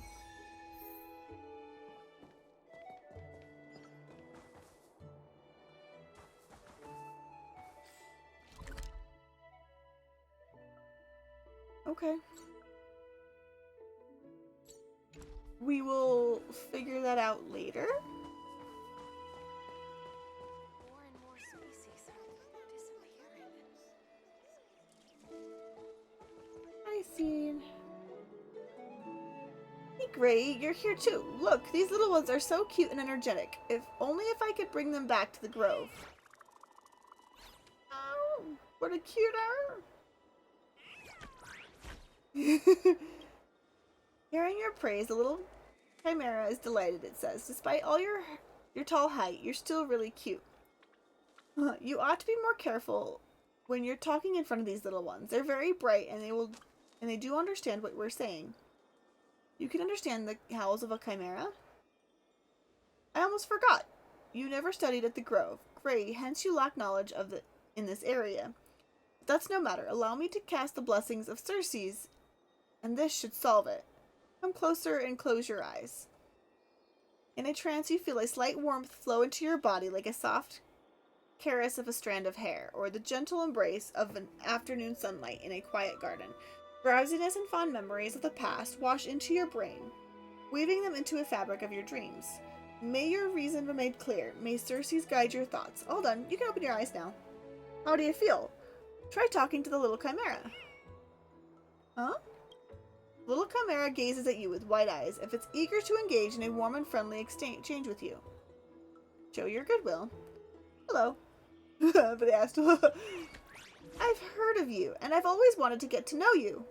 Aww. Don't take it seriously. This fella says it to everyone. I told you they were smart, just playful sometimes. Don't mind them.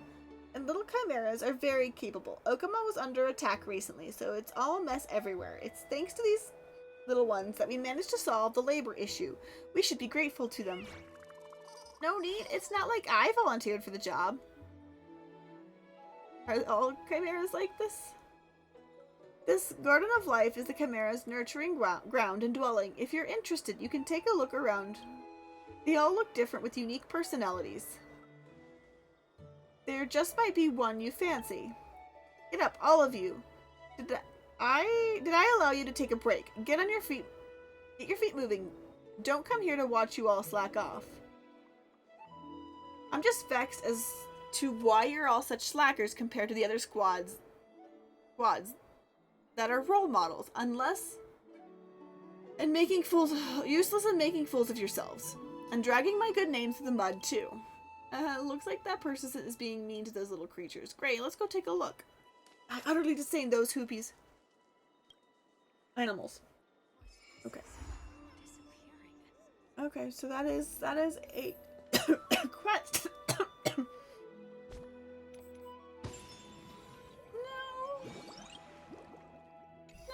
I told you go to the thing.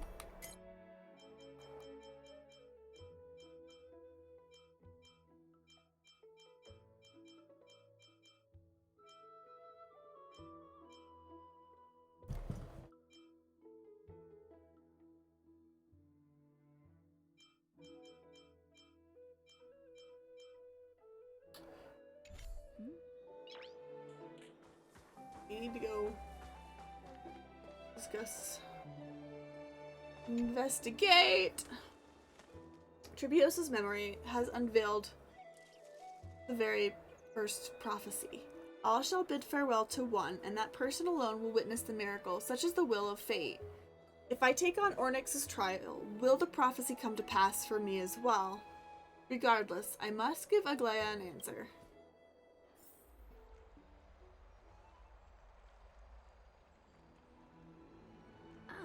It's you, Cass. I finished the anthology of poems you lent me. Here it is. I thought you'd be too preoccupied to find time for reading. Precisely because of these obligations, I felt compelled to read it swiftly. Wouldn't all these preoccupations slow your pace? On the contrary, knowing that time is limited can push one to overcome their limitations. The weight of these responsibilities seems to have enhanced my reading efficiency. Okay. I understand completely. During my time at the Grove, the closer exams drew, the more efficient I became at tackling everyday mundane tasks. Anything but my actual studies. Procrastination at its finest. Precisely. Yep. As I remember, you and Finon were both disciples of the new Sporists. I assume that Anaxa's exams were as unreasonable as the man himself, correct? The courses Professor Anaxa taught were Introduction to Alchemy and History of Mythology. And to be perfectly honest, those two courses were the students' greatest nightmares. The history of mythology taught by the blasphemous great performer himself. I can imagine their fear. Now that I think about it, students would often rush to the podium during class to challenge him on those blasphemous ideas. May I ask, Lady Aglaia, has your relationship with Professor Anaxa always been like this? He openly dismisses people's faith and questions the very justification of the Flame Chase journey. Our positions have been destined to be at odds. While you were studying there, I assume you must have heard of his nickname. Dromus draped in finery? As I see it, this nickname is more of an insult to the Dromas. Despite his insufferable arrogance, I do hold a certain respect for his nature as a scholar. To remain true to his principles, he is unafraid to stand opposed to the world, and that requires considerable resolve. Yeah, it's true. Anaxagoras' life is almost like a satire, As a Chrysos heir, he refuses to heed the prophecy, while he disrespects the gods. The gods have chosen him. He was indeed chosen by Circes. Is something weighing on you, Cass? The golden thread is quivering. I sense there's more to this exchange than idle chatter. It usually is. With all due respect, I'd like to know what you plan to do with him. In light of his assistance in the battle against the Flame Reaver, I am willing to grant him some time to find a way to remove the core flame. However, if Anaxa decides to make any move that places us in danger, I will not hesitate to take extreme measures. Damn, girl! Just as I feared. The Flame Chase journey is the destined path for the Chrysos heirs. Yet he now seems more like an empty shell. Given his strong sense of self-respect, I trust that Anaxagoras will make the right decision. Still, I can't help but hope for another possibility. Perhaps Anaxa will also overcome his limitations, now that he knows time is limited. I understand your stance. Let's continue this discussion another time. But now, let's greet our guest. You're here. Does this mean you're ready to take on Orynyx's trial? Yeah, we're ready. It seems that this sacred beast is just as indispensable, given their intricate ties to the Titan. Thanks to you, I've evolved from a little dog into a sacred beast. Surrendering the core flame is a Chrysos heir's duty. Your selfless assistance is deeply appreciated. However, I urge you to carefully consider the risks of accepting the trial. Let me do it. Becoming a demigod means forsaking your humanity. You will inherit Orynyx's divinity and bear the time of Amphorius, all on your own. I'm aware. Let me go fight some things. From that point onward, your fate will be forever intertwined with ours, never to be separated again, until the end of Genesis. Are you trying to talk me out of it? You are the only one who qualifies to attain divinity. Yet, for that very reason, I do not wish to pressure you. It's exceedingly rare to find a capable Chrysos heir. If this path proves unattainable, I am willing to lower my expectations. There are still many priests of Yanisopolis and their descendants in the city. If I'm left with no other option, I'll try to find someone worthy among them. Seems like a shot in the dark.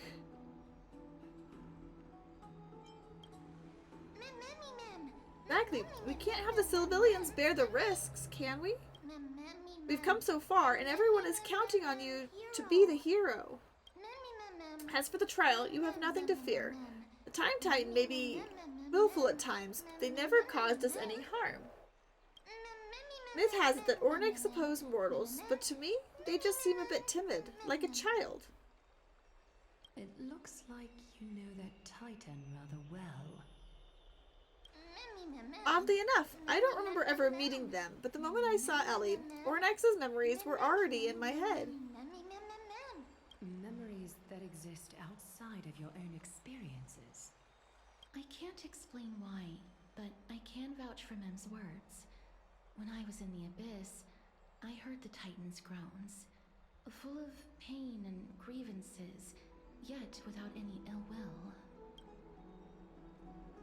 I trust you to make the right call. Since you've made your decision, go back to the bath chamber and get some rest. Trinan will call for you when the ceremony is ready. Come on, I just want to fight things.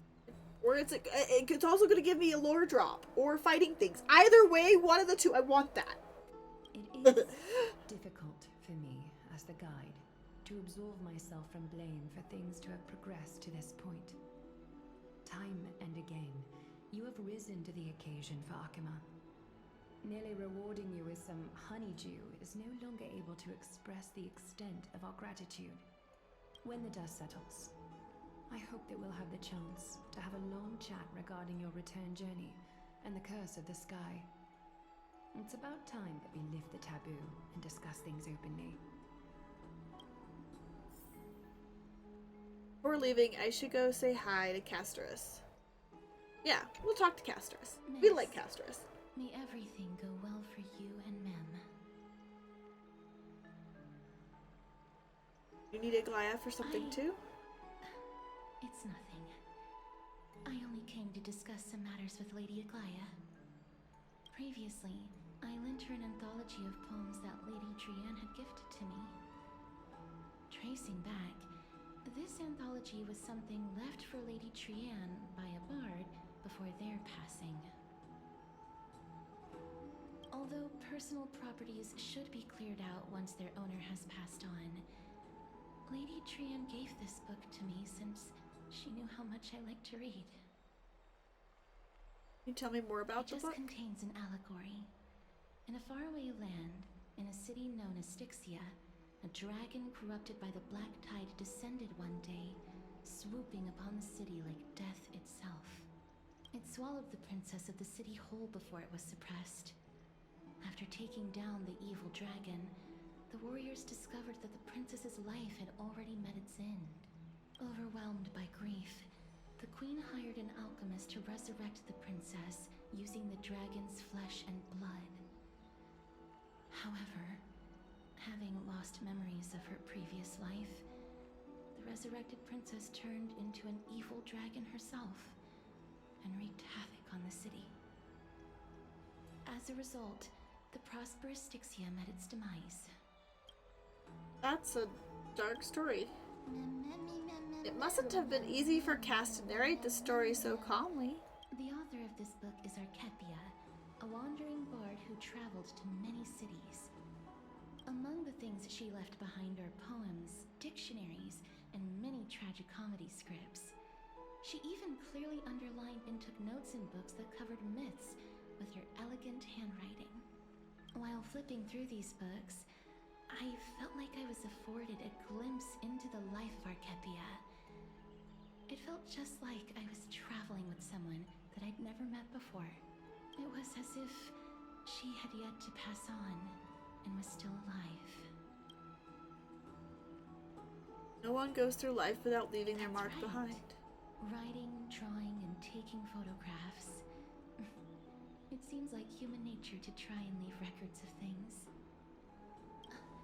Speaking of taking photographs, when I was helping you to take the photo previously, I did not look through the photos in your photo stone out of courtesy.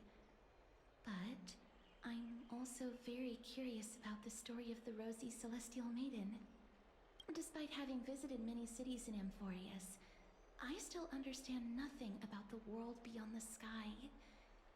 If there is an opportunity, forget it. Let's talk about this in the future.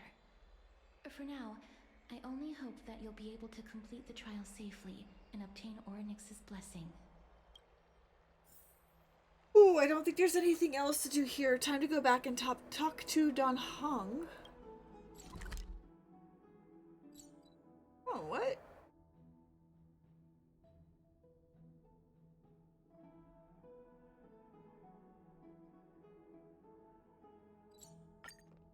That wasn't there before.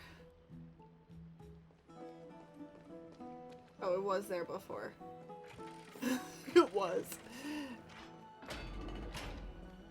Why is Snowy? Why is Snowy here? Why is Snowy in our room? Citizens Assembly? That's right. Oh, partner, you're back just in time. This is something that the both of you should probably know. More trouble? I wouldn't call it trouble. I just think it will be favorable if the both of you understand the situation in Akuma better. Okay. Do you remember the Council of Elders that was on our heels previously? It seems like they've made their move. Some background information for you. The Council of Elders is an authoritative body in Amphorius, made up of different city representatives. They hold legislative power over the Holy City, and are in charge of presiding over the Citizens' Assembly held once every few years. This is the most important social event of Akuma. It is highly influential and can even affect what happens to the Flame Chase journey. Ooh. Damn. So... Despite her vision and wisdom that spans across thousands of years, even she cannot win over the hearts of everyone. Passed by his society. Perhaps you should retake some exams next time we visit Paperfold University. Tell me more about this. 5 to 10 years, the Council of Elders organizes a citizens' assembly at Dawncloud.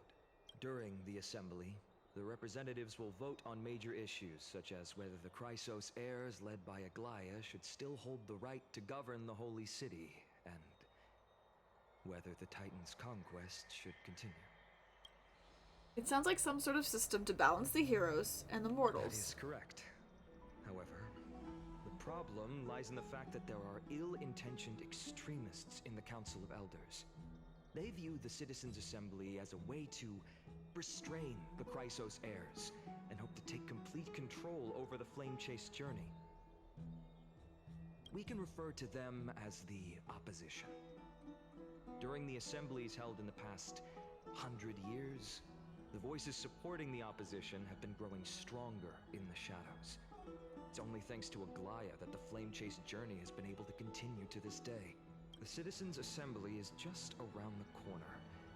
But this time, there seems to be a new variable to the situation. It's us. No, although we might be mentioned, the Council of Elders has another target in mind. I'm afraid that the Council of Elders might want to take advantage of Professor Anaxa. Aglaia will surely take back Circe's core flame, but with Anaxa's current condition, it's so unique that nobody knows how taking the core flame away from him will affect him. He has always been someone that is only concerned about his own research. I'm certain that he must want to escape from the monitoring of the Golden Thread and protect himself. If the opposition were to offer an olive branch at this time... You suspect that he might betray the Flame Chase journey and defect towards the Council of Elders. Anaxa has never believed in the prophecy, so technically it cannot be considered a betrayal. However, he has taught many Chrysos heirs, and has long been considered an important ally of Akuma. I truly do not wish to see comrades turning on one another. Yeah, that'd be a problem. I have a better understanding of the full picture now. Is there anything we can do? I believe in his character. I plan to plead with Aglaia and try to buy more time for him. Then, the greatest way in which you can help is for you to know what I am fighting for. We understand. Thank you for being honest with us. Things are piling up again. Ellie and Mem are tied up with Ornyx's trial, and while I'm preparing to visit the Grove to uncover clues about the world beyond the sky. Let's take things one step at a time. To apologize for the fact that we always seem to be troubling you. I hope that Ornyx will show more benevolence and be more accommodating. I remember that they seemed quite fond of you back in the Abyss. That's true. Go and rest and regain your strength. We'll meet at the Vortex in a few days. Oh, right. You can read this scroll if you want to find out more about the Council of Elders and the Citizens' Assembly. Oh, this is a lot of words. Not today, Zerg. Not today. A quick read. Okay. That's not a quick read. Okay. We're gonna face up. The trial feels like it's just around the corner. I'm starting to feel nervous. It's not that soon. There's still a few more days. Don't worry, everything will be fine. Let's just hope that everything goes well. After all, as someone who has earned the gaze of an Eon, you should be able to overcome the trial of original God just fine. We've also unknowingly gotten used to sleeping with the midday sun shining brightly above our heads. Get some rest. Perhaps a new phase of our trailblazing expedition in Amphorius is about to begin. Get some rest and wait for the trial. A few days later, at the Vortex of Genesis! Esteemed one, Ornyx's vacant totem awaits. If you have already made your preparations to become a pillar of Amphorius, please, step forward. Okay, let's go. Let's go.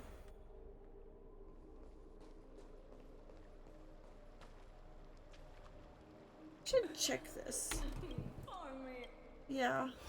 We've got libation for ya. Cool.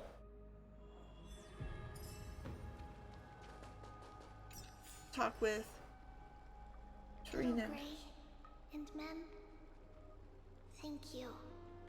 Your resolves cannot be questioned.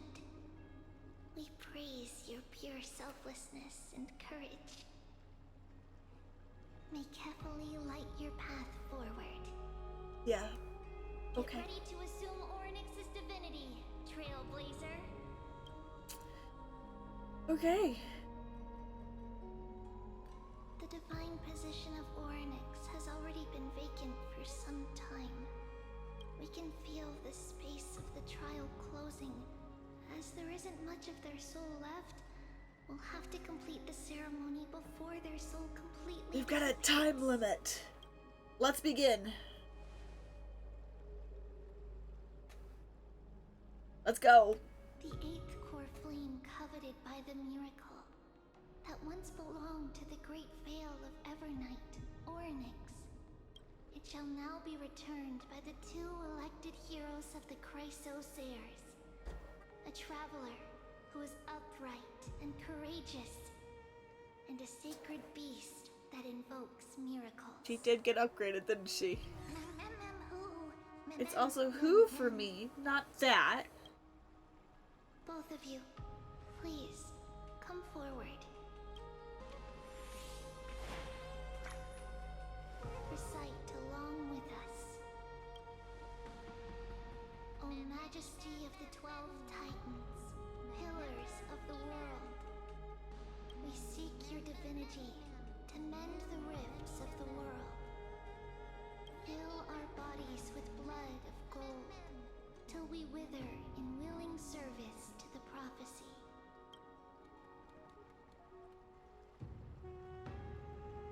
I don't think I have gold blood. These are just words meant to make the prayer seem more solemn. Please, focus. Sorry.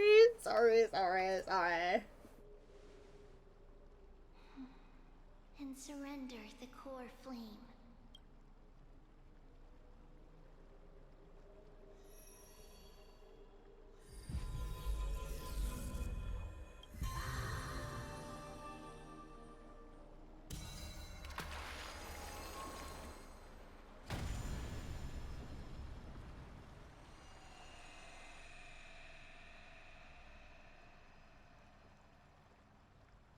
Okay.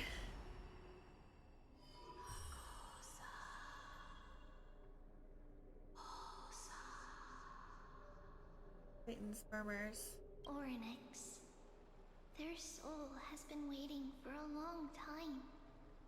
Perhaps they're also quietly waiting for the arrival of their successor. Wait for return, my friends.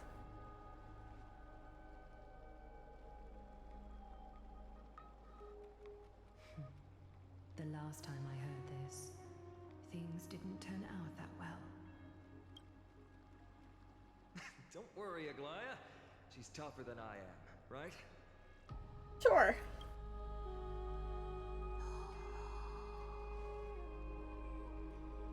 Time to go. Let's go. Yep.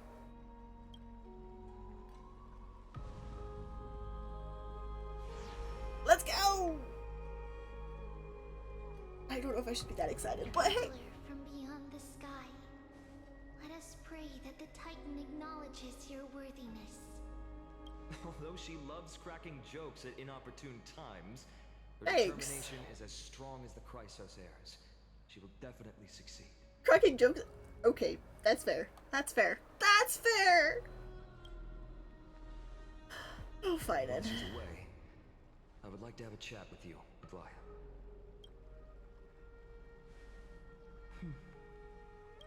Speak. I'm listening.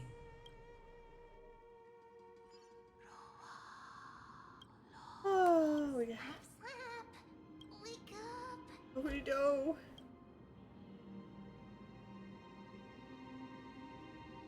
How is it? How do you feel? Because how are you able to talk? I think that it's amazing too. Testing, testing, 1, 2, 3.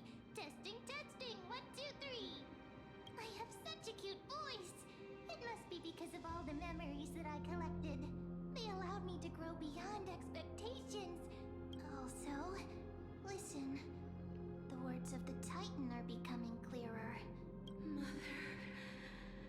Mother, it hurts. Have I finally reached the end? Are the years of isolation coming to an end? Onyx. Oh, how heartbreaking. Ever since the figure draped in the black cloak robbed them of their core flame, they have been relegated to waiting in isolation in such a confined space. We are going to help alleviate their pain, right? That's the goal. Memories broken. Mother, where? Mother? Who are they calling out for?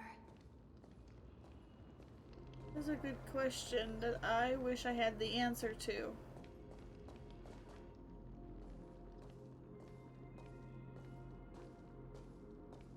You. It's you. I remember you. Skyfather has gazed upon you. Mother is calling for you. Does Skyfather refer to Fuli? Fuli?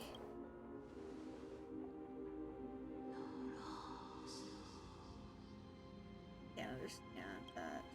Titan's words are indistinct. Each syllable emerging from the midst seems to be cloaked in frost, symbolizing memory. Father has chosen you. Who is your mother?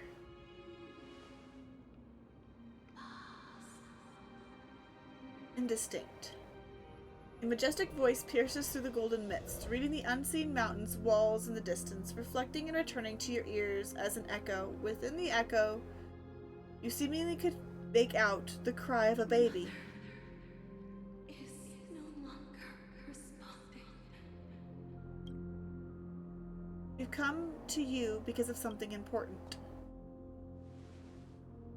Something important. An important matter. Onyx, listen to me. Aren't you tired? Throughout the long years, you have always been protecting the fate of Amphorius. Each time people draw strength from within their memories, every single ripple falls onto your shoulders. There's no need for you to bear this any longer, Onyx. From today onwards, someone else will bear time on your behalf. This is why we have come. Freedom. Freedom. I want freedom. Oh, poor child. Everything will be fine. Let us help you. You can have a good rest now.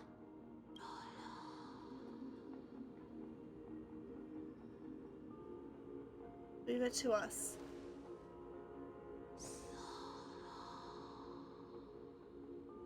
You have potential, strength, willpower, powerful, and tenacious. But you lack something. Just one thing. What do I lack? Lacking something. What is it?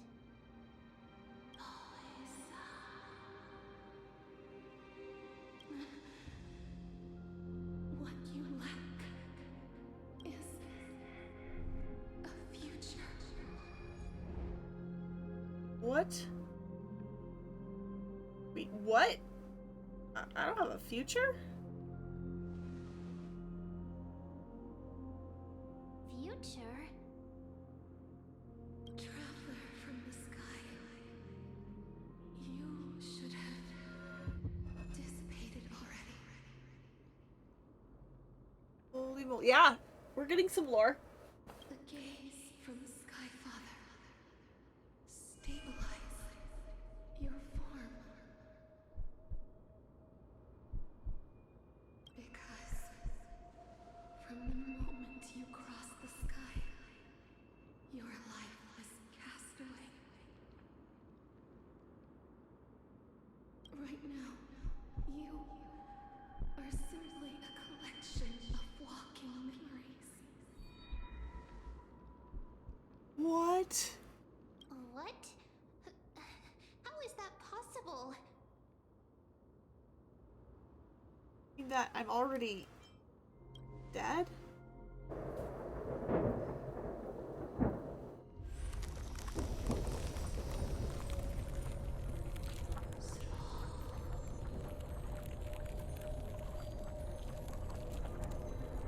Which would explain how Castrus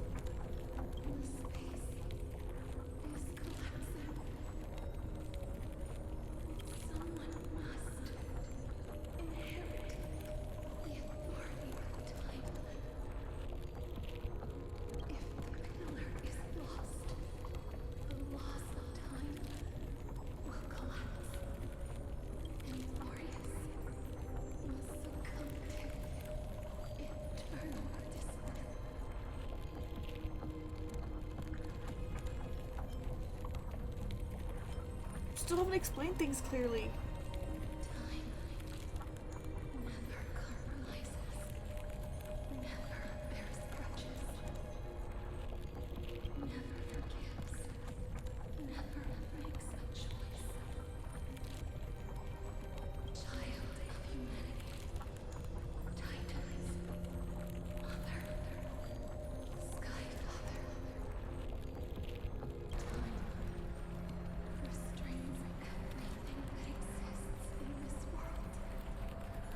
Orynyx's divinity is dissipating? Is the trial coming to an end?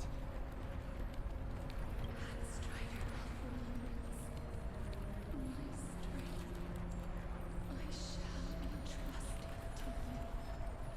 The fate of the world.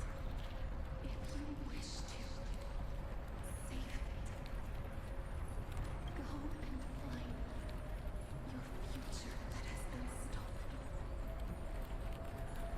Even if that means you'll have to cheat death. You'll have to challenge that. And its shadow clasped with unyielding fingers. Before the passing of 15th, go forth and reclaim your future. This is a true trial of time. I'm so confused.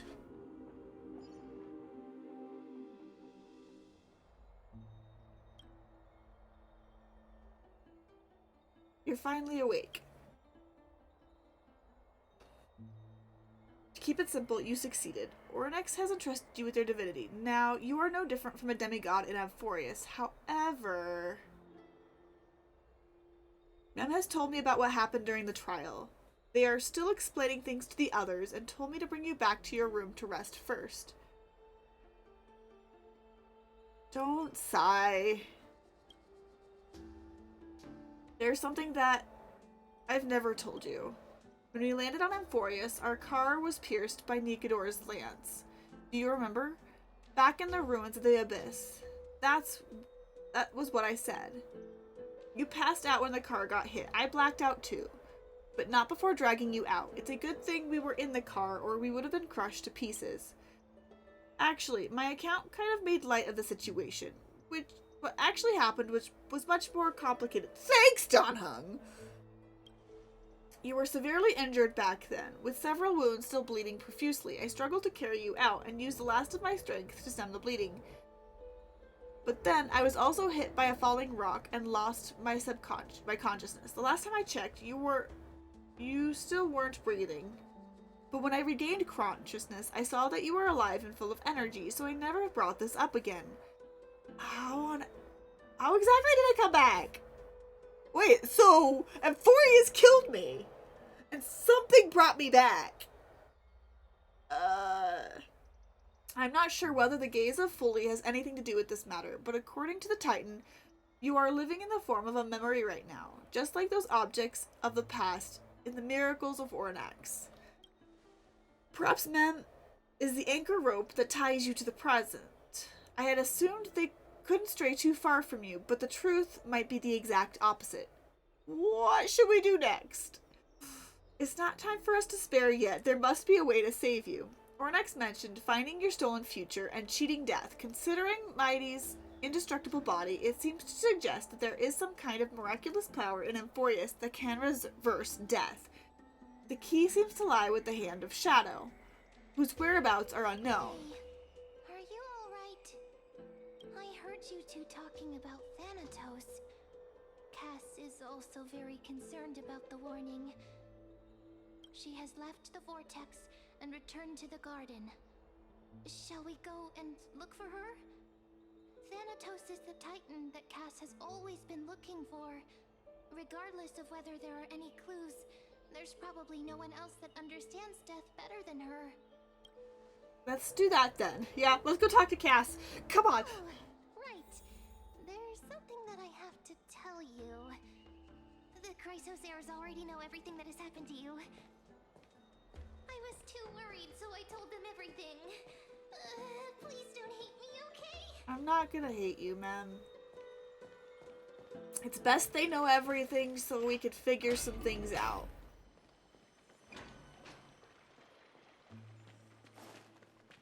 I'm gonna go the long way just in case there's more dialogue, because I don't want to miss dialogue.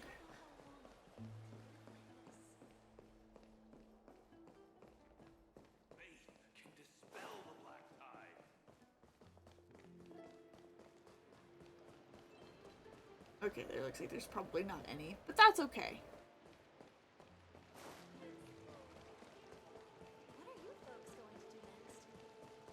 I do need to bring the thing down. So I was dead. Dan Hong, I was dead. And you didn't even think to tell me? Oh, lordy.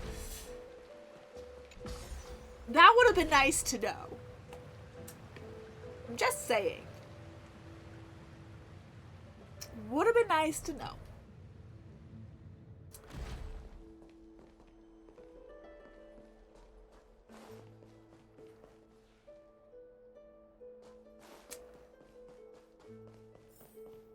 Would have been nice to know.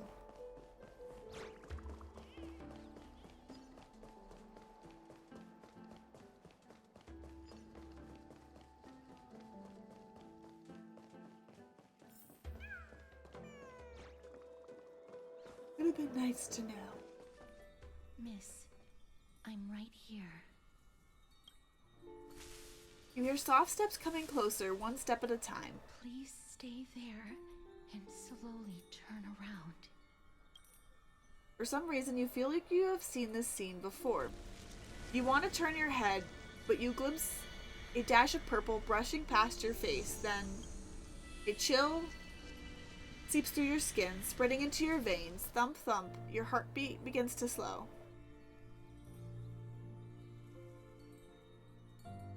At this moment, you just want to close your eyes. Aside from your vision, your senses grow more acute. You feel the presence of a purple sea.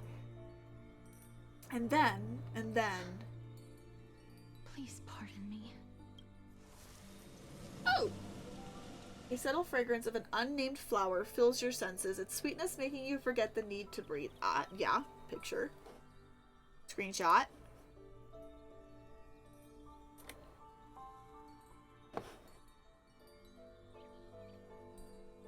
We must get a screenshot of our beautiful, beautiful maiden castress. She's so pretty. pretty. You realize you are still alive. No, to be more precise, your death was not thorough. The coldness of the initial touch dissipates as quickly as it came, and replacing it is the touch of fingertips and a tremble born of trepidation that originated from the certain lanky arm. Her quivering finger gently brushed against your cheek, causing a faint tickle. Just as I expected. I cannot feel anything. Am I really dead? At the Grove, I was puzzled as to why you were not affected by my curse.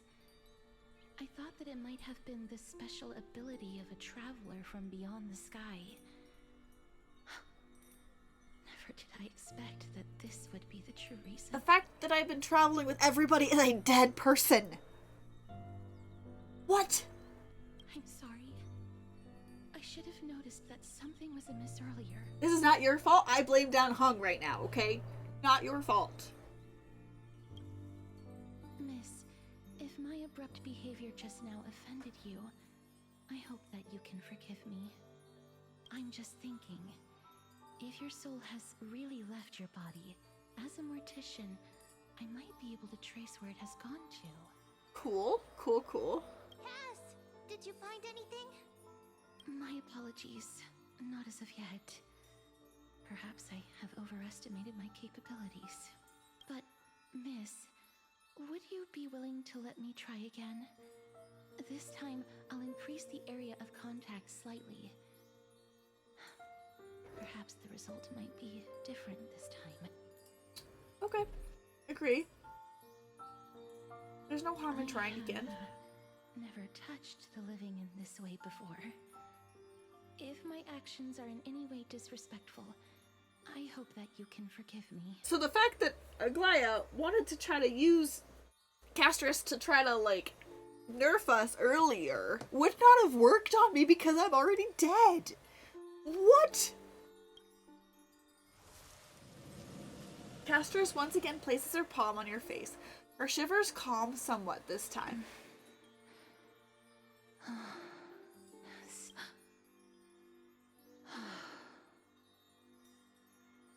Did you discover something? I seem to have caught a glimpse of something. Your soul is currently roaming someplace and cannot find a way to escape. The version of me that's But perhaps it might not be a bad thing. If your soul is still wandering around, it means that we still have time. We have a chance to find it before the fingers of Thanatos sweep everything away. Clues. Just a few more. I need more guidance. The connection has been severed. With my strength, I'm not able to trace it. Oh no. It was me. I was a little too hasty. Don't worry, miss. Although we currently have no leads, I will do my best to search for the whereabouts of Thanatos, bring back their core flame, and personally return to you the life that you have lost too soon. My entire journey on Emphorius is me gonna be dead.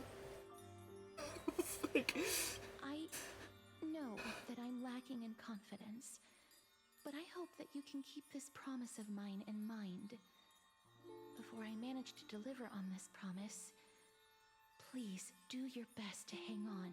This is definitely gonna be a story for the rest of the gang when we get back. I'll be like, I was dead, but still walking around, but not a zombie. Emphorius needs you.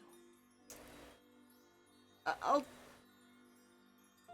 live on bravely. How am I? I'll do my best. Laya and Lord Finon are currently discussing some matters in the paths. They're worried about you too.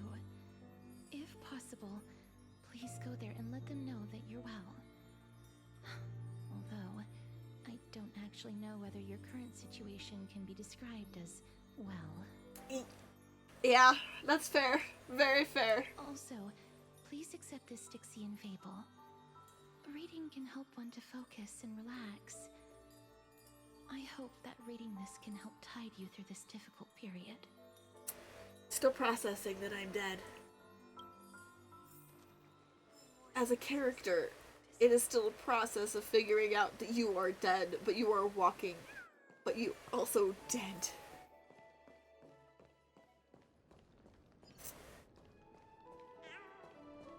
Yes.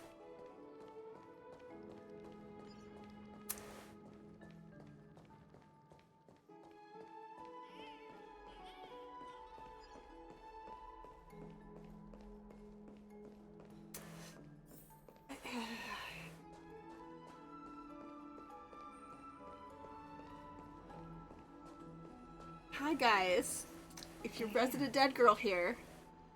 That partner! Hyacinth said you definitely wake up. How do you feel?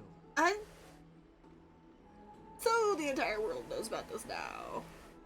Can she even take the pulse of someone who's dead? That's the medical prowess of the Twilight Courtyard. Amazing, isn't it?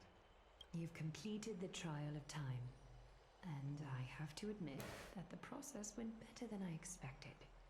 Even in the end, that Titan's heart still showed a soft spot for humankind. Yeah, then I found out I was dead, so, you know, there's that. However, I never expected that. Two people who have cheated death would appear in Akima at the same time. That's what we have been talking about. Mighty has been in Akima for such a long time, but has no one thought to study his indestructible body? If there were even any minor breakthroughs, we wouldn't be as clueless as we are right now. Many have had this idea, but so far there have been no results. If it were successful, Thanatos wouldn't have disappeared without a trace. Nevertheless, now is not the time for us to give up. At the very least, we can still see a glimmer of hope. Cypher. If anyone in this world knows the whereabouts of death, it would be her. I'll try and get her to return to Akima, but do be prepared for a less than ideal outcome. Please understand that throughout the history of Amphorius, no one has ever managed to escape the clutches of death. At the end of time, Thanatos silently awaits all. Is this supposed to be comforting? Don't take it to heart, partner. After all, you've already created countless miracles along the way. Yeah, right? While being dead. But before that, just... What's wrong, Aglaya? Omens always come in pairs. A tiny air current will eventually brew into a storm that tears the sky apart. It's Anaxagoras. He has initiated contact with the Council of Elders. In the end, it has still come down to this. Fortunate. I earnestly hope that your assessment of them is accurate, Finan. Otherwise, the efforts of my teacher and I of the past millennium might be reduced to dust because of that great performer.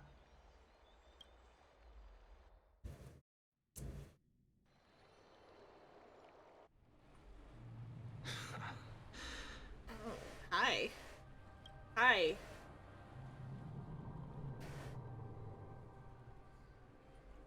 Yes, I will take a picture of you.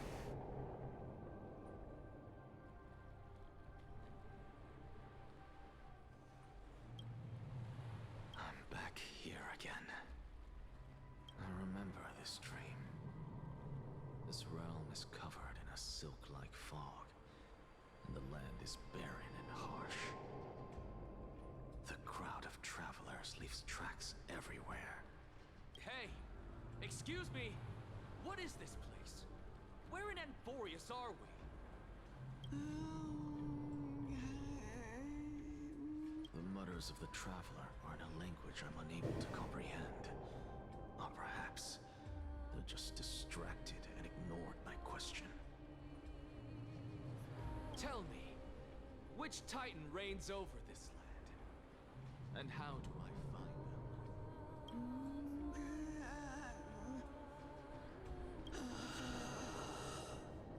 And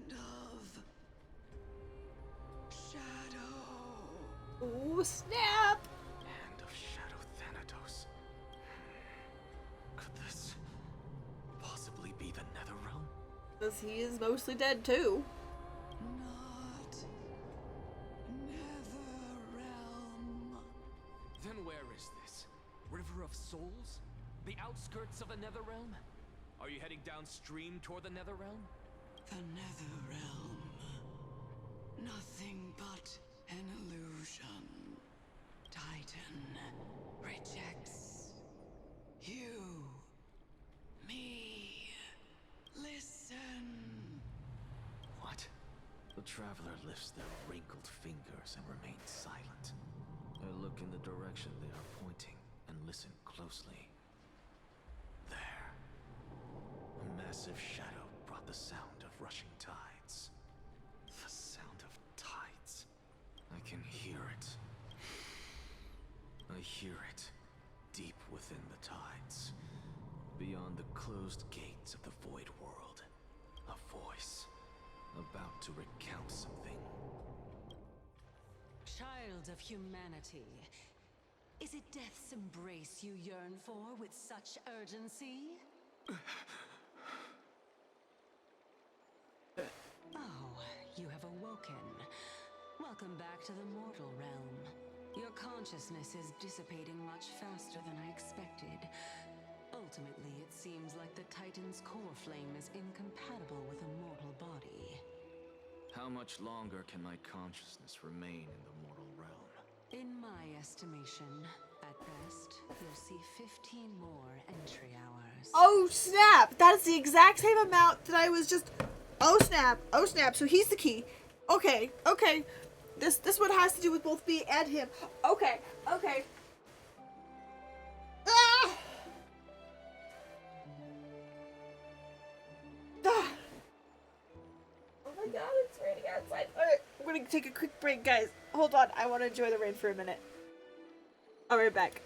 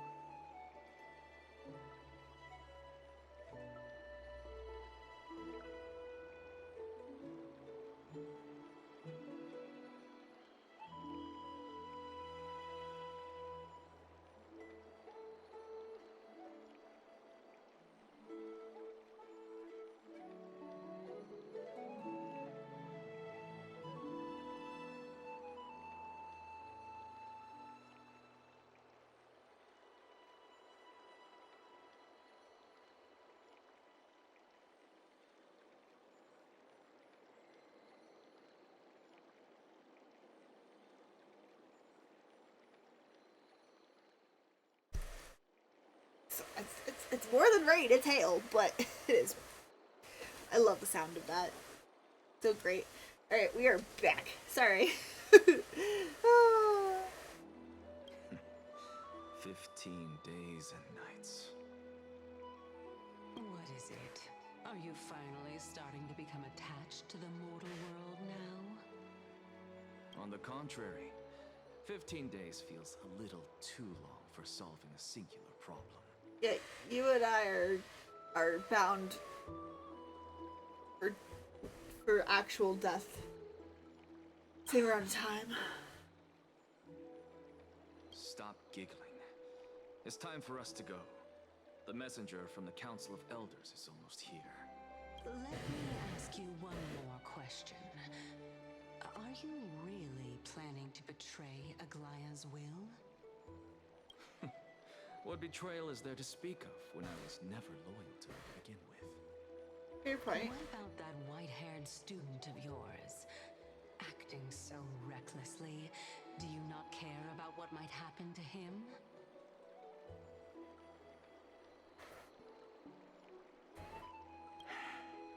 He does somewhat care, but also he is who he is. He is who he is. There will be a price to pay for blind faith. This is also a lesson for Finan. Oh. You truly are a strict teacher. I need to change the title character. Of course. This is how I've always been. Wait till it. There we go. Sorry, but we're changing you out for this guy. Okay. Oh.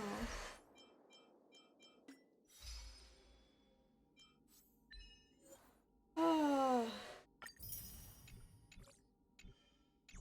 Okay.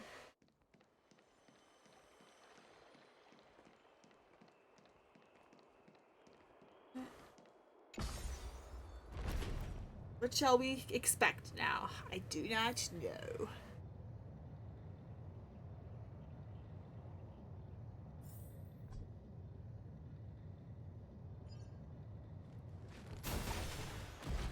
Oh, he's got a gun. Sorry to keep you waiting, Lord Enexagorus.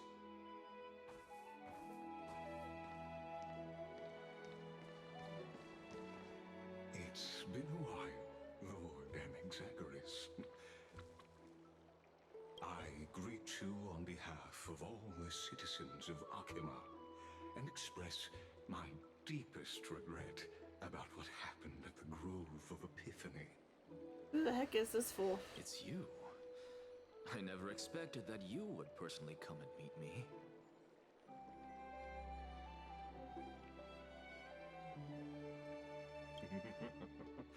By carefully into Lantern above, I have come as a testament to the justice of the Council of Elders. There are Antikytherans here? They have been a rare sight ever since the Chrysos War. I extend to you my utmost respect, revered Titan. I am Lycurgus, though you may call me Lygus, holding an honorary position within the Council of Elders in Akima, and as the Theoros, I stand to protect the right of all upright citizens to express themselves freely. You can see them too? You know about us. We Antikytherans perceive the world through the amplitude and frequency of souls. Just as I am conscious that Lady Aglaya is secretly listening in on our private meeting from afar. If necessary, Lord Enexagorus, I can sever the golden thread to protect your fundamental rights. The demigod should know better, for such is her station. Spare those poor threats, and just let her listen to my words. They shall serve only to unveil her own folly. May I interpret this as you having a countermeasure? I need not any plan, because she can do nothing other than petty espionage. As the Citizens' Assembly approaches, and with Orynyx's fall, any attempt to capture the core flame within me will only usher chaos and calamity. A truth she undoubtedly comprehends. While I, Anaxagoras, serving as the Grove's special envoy to Akima's Citizens' Assembly, have long known the extent of your abilities. Let's forego the formality of asserting authority, Lord Lygus. Lead the way. Very well. Surely Lady Kindness would appreciate such assertiveness in an ally. She's been waiting. Follow me, please. I don't like this guy. I can't put my finger on exactly why. Is there something on your mind, Lord Anaxagoras? Nothing, really. It's just a question that I contemplate every time before I ascend to Dawncloud. For the Titans, does the falling equate to death? Ah, a pondering truly deep. Time is on our side. Do you mind sharing your reflections with me? While all living beings must ultimately face their demise, Kefali has yet to meet theirs. Their journey continues unhurriedly along this long path. Are you suggesting that Kefali may not have truly passed? Yes. For dying implies an ongoing process, an action, whereas death signifies a static state, a definitive termination.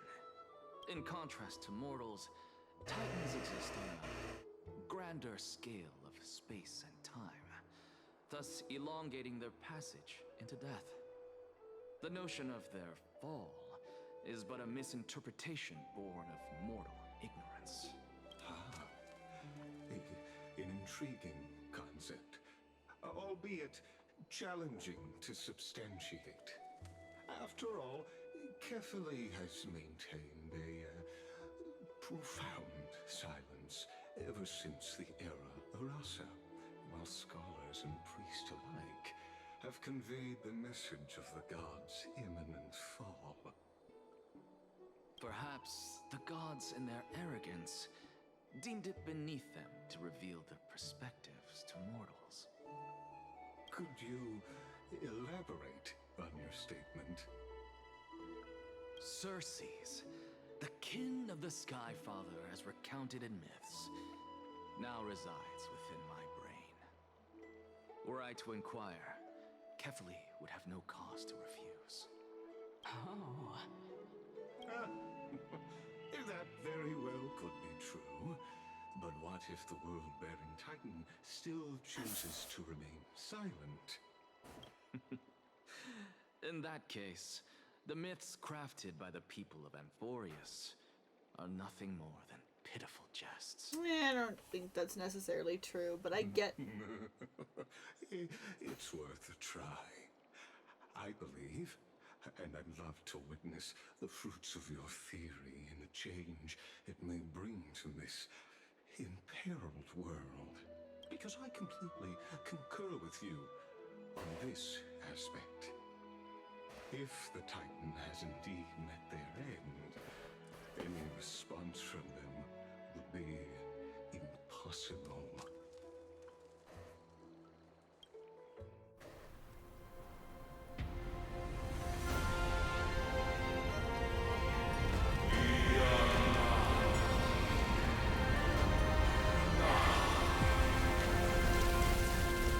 Did his lack of faith just get shattered? Please, Professor. No. What on earth is happening? I don't know. The children of humanity have indeed created a spectacle. Welcome to Dawn Cloud. The atmosphere here carries a greater sense of solemnity than the mundane clamor of the Marmorial Palace, with entry permitted only to the invited. Only esteemed beings grace this place, and among them I've received priests, scholars, warriors, and now we even have the honor to be in the presence of a Titan. Oh, what a joyous occasion. Once deemed a blasphemer, now a surrogate for revered divinity. The honor should rightfully be mine, shouldn't it? I'll notify Kindness and the others of your arrival. Kindly wait for a moment. A soldier will be here to guide you shortly. In the meanwhile, you're welcome to explore the vicinity, but kindly remain within the guard's view. Delaying the crucial meeting is something none of us wish to see, I presume. I'm well aware of Kindness's methods. There's no need to emphasize that. As you wish. Your cooperation is much appreciated.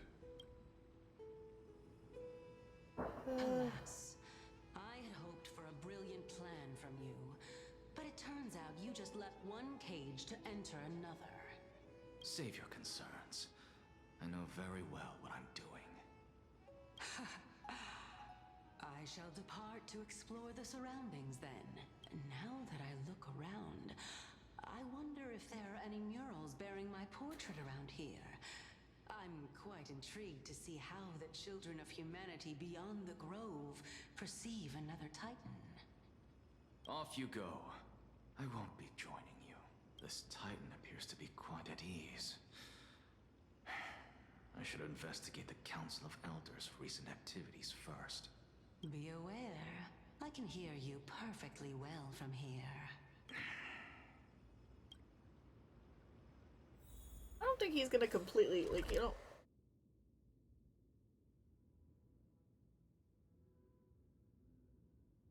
Like, I don't think he's. What?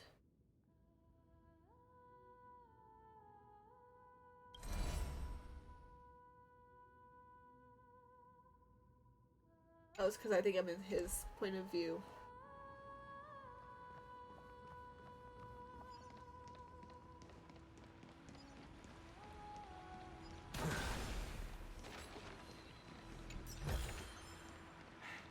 I suppose I can just ignore this.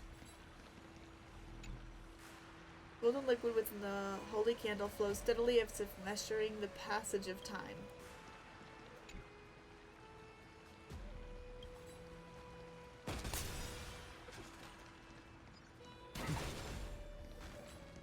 Ew.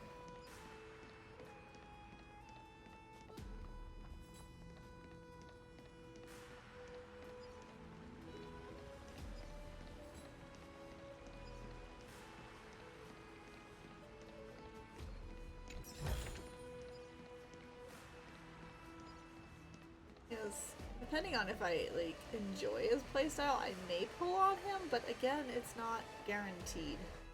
I have been kind of saving for a while, so, I mean, I could, but there are other, I don't know. Even blasphemous scholars can come here, it seems.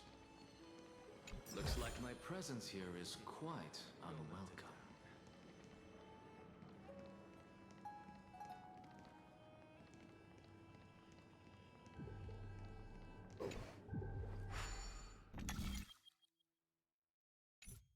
No?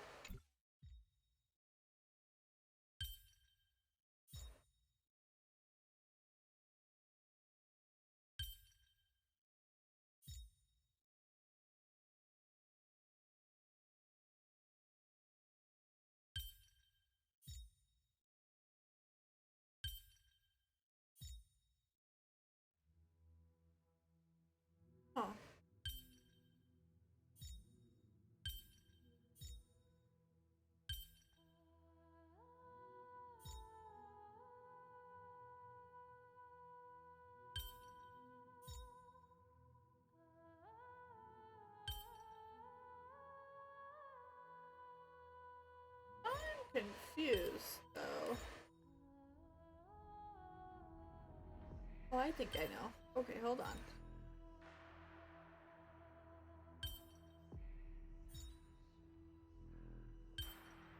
Took me a minute, but I figured it out. I figured it out! Solve this puzzle.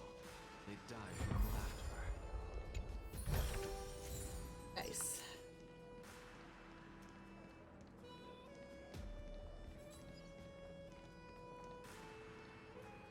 I'll make sure I've got everything.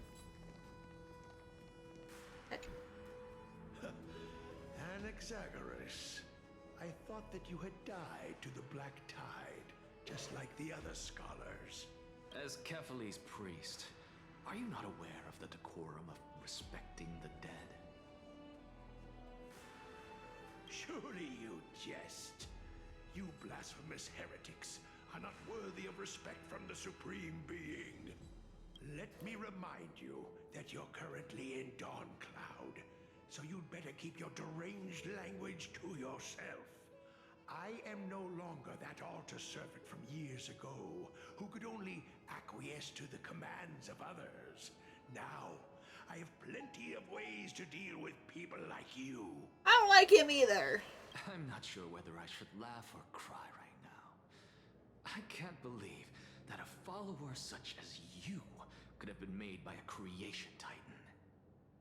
As I see it, a dead titan can't provide you with this level of confidence, right? Then who is it exactly?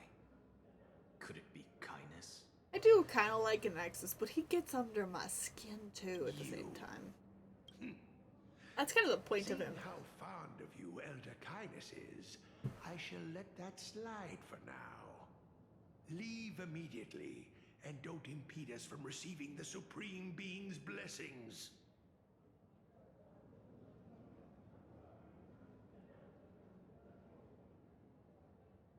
Seeing as we were able to hear of this matter from the mouths of others, it seems that kindness is indeed quite sincere toward us. Perhaps this affair will proceed smoother than I had anticipated. Oh my, what a thrilling confrontation.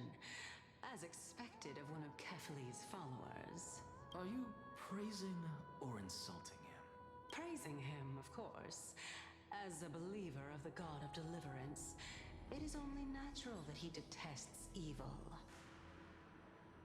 Didn't you hear me? I asked you to leave. Go as far away from here as possible. Don't mutter to yourself like some sort of madman and disturb my meditation. Yes.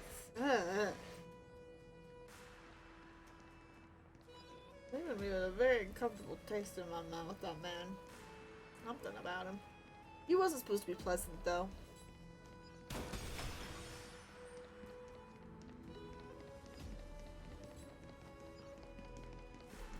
Professor Anaxa! Over here! Just. I suppose I can just ignore this.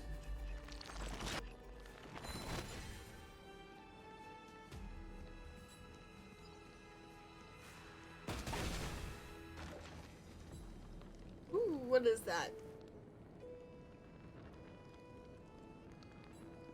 Let's chat with this guy. Phew, Dawn Cloud. Such a complex place. Luckily, the winds here aren't too strong, so my flames can burn peacefully. Speaking of which, I overheard a question earlier and couldn't come up with a good answer after thinking about it for a while. An elder, a priest, a wealthy merchant, and a Chrysos heir are trapped in the same ruins. They all want to get out alive, so they all want to give orders to others. The elder says they represent the people, the priest says he represents the titans, and the merchant claims to have a lot of balance coins in the city. And the Chrysos heir is mighty and strong, so who among the four is likely to have the final say?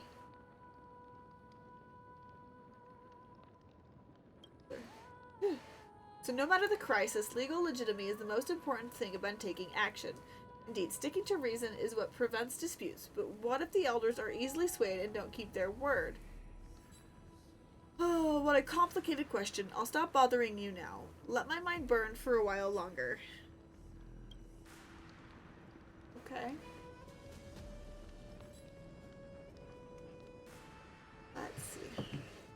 start an ad, so I'm gonna go ahead and just see if this puzzle is challenging or is it going to be.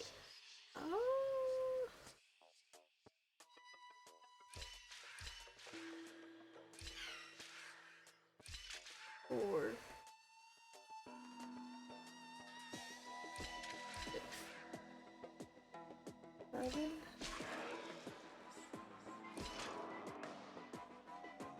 Reset.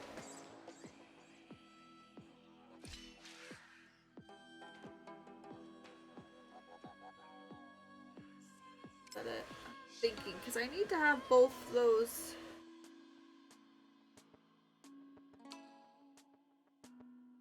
Two, 3, 4, 5, 7.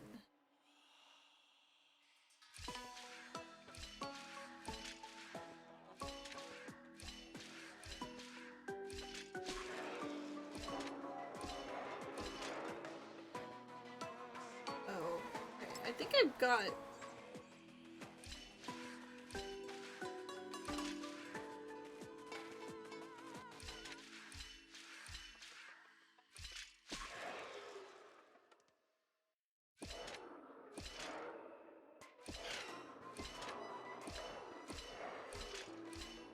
There we go.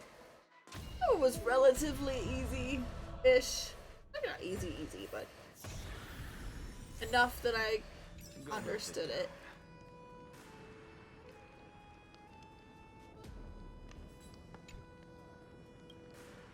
Okay.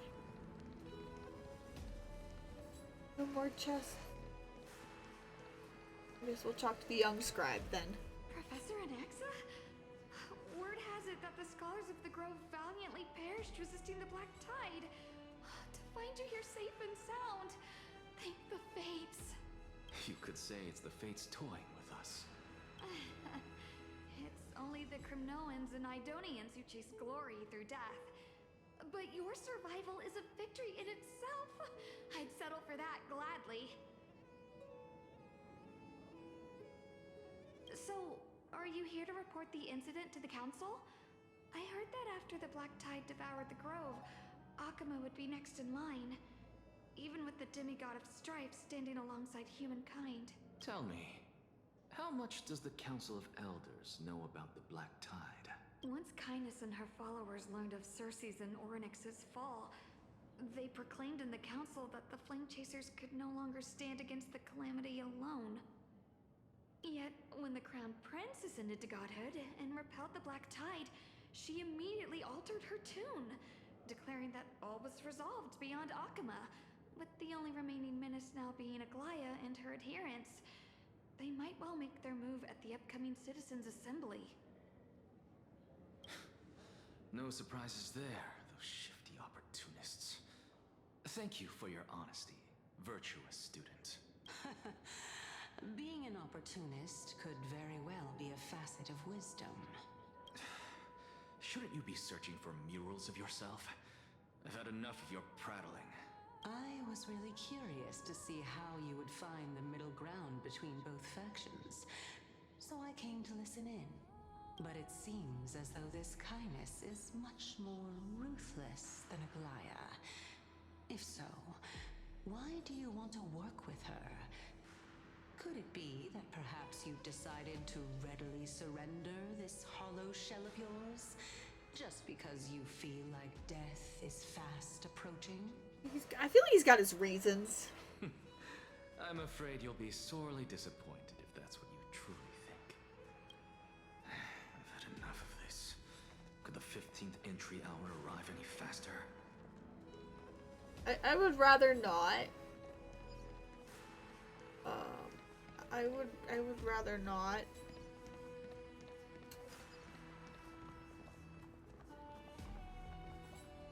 Oh, my.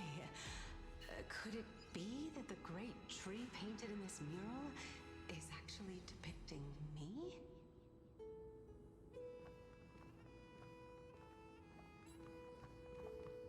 Every plant, every tendril, no, even every leaf could be the embodiment of Circe's.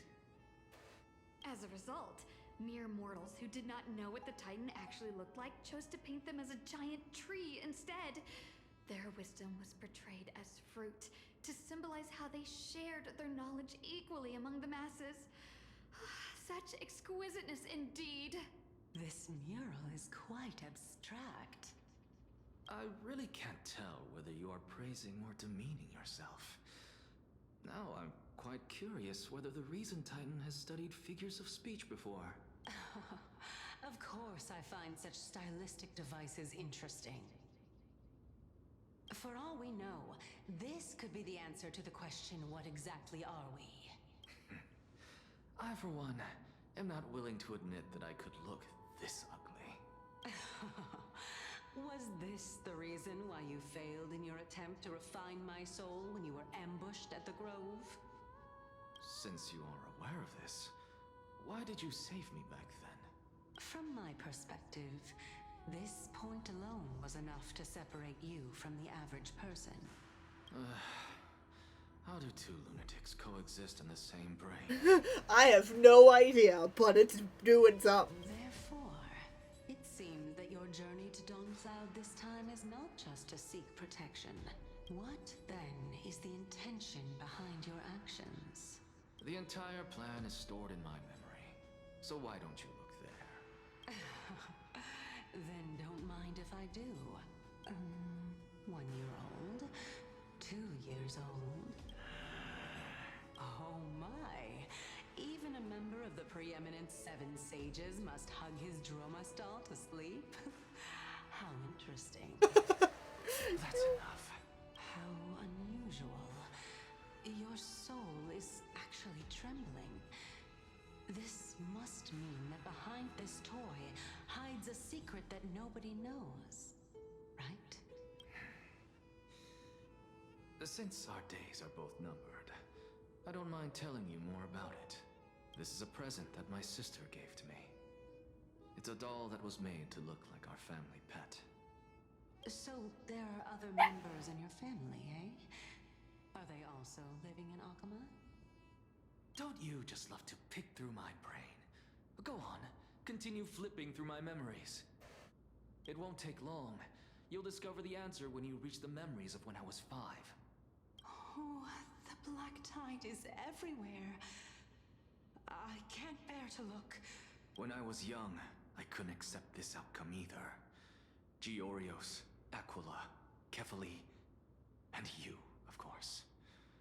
Although I prayed to every titan that I could think of for help, my efforts were ultimately futile. Oof. This...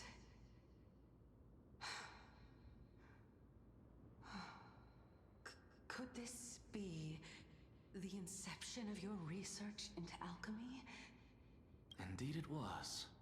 Everything started from that verdant courtyard of yours. When I was pursuing my education there, I naturally also came to learn of the Thesis' theory as well. Oh, I remember that person. He was the one to come up with the concept of souls, right? Not only that, he also believed that life, as well as the composition, movement, and transformation of matter, all stem from souls themselves. This is why I thought that, since all living things stemmed from the same origin, why could I not sacrifice myself in order to resurrect my nearest and dearest? Damn. Anaxa, you... I did it, teacher! Hi. I love you.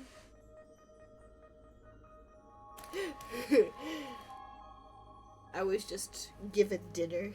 My husband's amazing. But this is absolute blasphemy.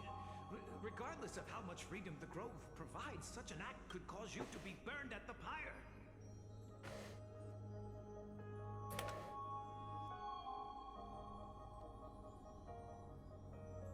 So many screenshots today.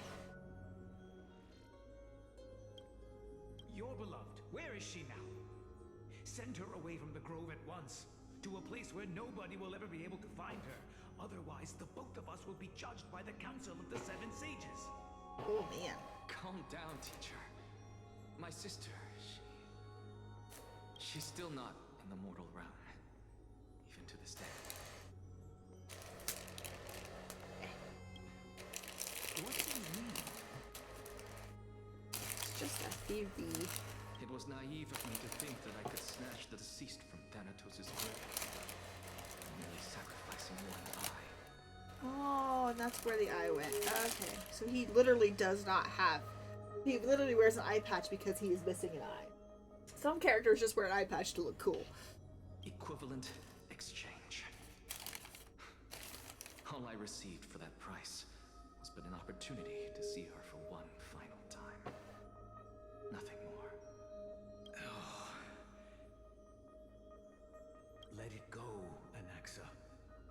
As one of my best students, I cannot watch you go down the wrong path without doing anything to stop it.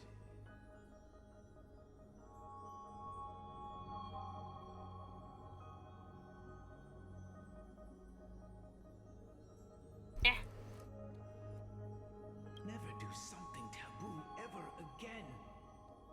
Don't disappoint the deceased, and never harm yourself. If you can do that, this classroom will still be yours, and you'll have a chance to live out your own life. Damn. Since I was able to see her one last time, I have no other desires. You're right, teacher. It's time for me to start a new life. I am sincerely glad for you, child. Now then, what topic would you like to study? I wish to continue Thalesis' research. Continue the research into souls, but you know that the Grove has long since understood his philosophy like the back of their hands. Even if you continue digging into this subject, your efforts will likely be futile. No, teacher. After my fleeting glimpse of the deathly fog, I finally understood a single truth. Since ancient days, our understanding of the souls is but the tip of the iceberg. Okay. I may have lost an eye, but my view of the world has become clearer than ever.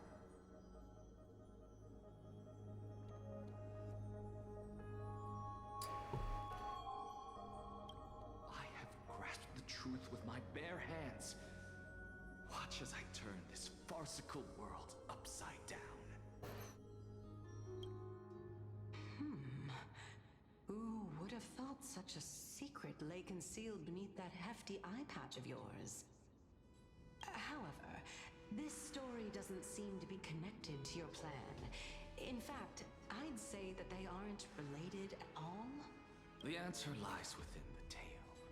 If even you cannot understand it, perhaps you should relinquish the divinity of reason to me. After all, it'd be a waste for you to hold on to it.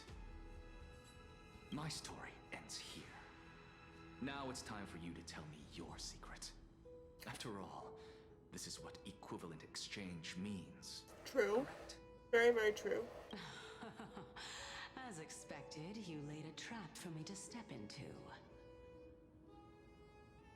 Unfortunately, even if I was willing to talk about my past, I may not know more about it than you do.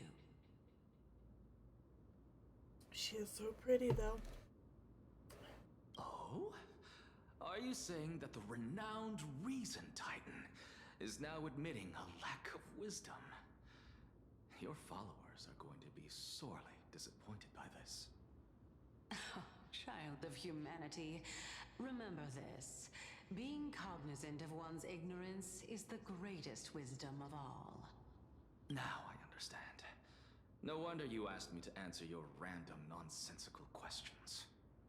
Not only that, you're the only one who can shed light on my query.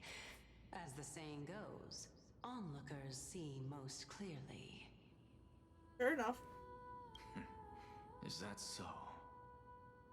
Lord Anaxa, Hmm? I saw you muttering to yourself and was wondering whether you were caught in a delirium of reflective thought. I'm sorry to interrupt you, but time is of the essence. I have a message from Lord Lygus. Lady Kindness has met up with the Council of Elders and is awaiting your arrival, so please depart forthwith. It's finally time. Yep, finally time. We're moving into another. Carefully. The one who created the world, and the one who bears the world. If you truly have not met your end, how will you answer the challenges of those who defy you?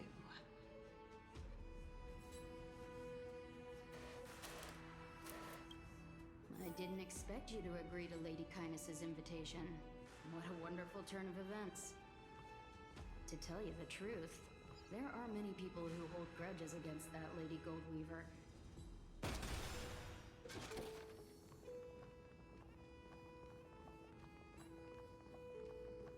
Let's go. Isn't that the Dromas draped in finery? Avoid his gaze. I don't acquaint myself with blasphemers. Don't worry. He's too full of pride to pay us any attention. Your nickname is Dromas as well? You must really like those creatures.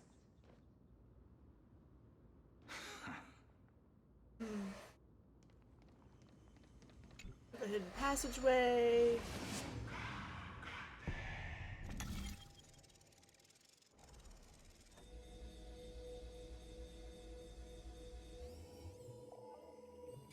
There we go. There we go. A student of Empedocles? I hear that his views run counter to the Venerationists. This is what being a scholar is about. A collision of ideas only occurs when there are differences in beliefs, and it is such collisions that lead to progress. Yet, in my view, there are only right and wrong perspectives, neither of which can coexist with the other. What radical thinking. I guess this is why the children of humanity always squabble with each other. That's about right. How boring. You seem to be avoiding that Goldweaver person. Why don't you address her face to face? I have nothing to talk about with her. Since you're in my brain, you can look for the reason yourself. Oh, the leader of the Flame Chase journey and a demigod of Nestia. You're really searching through my brain. What are you treating it as? Some sort of toy? Regardless, you think quite highly of her, no? You did tell her she could, so. That's because I'm a teacher who grades everyone fairly.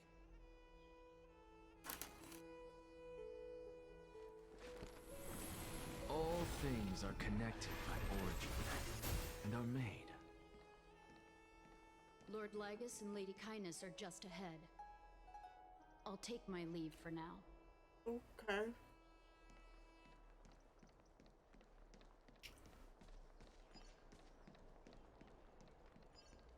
Let's go. I'll investigate locations later for puzzles and chests. Oh, this should be easy enough to just... No, no chest, okay. No chests there.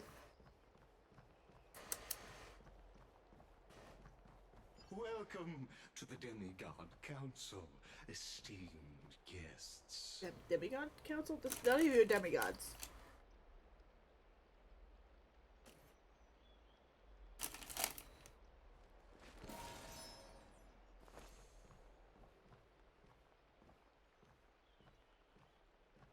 Gaffs?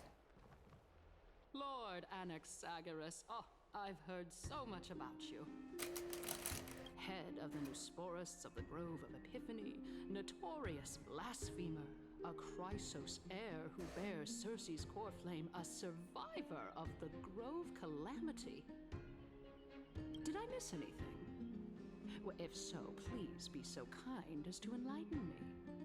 Since Lady Kindness is already well acquainted with me, I won't waste any effort introducing myself again. But then again, perhaps the customs are different here. Back in my hometown, there is a form of etiquette known as honoring guests. The host will welcome their guest with warm hospitality by treating them to fine wine and a cozy bed. And yet, ever since I arrived, I have not been welcomed with warm courtesy or ceremonial gifts. Instead, I am met with intense scrutiny. Even more absurd, the host has sharpened their blade and instructed their servants to lie in wait in the shadows. Perhaps you intend to cut open my heart, retrieve the core flame, and then hold a grand feast for all of the guests.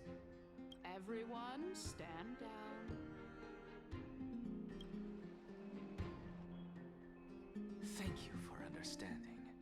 I am but a feeble scholar who is not used to the stench of avarice and blood. No need to be humble, my lord. From my perspective, your courage and gumption are worthy of the reputation of the Seven Sages. Your bravery is more than adequate to accomplish our perilous endeavor. So, you wish to start a war? Well, since the Chrysos heirs are calling for war, we will respond in kind. Conflict is inevitable. Since Aglaya endeavors to suppress the virtuous commoners with blood of gold, we will not hesitate to display the rights and mettle the citizens of Akama are so entitled to. First of all, they don't want a war. As to your question of whether peace is still a viable option, well, to that I can only say this. Everything hinges on the next citizens' assembly and whether they have a sudden epiphany amid the clamor of the masses. And since you, as a Chrysos heir, accepted our invitation, you have indeed given us a glimmer of hope.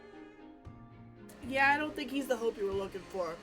But I don't think he's the hope the Chrysos heirs are looking for either, so... What brazen arrogance. What you're saying right now is worlds apart from what you were saying before you retired your cleaners. I don't deny it. After all, they're responsible for cleaning up any threats, and just a moment ago, you were on the side of the Chrysos heirs. But now that you're an ally of ours, we can continue talking somewhere else. As you know, these walls have ears. He never said he was an actual ally of yours yet, but whatever. I was fortunate enough to have the opportunity to discuss a treatise about the Venerationists with your teacher, Empedocles. Yet, it seems you subscribe to the Nusporists instead, Lord Anaxa. I've heard that this school of thought is one with many detractors. It's normal for ideas to have supporters and dissenters. Just like how there are two types of people in this world. Geniuses and dimwits. I don't know if that was the case, but okay.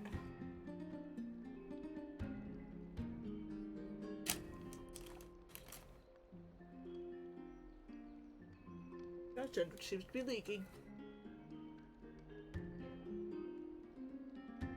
That is his hair, okay. All things are connected by origin and are made. Let's follow this elder.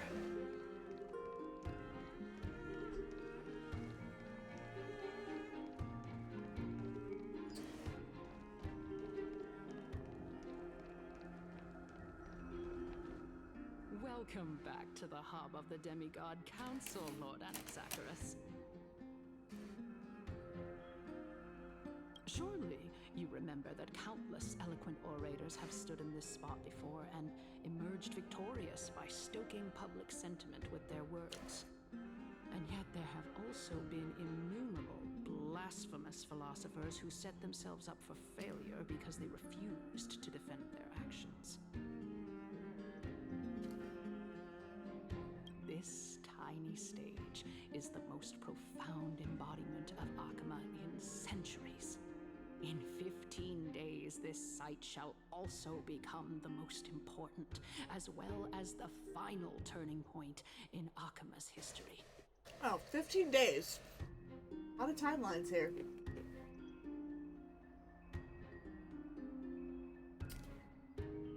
May the both of us carry out our duties with honor and lead the masses back toward the Erechrysia, a golden age with no death, strife, or trickery. Oh my, 15 days and nights. That aligns perfectly with the date of your demise. Could such a coincidence truly exist? No. Using death to prove myself fits my intentions perfectly.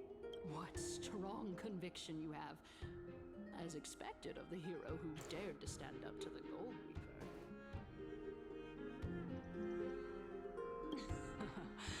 As expected, she misunderstands you. That's enough, Lady Kindness. Dispense with the niceties.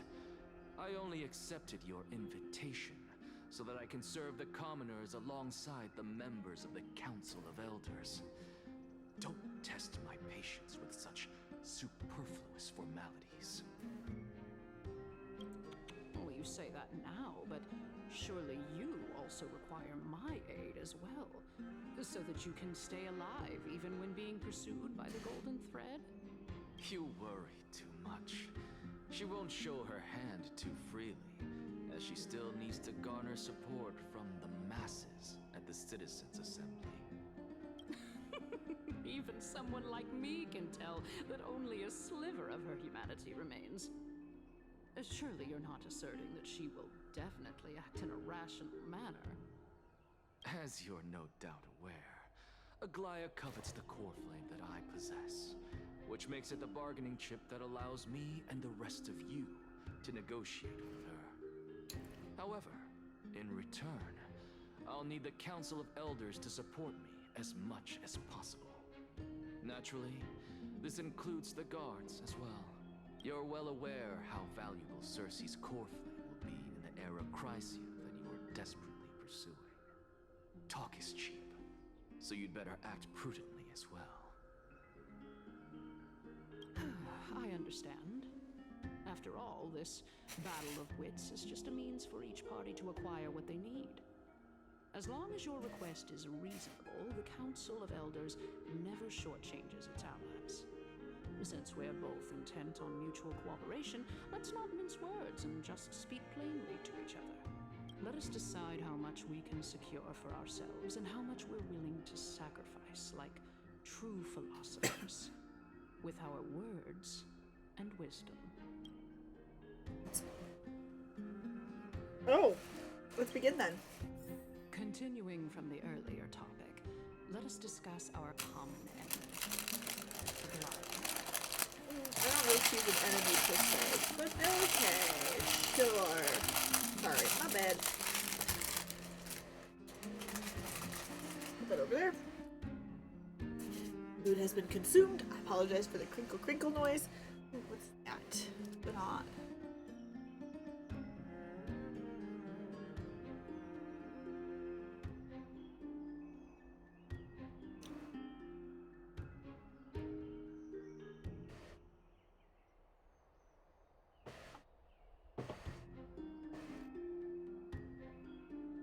She is the second most experienced Chrysos heir across the whole of Akama, who has gradually lost her humanity to the ravages of time and the ablation of the core flame. A formidable opponent indeed. Admittedly, there is ample reason for her to take your life. Yet your previous reasoning is quite sound. As a seasoned political animal, it's unclear whether she will actually cross that irreversible boundary. Moreover, she still needs you alive so that the Titan's trial can be completed. Is there anyone present who can swear by the sacred vow of Kefali and guarantee that you weren't in league with that woman before coming here? Are you just trying to pull the wool over our eyes and aid her in her savagery? I don't think so. I believe you're aware of Castorus the Executioner. Long before I returned to Akama, Aglaya had already dispatched her to monitor me. If I weren't able to reach this place in time, I would have been forced to meet Thanatos first. As compared to a comprehensive plan with uncertain results, if you decide to cut open my chest and remove the core flame, wouldn't that settle her nerves even more? Everything is in place. She just needs the right timing. I understand what you mean. At the very least, the both of us agree that this tyrant who wallows in extravagance and greed is the greatest threat to achieving peace in Akama. The Council of Elders is willing to defend your right to live, just as we defend every oppressed citizen.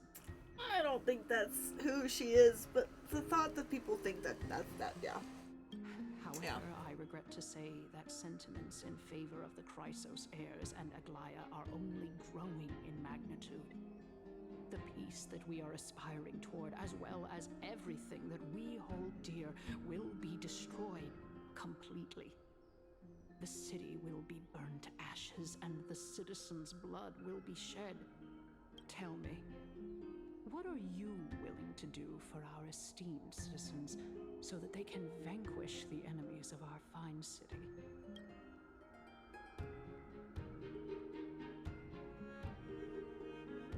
Although the circumstances are rather unfortunate from an objective point of view, it is an undeniable fact that ever since the Grove was attacked, I have become the de facto leader of the Grove.